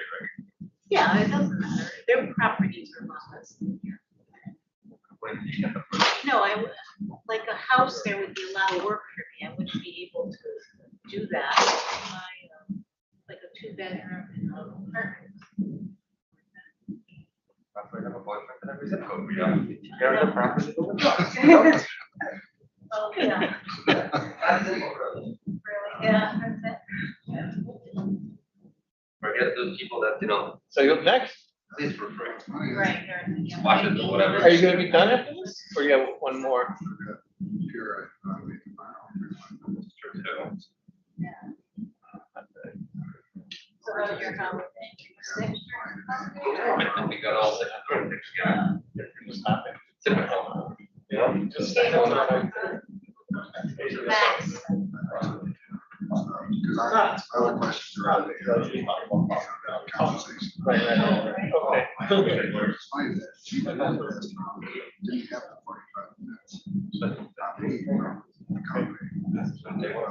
Yeah, so I just came on Wednesday. The problem is, it's already set pretty high. It says high. So they must have updated it. It's actually going pretty good. I don't see into the microphone. But really, after all, the side, it doesn't pick up. Well, we said several nights.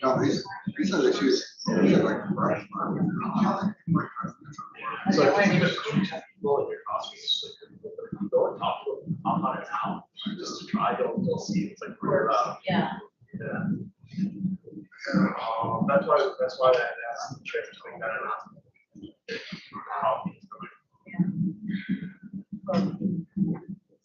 Why there used to be one microphone. That's when they wait. Yeah, no. You didn't have to flip it around. These tables or some of them? No, it's these, or maybe I remember. I don't know, I don't see any like holes. They had two. Well, that's a big table. Yeah. The other one.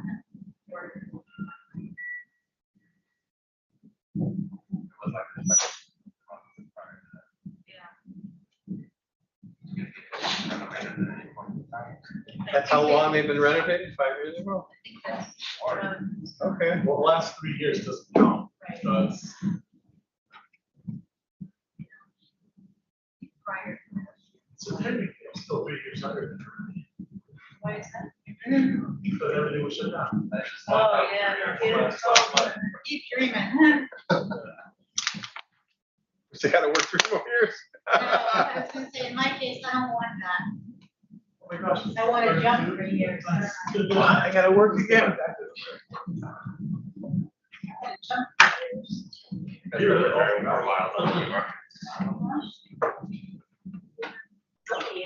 He's got no excuse to be here. Not after April 1st, I don't have any excuses. No. But it's not happening. He got excited when I said, oh, I'll probably say.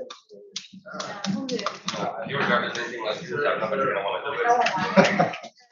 Don't ever leave, you know. That's a trick. Other than Andrew, who's out for a couple of weeks, the lawyers, they did Connecticut Water, they haven't done a rate case. So it's like, I'm the only person at OCC even who's done a rate case. Wow. Well, not. Oh, heads up, no, the mic's just so hot. Just so I Well, don't care. when I started, it was 6 o'clock. Pyrex? Oh, there's only 2. Everyone's gonna be going momentarily. Right now, then. 17.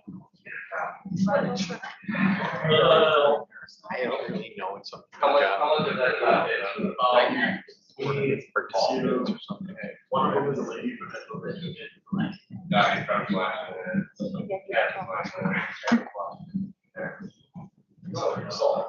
happy with doing rate cases. Yeah. I do them all, then I can say. Do them all. Yeah. the next- One last go? Yeah, one last go. This is the last query case. I can guarantee I'll be here. Oh, yeah. I won't do another Connecticut Water case because I won't be back. UI, CLP, 3 gas companies, and then I'll be. I love you all coming in right after. I'm not. I gotta retire. I can't take this. Yeah.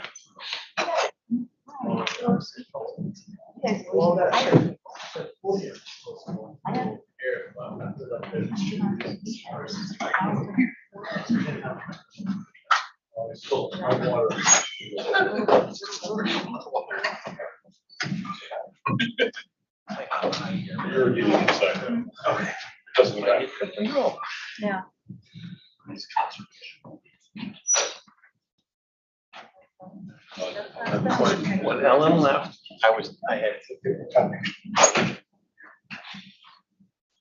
do less than 30 vacation days. No way. When she goes, now I'm above the 60.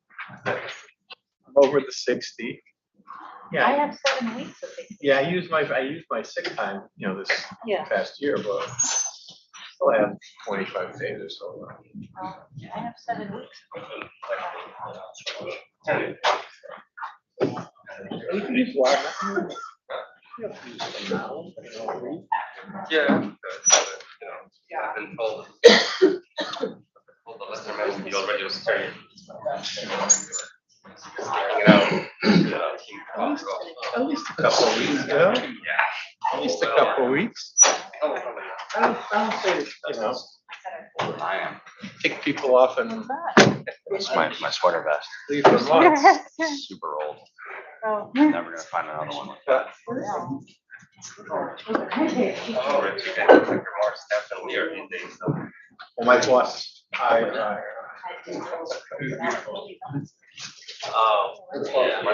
well, we didn't have the lawyers this time. We had my people. And I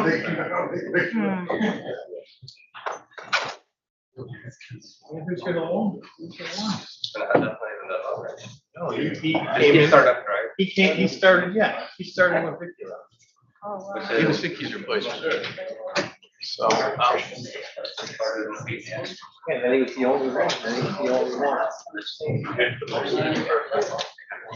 No, JR. So what's Yes, I was just, yeah.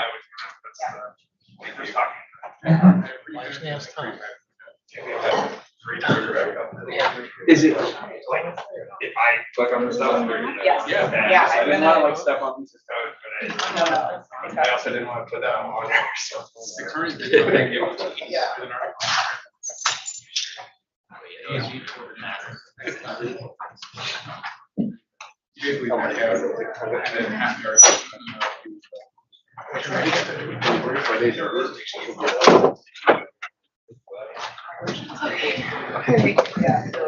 Please be seated.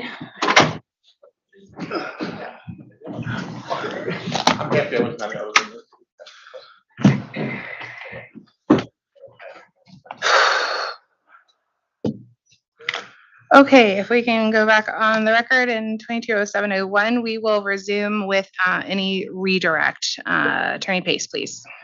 Thank you, Chairman. So the good news is I only have one question for redirect examination. Very good. And so Ms. Zabo, do you recall the discussion earlier today about the company's strategy as it relates to using Eversource counsel versus outside counsel? Yes. Could you please elaborate on the company's strategy for using Eversource counsel and outside counsel when appropriate? Sure. Just as background, prior to the Eversource acquisition, the company had only exclusively used external counsel. It was never, contemplated to hire an inside counsel because we would not be able to have one person provide different areas of expertise. So we always went outside for counsel with the relationship with Eversource. We are afforded a baseline level of support for legal counsel, and we will look externally, as we do with all of our affiliates, to supplement that with external counsel, depending on the nature of the matter at hand, as well as situations such as a rate case, which places higher demand on resources. We can look, for example, just to this rate case and see close to 1,000 interrogatories would be well more than one lawyer could handle.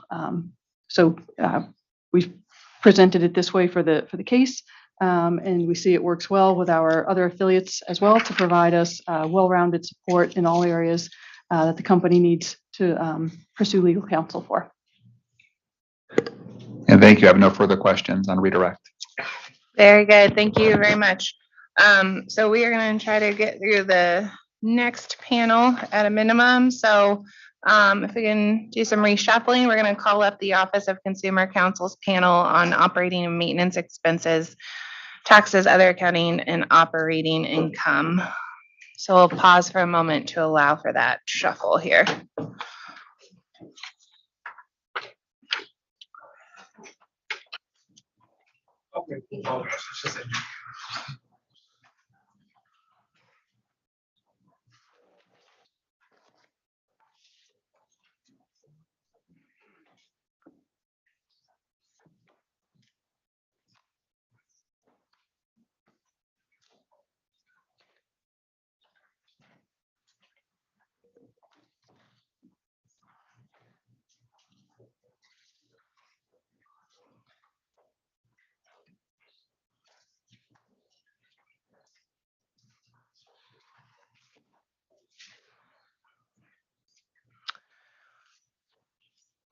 Okay, so Attorney Wheel, your witness is already sworn. Are there any additional materials for him to adopt or any direct before we move into cross, please? I don't believe so, Madam Chair. I think the way I tried to frame his adoption this morning to be inclusive of all of the testimony and exhibits that he sponsored. So I think we're all set for cross-examination. Very good. So we will turn first to the company. Attorney Pace, please. Good afternoon, Mr. DeFever. Good afternoon. Okay, I'm going to focus now on O&M adjustments in your pre-file testimony. And specifically, I'd like you to please turn to page 9 of your pre-filed testimony. We're going to start with the discussion of inflation. And again, if anything I say is not clear, please ask me to clarify and take whatever time you need before you respond to any questions. Okay, Okay, let me know when you're there at page 9. I'm there. Is it correct, just for context, that at page 9 of your pre-filed testimony, you recommend a reduction to the company's rate year 1 revenue requirement for a $2.3 million adjustment to otherwise unadjusted O&M? Is that correct? Correct.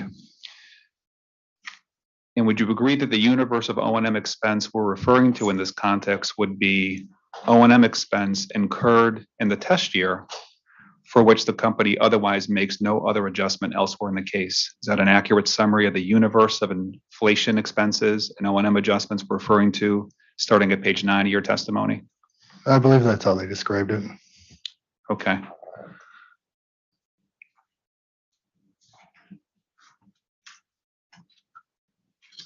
And if the company's request is not approved, it essentially means the only expense that would carry forward would be the expense incurred in the test year without any adjustments whatsoever. Is that correct? For those expenses, yes. Okay. And can you briefly summarize for the record, what's the basis for your requested adjustment to reduce inflation adjustment by 2.3 million? Okay, yeah, my understanding is that the company has the burden to support the costs for which it requests recovery. For the inflation cost, they have not provided any support, and the historical record shows that the cost fluctuates, so it actually goes against the idea that they would increase every year. And as one of the witnesses described it, they start with doing their known and measurable adjustments, and then they do these. So by that description, these are not known and measurable adjustments, and I believe the company should be held to the known and measurable standard.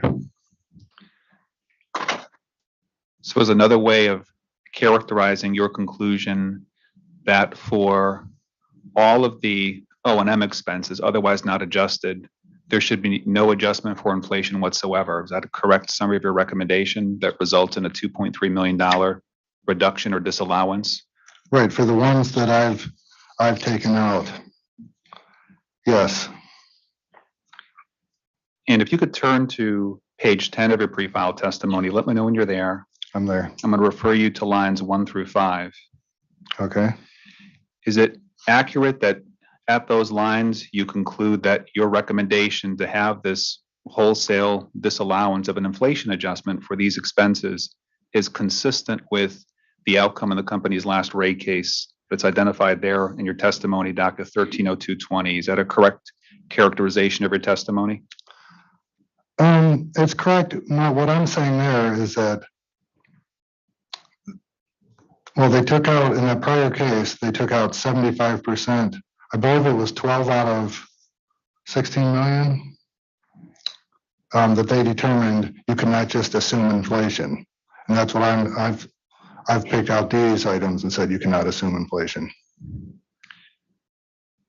So you would agree that in the company's last rate case, just to clarify, there was not a wholesale reduction or elimination of an inflation adjustment for all unadjusted expenses, correct? Correct. They only removed 12 million of the 16 million. Okay. And are you familiar with the fact that in the company's last rate case in 130220, the authority concluded that it typically does allow utilities to apply a general inflation factor for O&M expense, not specifically adjusted elsewhere? I'm not aware of that. Okay, I'm going to have Mr. Vaughn show on the screen the authority's rate case decision, and just for identification purposes, that's a decision dated September 24th, 2013. That's in docket number 130220, and that's the decision that you reference on lines 3 through 5 of page 10 of your pre-filed testimony. I'd like Mr. Vaughn, if he can, to please turn to page 65.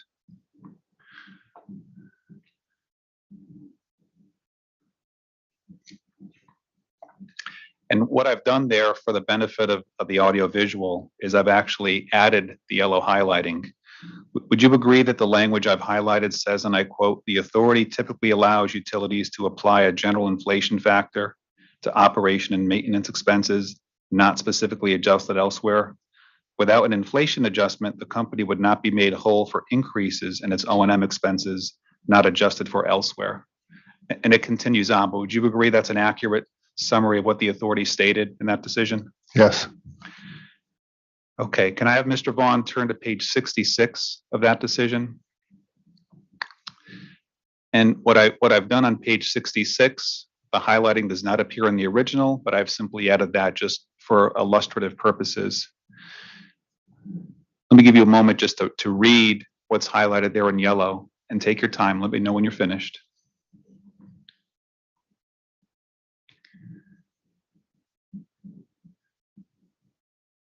Okay, yes. Would you agree that based on what you just reviewed, that at page 66, the authority says that in deciding whether to allow an adjustment for inflation to O&M expense not otherwise adjusted, they apply a three-part test, which is what you see quoted there. It says the authority's analysis centered on what was included in each individual account. Second, whether the expenses were adjusted elsewhere in the application. And third, the probability that inflation in the general economy would affect the account. Do you see that language, Mr. DeFever? I do. Now, in your analysis, in your pre-filed testimony, did you apply each and every element of that three-part test to justify your conclusion that there should not be an adjustment for inflation for each of the expenses? No, I didn't. I based mine on just the fact that the costs weren't supported. Okay, thank you. And also that they had fluctuated over the years. For instance, one of the costs went down, I think, 4 or 5 years straight. So I didn't see how somebody would look at a cost that went down 4 straight years and then just assume that it's going to go up every year after that. Let me ask you this, in the language you just read from page 66 of the decision, does the authority state that part of its test is to analyze pre-test year activity for each of the expenses? Is that included as one of the elements in their three-part test? Well, first, I don't know if I'd refer to it as a three-part test. All they did was describe what they did in that case. They didn't say that from now on, we're going to apply this, this three-pronged test to these costs. But no, it doesn't say that they looked at the prior years. Okay. So explain to me then, what was the purpose that you had on page 10 of your pre-filed testimony at lines 3 through 5, where you cited to that rate case decision as being supportive of your recommendation to not allow an inflation adjustment? Well, as I stated earlier, it shows that the authority agreed that you can't, for at least 75% of those costs, that you can't just assume that they're going to go up. But again, going back to our prior discussion, you've not applied that specific test that was quoted on page 66 of the last rate case decision in your analysis in this case. Is that correct? Correct. Do you recall earlier this morning during our cross-examination on the rate base panel, I asked you if you had read the November 9th, 2022 rebuttal testimony of Ms. Texera, Ms. Zabel, and Mr. Unger. Do you recall that discussion? Yes, I do, and yes, I have. Okay. And do you recall that on page 7 of that rebuttal pre-filed testimony, the AQUARION witnesses pointed out at lines 21 through 22 that in preparing this application, they did not seek to have an inflation adjustment for all unadjusted O&M expense. And if you need a moment to confer, we can actually have Mr. Vaughn show that on the screen. I believe. I've got it right here. I believe it appears on lines 21 and 22 of page 7 of the rebuttal testimony. I see it. So would you agree that lines 21 and 22 show that the company removed from the adjustment for inflation $11.8 million of O&M expense for this case? Yes, I do. And so as a result of that, the company, if we just do the math, that equates to about 36% of the O&M expense shown there. The 38.9 divided by the 11.8 would get us to a delta of about 21 million or 64%. Does that sound correct, subject to check? Sounds correct. Okay, and so just to be clear, unlike the 2013 rate case, where the company sought the inflation adjustment for all unadjusted O&M, here they've been more selective. Is that a true statement? It appears to be, yes. Okay. Oh, yeah, go ahead, sorry. Turning back to. Wait, I would like to say, the fact that they took out part of it does not mean that the part that they left in is appropriate for an increase. And what they took out has no bearing on what they left in. Do you also recall reading in the Texera, Unger, and Zabo pre-file testimony at page 8, their explanation, they did apply the authority's three-part test to justify the remaining O&M expense for which they seek an inflation adjustment. Do you recall reading that testimony? I've read the testimony a number of times. Can you tell me what lines that's on?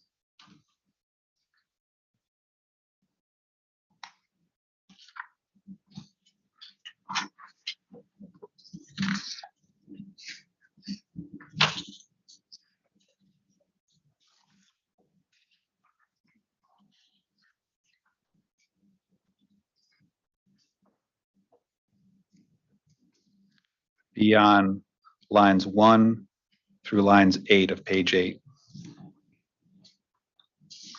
where it states the company's proposal accounts for what was included in each account, and the company has demonstrated that each of the expenses were not adjusted elsewhere, as well as that there is a great possibility that the inflation and the general economy would affect those accounts. Would you agree that that's what appears? Yes, I do. In the pre-file testimony? So just two final questions. For your proposal, which is to not provide the inflation adjustment, starting for rate year 1, which commences in March of 2023, can you point to any record evidence that says inflationary pressures will cease to exist in March of 2023? Is there anything like that in the record that you're aware of? Yeah, I would cite the same charts that I showed before that show that these costs go up and down over the years. And so it's your proposition that the fact that prior to the test year, there may have been fluctuations in those expenses, you claim that that demonstrates there will be no inflationary pressures starting for rate year 1 in March of 23? No, not at all. First, I wouldn't say there may have been fluctuation. There definitely was a fluctuation. And second, I'm not saying that there won't be. I'm saying you can't assume there will be. Again, it's the company's burden to support the cost. We can't just assume that the cost will increase. What did you agree, going back to the authority's 2013 rate case decision, which you read? The authority recognized that it is appropriate to have an adjustment for inflation if a company satisfies the three-part test? Again, I object to referring to that as a three-part test, but I will say that in that case, the authority allowed 25% of those costs. Okay. But again, took out 16 million, or took out 12 million. My final question on this topic for you is it fair to say that the evidence that you're relying upon to support your conclusion there should be no adjustment for inflation is the fact that there may have been volatility in some of the accounts prior to the test year? Is that a fair summary of your testimony? No. I'm saying we take it out because it's not supported. That's just one, that's just pointing out an example that for those particular costs, they obviously, like to me, that's, again, when you have 4 costs with 4 years where it goes down every year, how could you possibly assume it's now going to go up 3 years straight? So I'm only giving those as examples. The reason I'm taking it out is because they're unsupported. They don't meet the known and measurable standard, as was mentioned earlier by the company witness. Okay, I'm going to move on to amortizations. All right.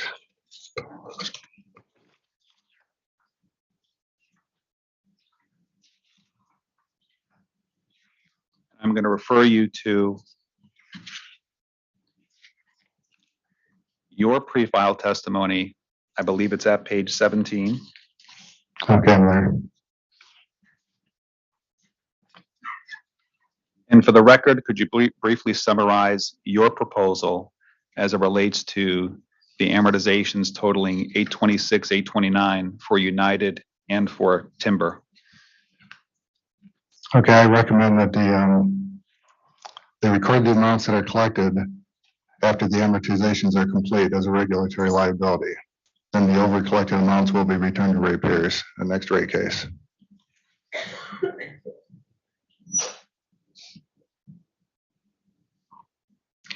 Now, are you aware that on page 18 of AQUARION's November 9th, 2022 rebuttal testimony, the company agreed to accept the modification of your proposal? Yes. Wait, what page was it?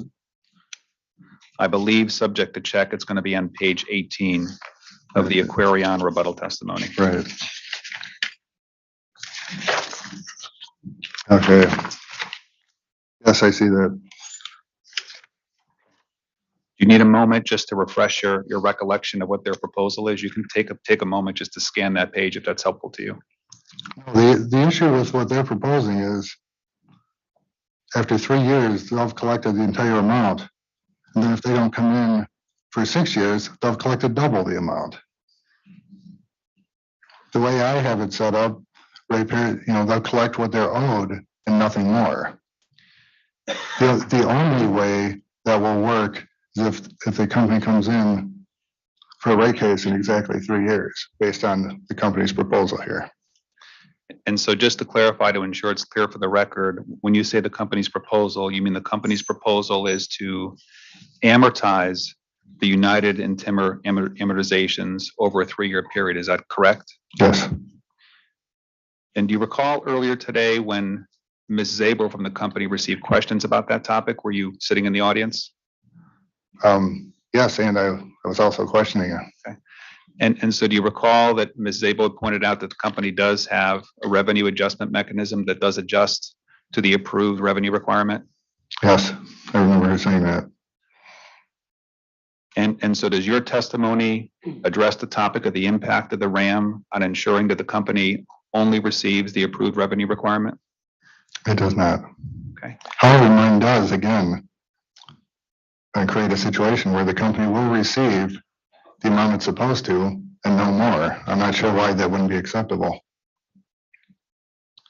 Okay. And are there potentially expenses beyond the rate year that could also, increase, which would not be accounted for? Expenses for what? For various other items that the company experiences in the normal course of business. For example? They could be increases for labor, increase for fuels, increase for a variety of other items. Yeah, I'm not sure how that relates to this. The point of the question would be to point out that you seem to express concern about the fact that if we use a 3-year amortization period and the company does not come in for a rate case in 3 years, there would need to be an adjustment. And the question for you was, but aren't there other types of expenses and pressures the company faces beyond a 3-year period? Right, but it seems that you're suggesting that we allow the company to overcollect here because they may undercollect elsewhere. I think we should just do the best we can with every expense. Okay. And Chairman, that's all the questions I have for Mr. DeFever. And just to be clear, I know he's appearing on one final panel later this week, and I will have additional questions on those topics. Thank you. Very good, thank you. Proceed. Let's proceed. Attorney Marshall, any costs from Deep? Thank you. Is the Attorney General present? No cross. Attorney Sherry, any cross from EOE for this witness? Thank you. So we will turn to authority staff, and I believe we have Ms. Skuris is back up.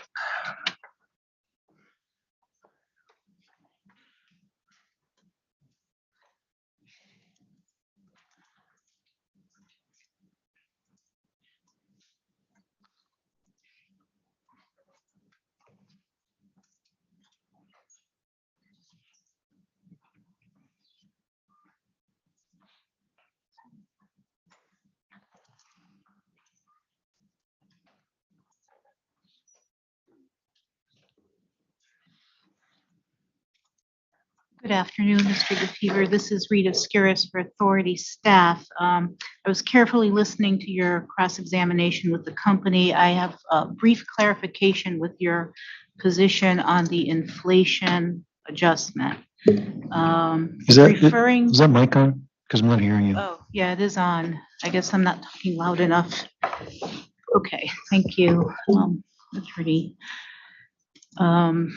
Please refer to your RRU 442, RRU 443, RRU 444, and this probably can cross-reference to RRU 42 Attachment 3, which shows the methodology proposed by the company to calculate the inflation rate.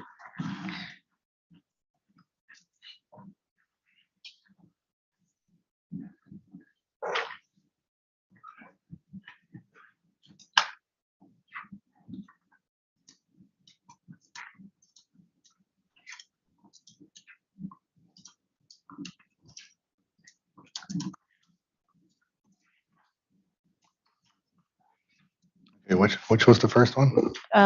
Your 442, RRU 442, RRU 443. Oh, I'm sorry, I only have up to 441 on here. Oh, Great.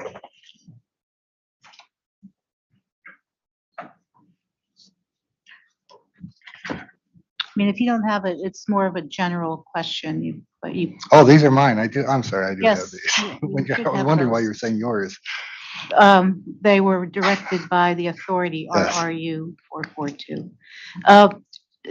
For the record, I'm a little confused what your position is here. Is it correct that OCC is not opposed to that methodology of calculating the inflation rate as presented, most recent update in the RRU 42 Attachment 3, which uses the September 22 data? But is it correct that you oppose the concept of inflation in total? It's correct that I don't oppose how they calculated it, although I didn't analyze it. Which is they? Or the company, But calculated what? the 10.625. Okay, so you don't oppose the methodology? is Right, there? but I also don't support it. I haven't analyzed it, so I'm not, Well, why didn't you analyze it? because I determined that I didn't think any should be applied in that case. So since I didn't think any inflation was appropriate, And any inflation is not appropriate because you disagree with the line items that's being approached? That's why I'm confused here. right, none of those line items were supported for inflation. Or none of the increases were supported. All right. Now, okay, so just so we're all on board, the methodology that you see there, you don't find a problem with it. It's just you haven't studied it. Right. Under the hypothetical that the authority approved some line items for inflation, would the OCC approve or oppose this methodology of going from midpoint of the test year to the rate year to capture those quarters of inflation? Yeah, I couldn't say. Okay.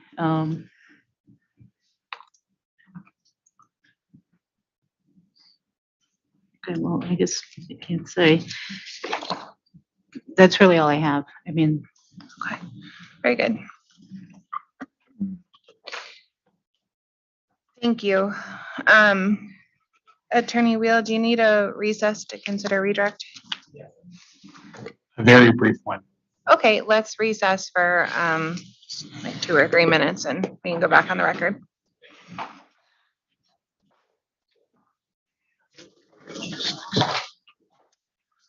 I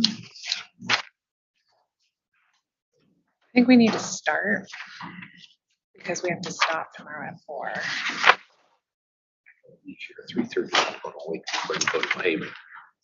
You have to leave 3:30. today? No, Oh, tomorrow. Okay. For now. Then gonna go out here. So gonna meet you guys in payment, because I have to go to the Docket first for a week. Gotcha. Because I suspect my people that are around.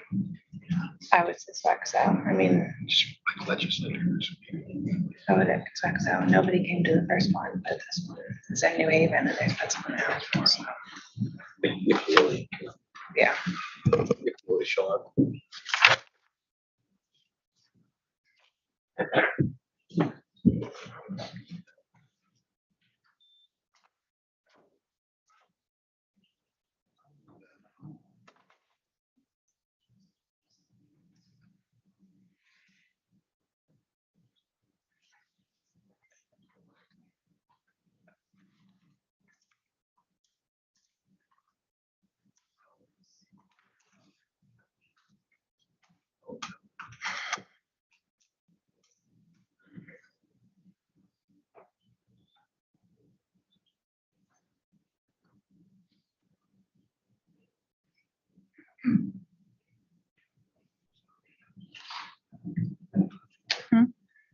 I realize I have to start.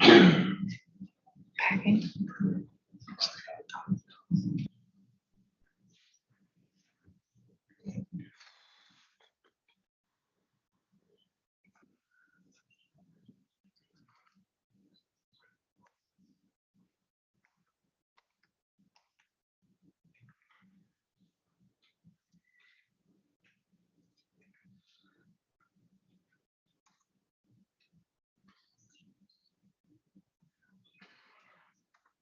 Someone in a hearing in Haven. 3 or 4 kids from Yale showed up as a teacher. To talk or just to? Just to observe. I asked them anything. And they asked, so what is this really? Give a quick thumbnail.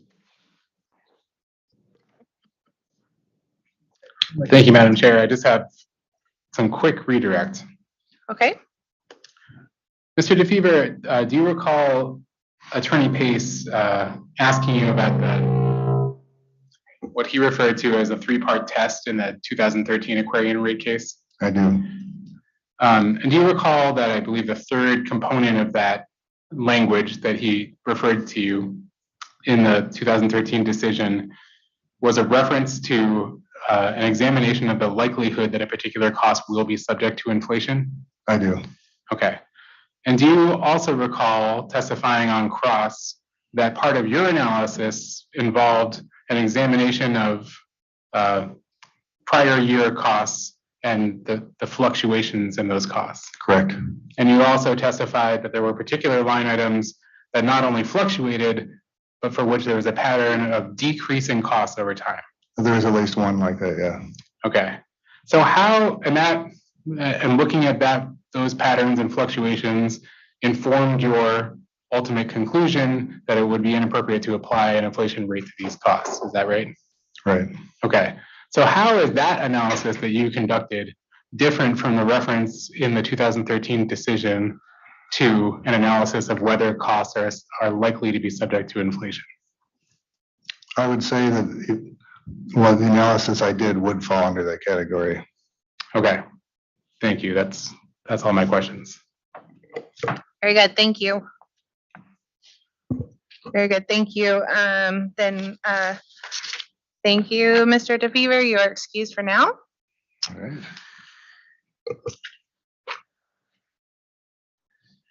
Okay. We are going to move into our next witness panel on IT employee compensation, staffing levels, and succession planning. So if we can recall the company's witnesses, please.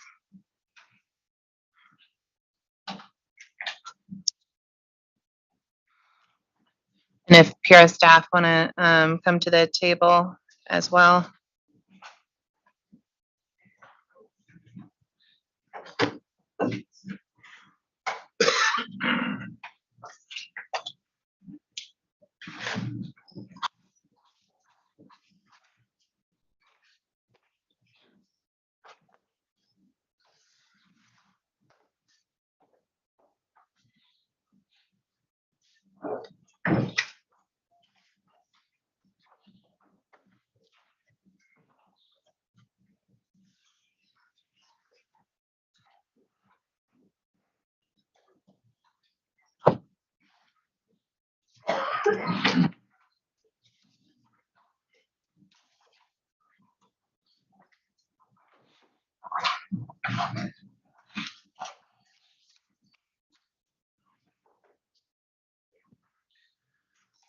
Okay. Attorney Pace, anything administrative for this panel before we begin cross? No administrative matters. Thank you. Very good. Okay, then we will begin our panel on IT employee compensation, staffing levels, and succession planning. And we'll turn first to authority staff and consultants. Mr. Paff, please. Hello again. The good news is that several of my questions have already been addressed, so this shouldn't take too long, but I do have a few lines of cross that I would like to go over. And since most of what I'm going to be asking about is related to IT, I'm going to be directing my questions to Ms. Teixeira. Can I pronounce that correctly? Okay. On page 53, starting on line 13 of your direct testimony, you state that the company has adopted the agile approach to managing IT projects and that the company has been, quote, very successful with this approach. Can you describe what this approach is and how it differs from what the company has done previously? So when I refer to agile, I meant, it wasn't meant to be the technical term agile.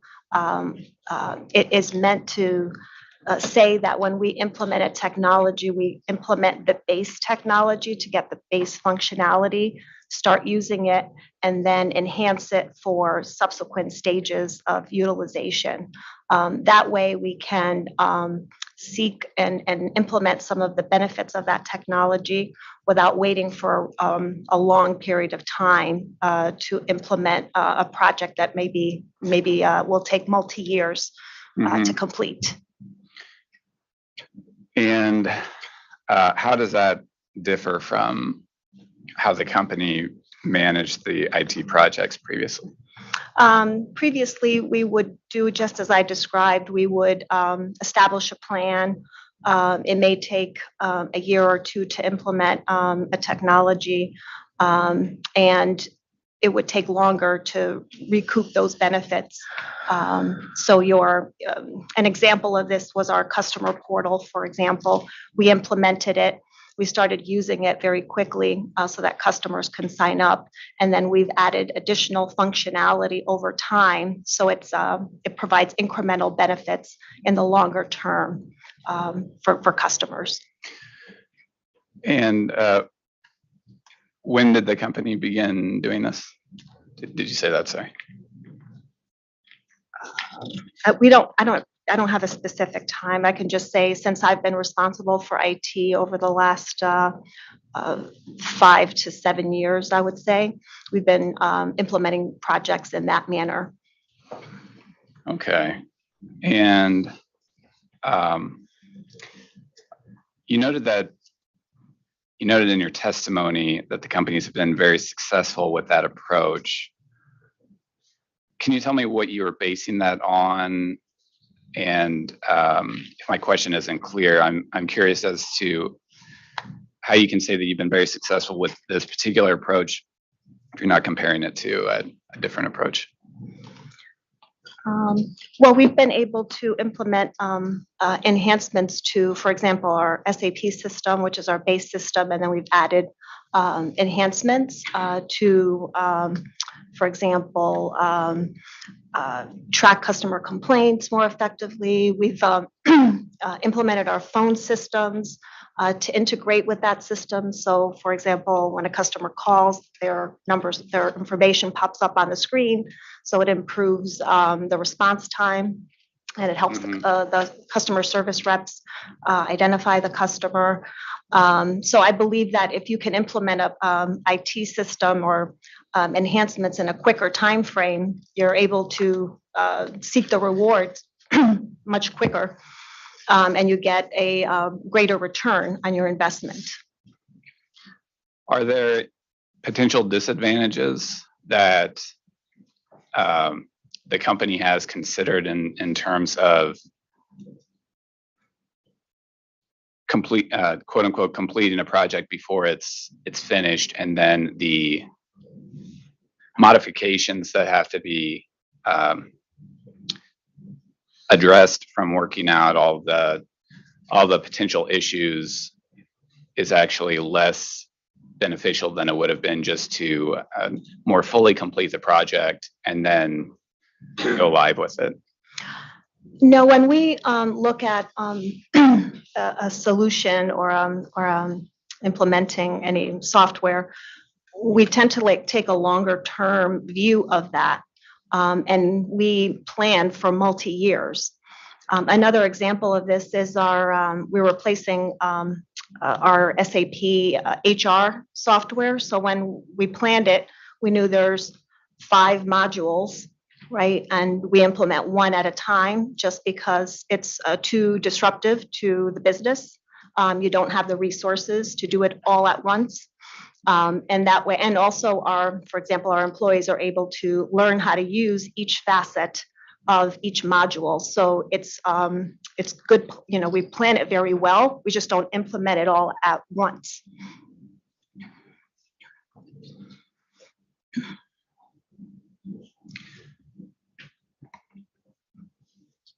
And in your testimony, you say that, we may have already covered this, but let me just read over this. You say that it's implemented with basic functionality and additional enhancements are planned and implemented after the initial launch. And this allows the company to begin utilizing the project and gaining incremental impacts to the business rather than waiting for a complete implementation. Does this approach also benefit the company financially by putting the projects into plan and potentially rate base sooner? I would say that if a project is complete and used and useful, it's in our rate base. But that's not the primary objective of implementing technology. I mean, we haven't been in for a rate case in almost 10 years. These projects are not in WICA, so it's not something that we've sought recovery of in the short or the long term. So it really is to ensure that we are following good practices and that we are managing the resources that we have so that our projects are successful. I've found that in the past, if you wait too long to implement a project, by the time you're done with the project in year 3, there may be other approaches that you might take that are actually more beneficial or better. So this allows the company to really, again, implement the base and then consider new enhancements that would integrate with the technology that we're putting in place. But you would agree it's a potential financial incentive that, or I should say, it is, since it would be financially beneficial, there could be an incentive to, I'll just say that there's an inherent incentive to complete projects or to designate projects as completed. And this, what you've described, how basic functionality and is essentially all you need to designate a project as complete. That's the company's approach in this. Again, that's not the basis and the philosophy that we use to use multi-years to, what you just described. It's a practice that we believe is efficient for us, that we learn the technology, we utilize it, our employees get to know how to use it, our customers use it, our employees in many cases, and then we build upon it. Is there a standard protocol or criteria that's utilized to determine that this project is complete? And I ask because if these projects are multi-year projects, it seems to me that there's a potential gray area there of at what point do we say, yes, this project is now complete in this initial phase, and then there are these additional enhancements that we're going to add later. Well, with the majority of the software that we implemented, for example, we use SAP as our enterprise system. We've used it and been using it since 2007, and we have enhancements to it, frequently, just because things change. And not all IT projects are multi-year, right? So we have, network upgrades. We have a variety of other projects that are you plan for it, you implement it, and then you move on. But a lot of our systems that we have are implemented, and then we have enhancements to them just because the needs of the business change.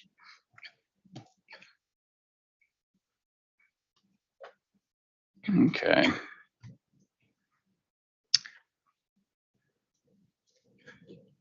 I'm going to shift gears here, and on page 52 of your testimony, at line 3,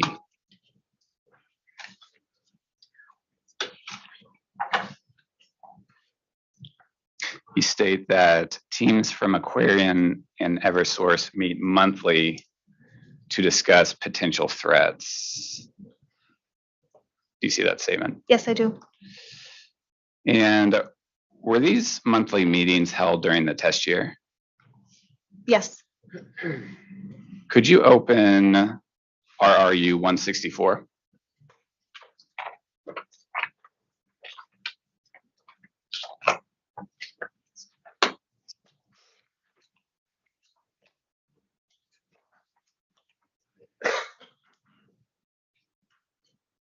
There.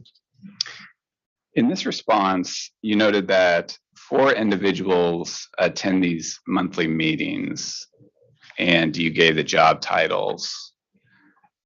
Could you, if you know, tell me the names of those individuals that would have been in those positions during the test year?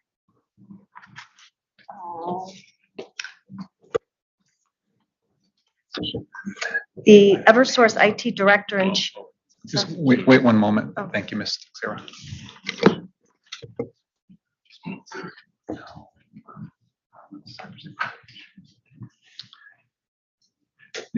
The only issue that we wanted to just raise is that this particular interrogatory response, which is RRU 164, provides the job titles for IT Director and Chief of Information Security, the Manager for Cybersecurity and Firewalls, and the IT Director and the Manager who actually participate in these meetings.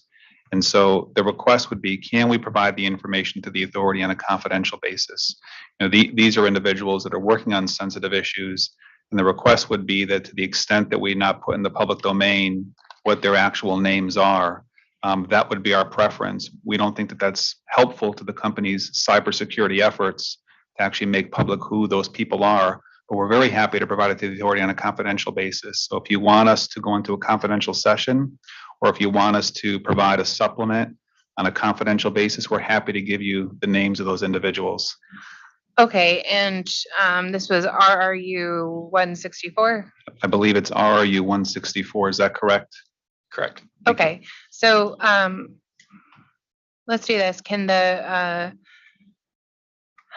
company supplement RRU 164 with the requested information, and if the company seeks confidential treatment, then you'll have to file the affidavit and follow the protective order process for that, please. Thank you for the opportunity. We're happy to do that, and we'll seek protected status, and we'll mark it as RRU 164 Supplement 1.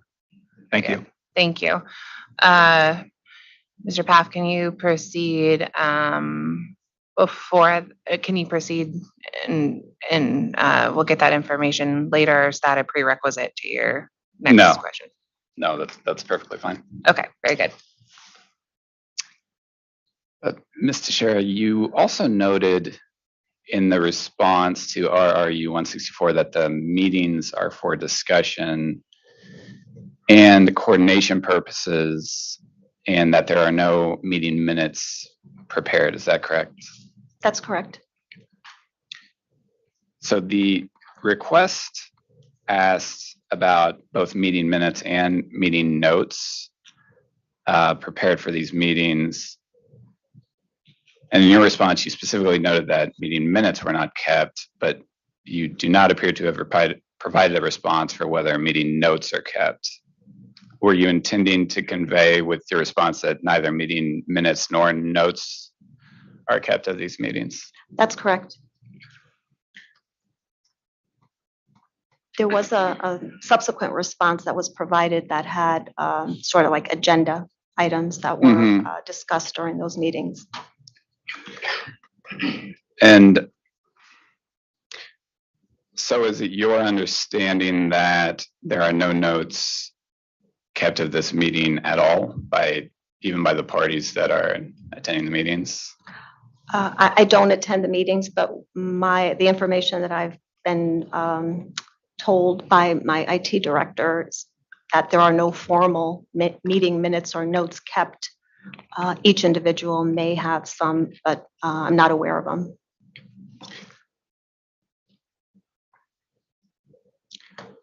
Can you bring up your response to RRU 368?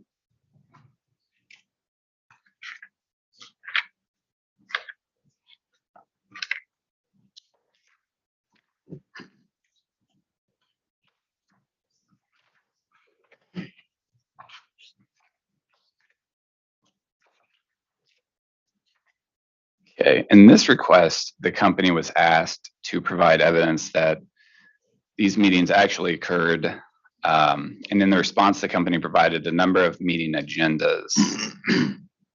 However, there were only 10 agendas provided for the test period of 2021. Do you happen to know why there were only 10 and not 12? I'm assuming that they may have skipped a couple of months during that test year. Okay. So the meetings don't always happen monthly there. I think they're planned monthly, but sometimes things happen that prevent the group from meeting. So I assume again that that's what occurred in the test year where they had 10 instead of 12. Okay.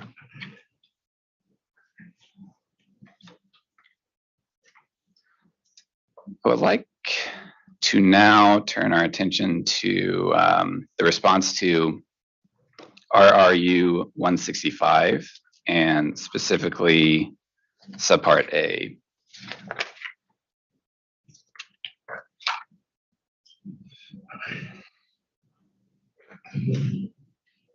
I'm sorry, part A? Part A, yes. Are you there? Okay. So the question asked for the proposed revenue requirement of each project. that was listed in your testimony. And so I wanted to make certain I knew how to interpret this table. In the table, you list I believe it's 7 projects that you had included in your testimony. And you then have the different components of the revenue requirement calculation, and you end with the revenue requirement figure. I wasn't certain how to interpret the revenue requirement figure here, and we can just use the customer portal project as an example. The revenue requirement figure listed here for the customer portal project is approximately $34,000. And so, and the company's proposed revenue increase for rate year 1 is approximately $27.5 million, correct? Yes. Okay. And Ms. Sabo, I believe you co-sponsored this, so this actually may be more applicable to you. But so my question is, does the $34,000, is the $34,000 embedded in the 27.5 million? In other words, is this table representing the rate year 1 revenue requirement impact of these projects, or is it something else? No, that's correct. So this would be a component of the 27.5 million. Okay. And will the revenue requirement impact of these IT capital projects change when the company updates its proposed revenue requirement, or will the revenue requirement associated with these capital projects remain the same? The only change that could possibly occur would be if there's a change in the expenditure related to those projects. So, for example, if we look at something like SCADA, if there was an update in our revenue requirement to bring us up to plant in service as of November 30th, to the extent that the November 30th value is different than what's presented here, there could be potentially an impact. Okay. Could we get an updated table for this, and specifically for what the company's embedded revenue requirement for these different IT projects are? So to update this table based on the November 30th plant balances? Correct. Well, based on the November 30th is the date that the company is using to update their plant numbers. Yeah, so we're using in late file 4, we're updating for plant in service through November 30th. That'll be an actual number. And then we are also including plant value of plant placed in service between December 1st and December 15th, the last day of the proceeding will be estimated in that filing. Okay, then I would say that whatever component of that is related to these IT capital projects for both those periods, that's what we'd be looking for. Okay, so that is late file exhibit 23. And Mr. Paff, can you give me the table reference one more time, please? It's the table that is included in our RU-165 subpart A. Thank you.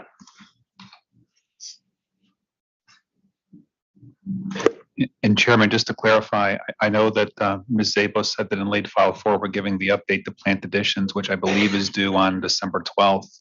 Since we're giving an update here for the IT related plant, I just want to confirm it'd be the same due date, so the numbers are consistent.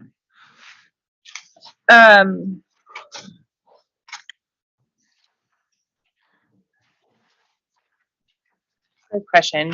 So I thought where we landed was, that we're going to file late file exhibit 4 on December 5th, but that there was a question as to whether the company could close its November books that quickly, and if not, to update it on December 12th. I'm misremembering. Let's go ahead and clarify this.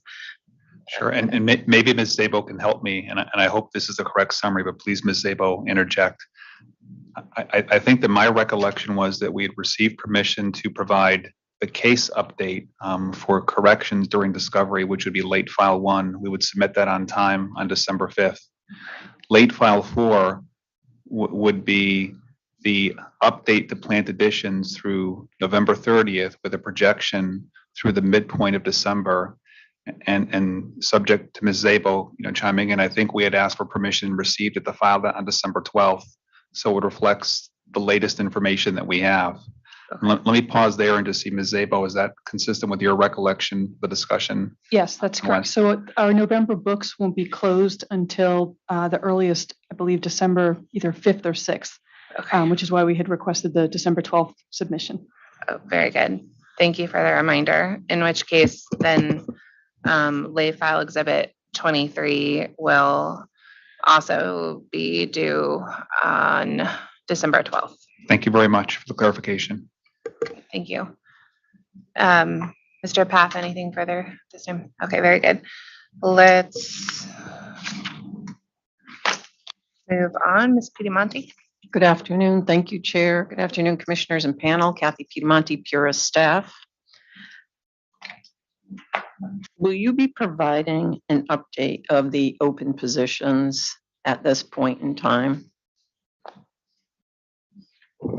Or can you give us an update? We can. As of Friday, we had 12 open positions. I think the last submission that we provided had 13. Okay.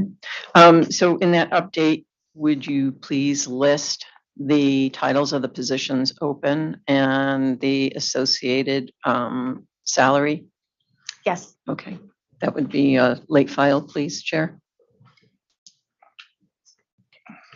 Okay, so late file 24 is to provide an update on open positions and corresponding salaries.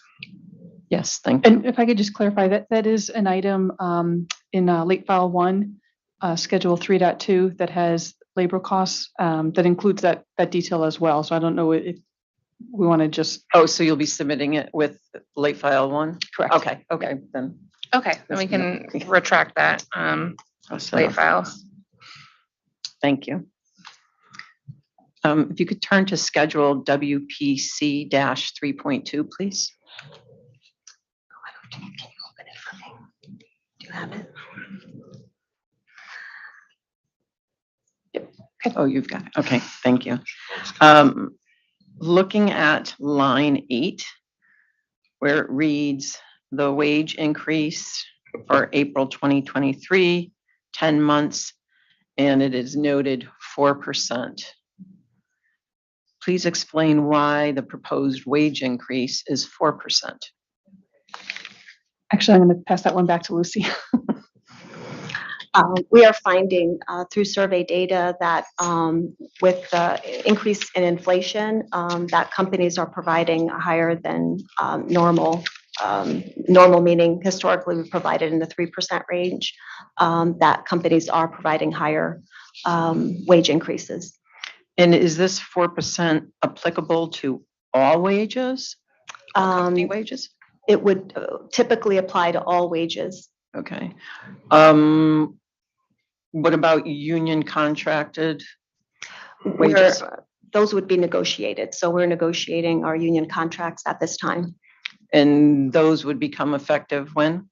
It would become effective April 1 of 2023. Okay. So with this 4%, would that include the union contracts which are currently being negotiated, which may end up negotiated at a lower than 4% rate? Potentially. Okay. Okay. Thank But you. it could also be higher too, it's all subject to negotiations. Okay.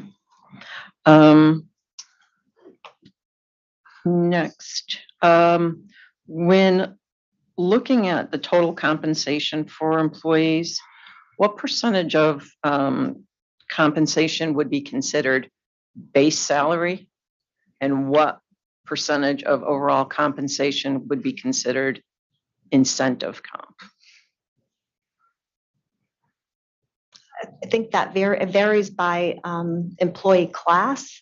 So the components of, it would be 90 for the majority of our employees. Base wages are between 90 and 95% of their total comp. Now, based on your experience, has that percentage been increasing over time? I think it's been consistent over time. So most of an employee's compensation is considered base salary, and then approximately 5 to 10% is considered incentive compensation. Yes. Okay. Thank you. So the OCC in its pre-filed testimony reduced the incentive compensation by 70%, which it cited was tied to 70% of the goals being financial related or benefiting shareholders. And the company in its rebuttal brief stated that wasn't accurate. So is the company seeking 100% of incentive compensation to be funded by ratepayers? We have included in this rate filing 100% of the incentive expense. We believe that our customers do benefit from the achievement of the goals that are outlined in our incentive plans. That includes customer service metrics, product quality, operational excellence, and the majority of our employees, they don't have direct responsibilities for financial results. There's probably a very small subset of our employees that actually have that responsibility, but it's important to achieve the financial results of the company in order to effectively pay out the incentives. But we believe it really incentivizes our employees to perform to get fully compensated according to our plans. So there must be some part of the goals that reflect the interest of the shareholders. What percentage, and I know you said it could be individually based, but overall, what percentage would typically be related to financial goals? Of our existing employees? Yes.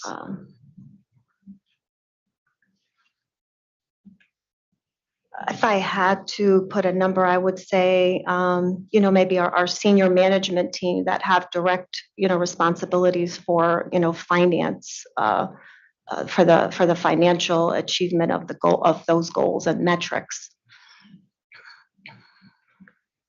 Okay. And the senior management team consisting of approximately how many employees? Well, if you look at vice presidents of the company, there's, five of us or so that really have, core responsibilities for, the financial aspects of the business. Okay. Looking at Schedule G 2.12, which is the officers' compensation.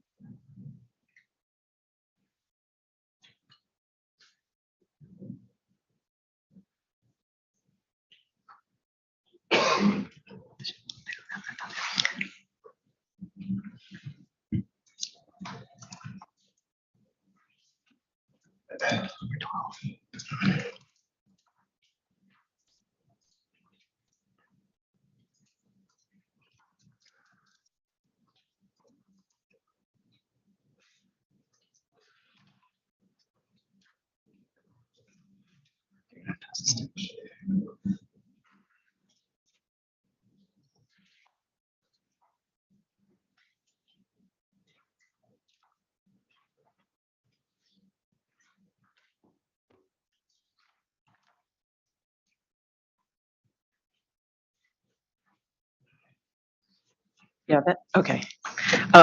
So looking at this, were those the people that you were referring to as the management team overall? Yeah, these would be like the officers of the organization. Okay. In here, it shows for the test year, the annual base salary, short-term incentive, long-term incentive, benefits and other, and their total compensation. So what percentage of the officers' short-term and long-term incentive pay would you say is based upon the financial goals which benefit shareholders? I'm sorry, can you repeat that question? So what percentage of the officers' short-term and long-term incentive pay is based upon those financial goals which benefit shareholders? Well, the plan itself is based on 70% financial attainment, and then 30% is on service quality, product quality, and operational metrics. And then the target payout for each person varies anywhere between 10 and 50%.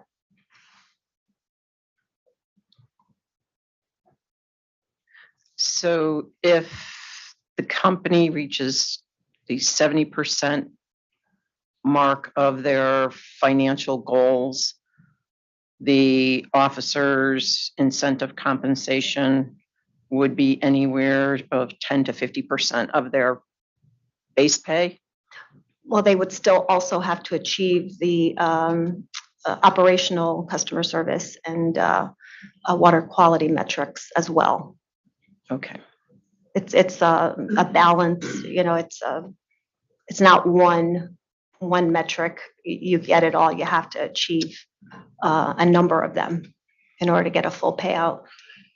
Okay, so assuming that both the 70% financial goal and the 30%, let's call it what operations or goal are met, then at that point, somewhere between 10 and 50% of officers' base salary would be considered short-term and or long-term incentive? Yeah, yes. Okay, so I've got that understanding. Okay, The 70-30 is specific to the short-term incentive plan. It applies to all employees. Okay. And then the long-term incentive plan, those documents were submitted in this rate case filing. That's a separate plan that has different metrics. Okay. Thank you. And then one last question, just where it's noted here, the VP of Finance was excluded from the list as he was no longer with the company as of 12/31/2021. And I believe that VP of Finance position was listed as an open position? That's correct. Okay. So that would be in addition to whatever officer compensation is shown here in the schedule? Yes. Okay.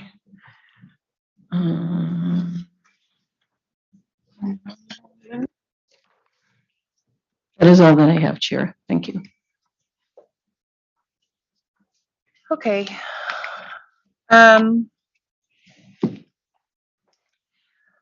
I think we're gonna put a pin in it until tomorrow when we'll resume with Ms. Garris's cross for this panel. But I did forget to ask about the read-ins when we returned from the break. So we had read-ins C and D. So if the company has read-ins C and D available, I mean, start there.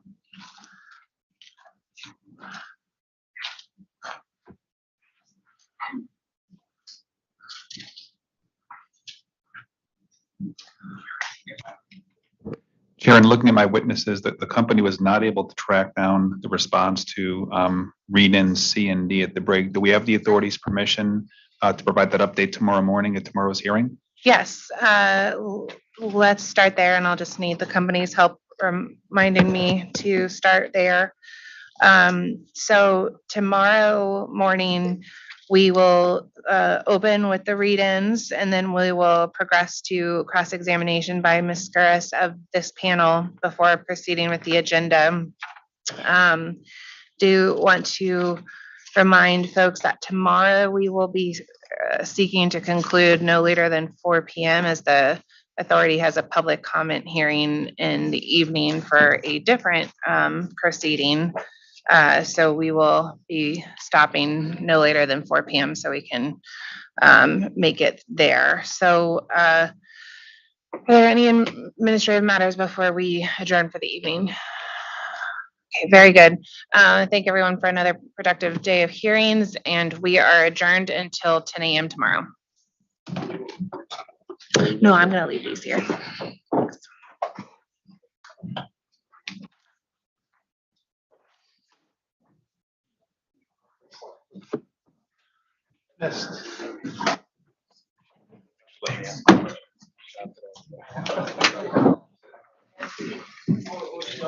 We want you. Have a good evening.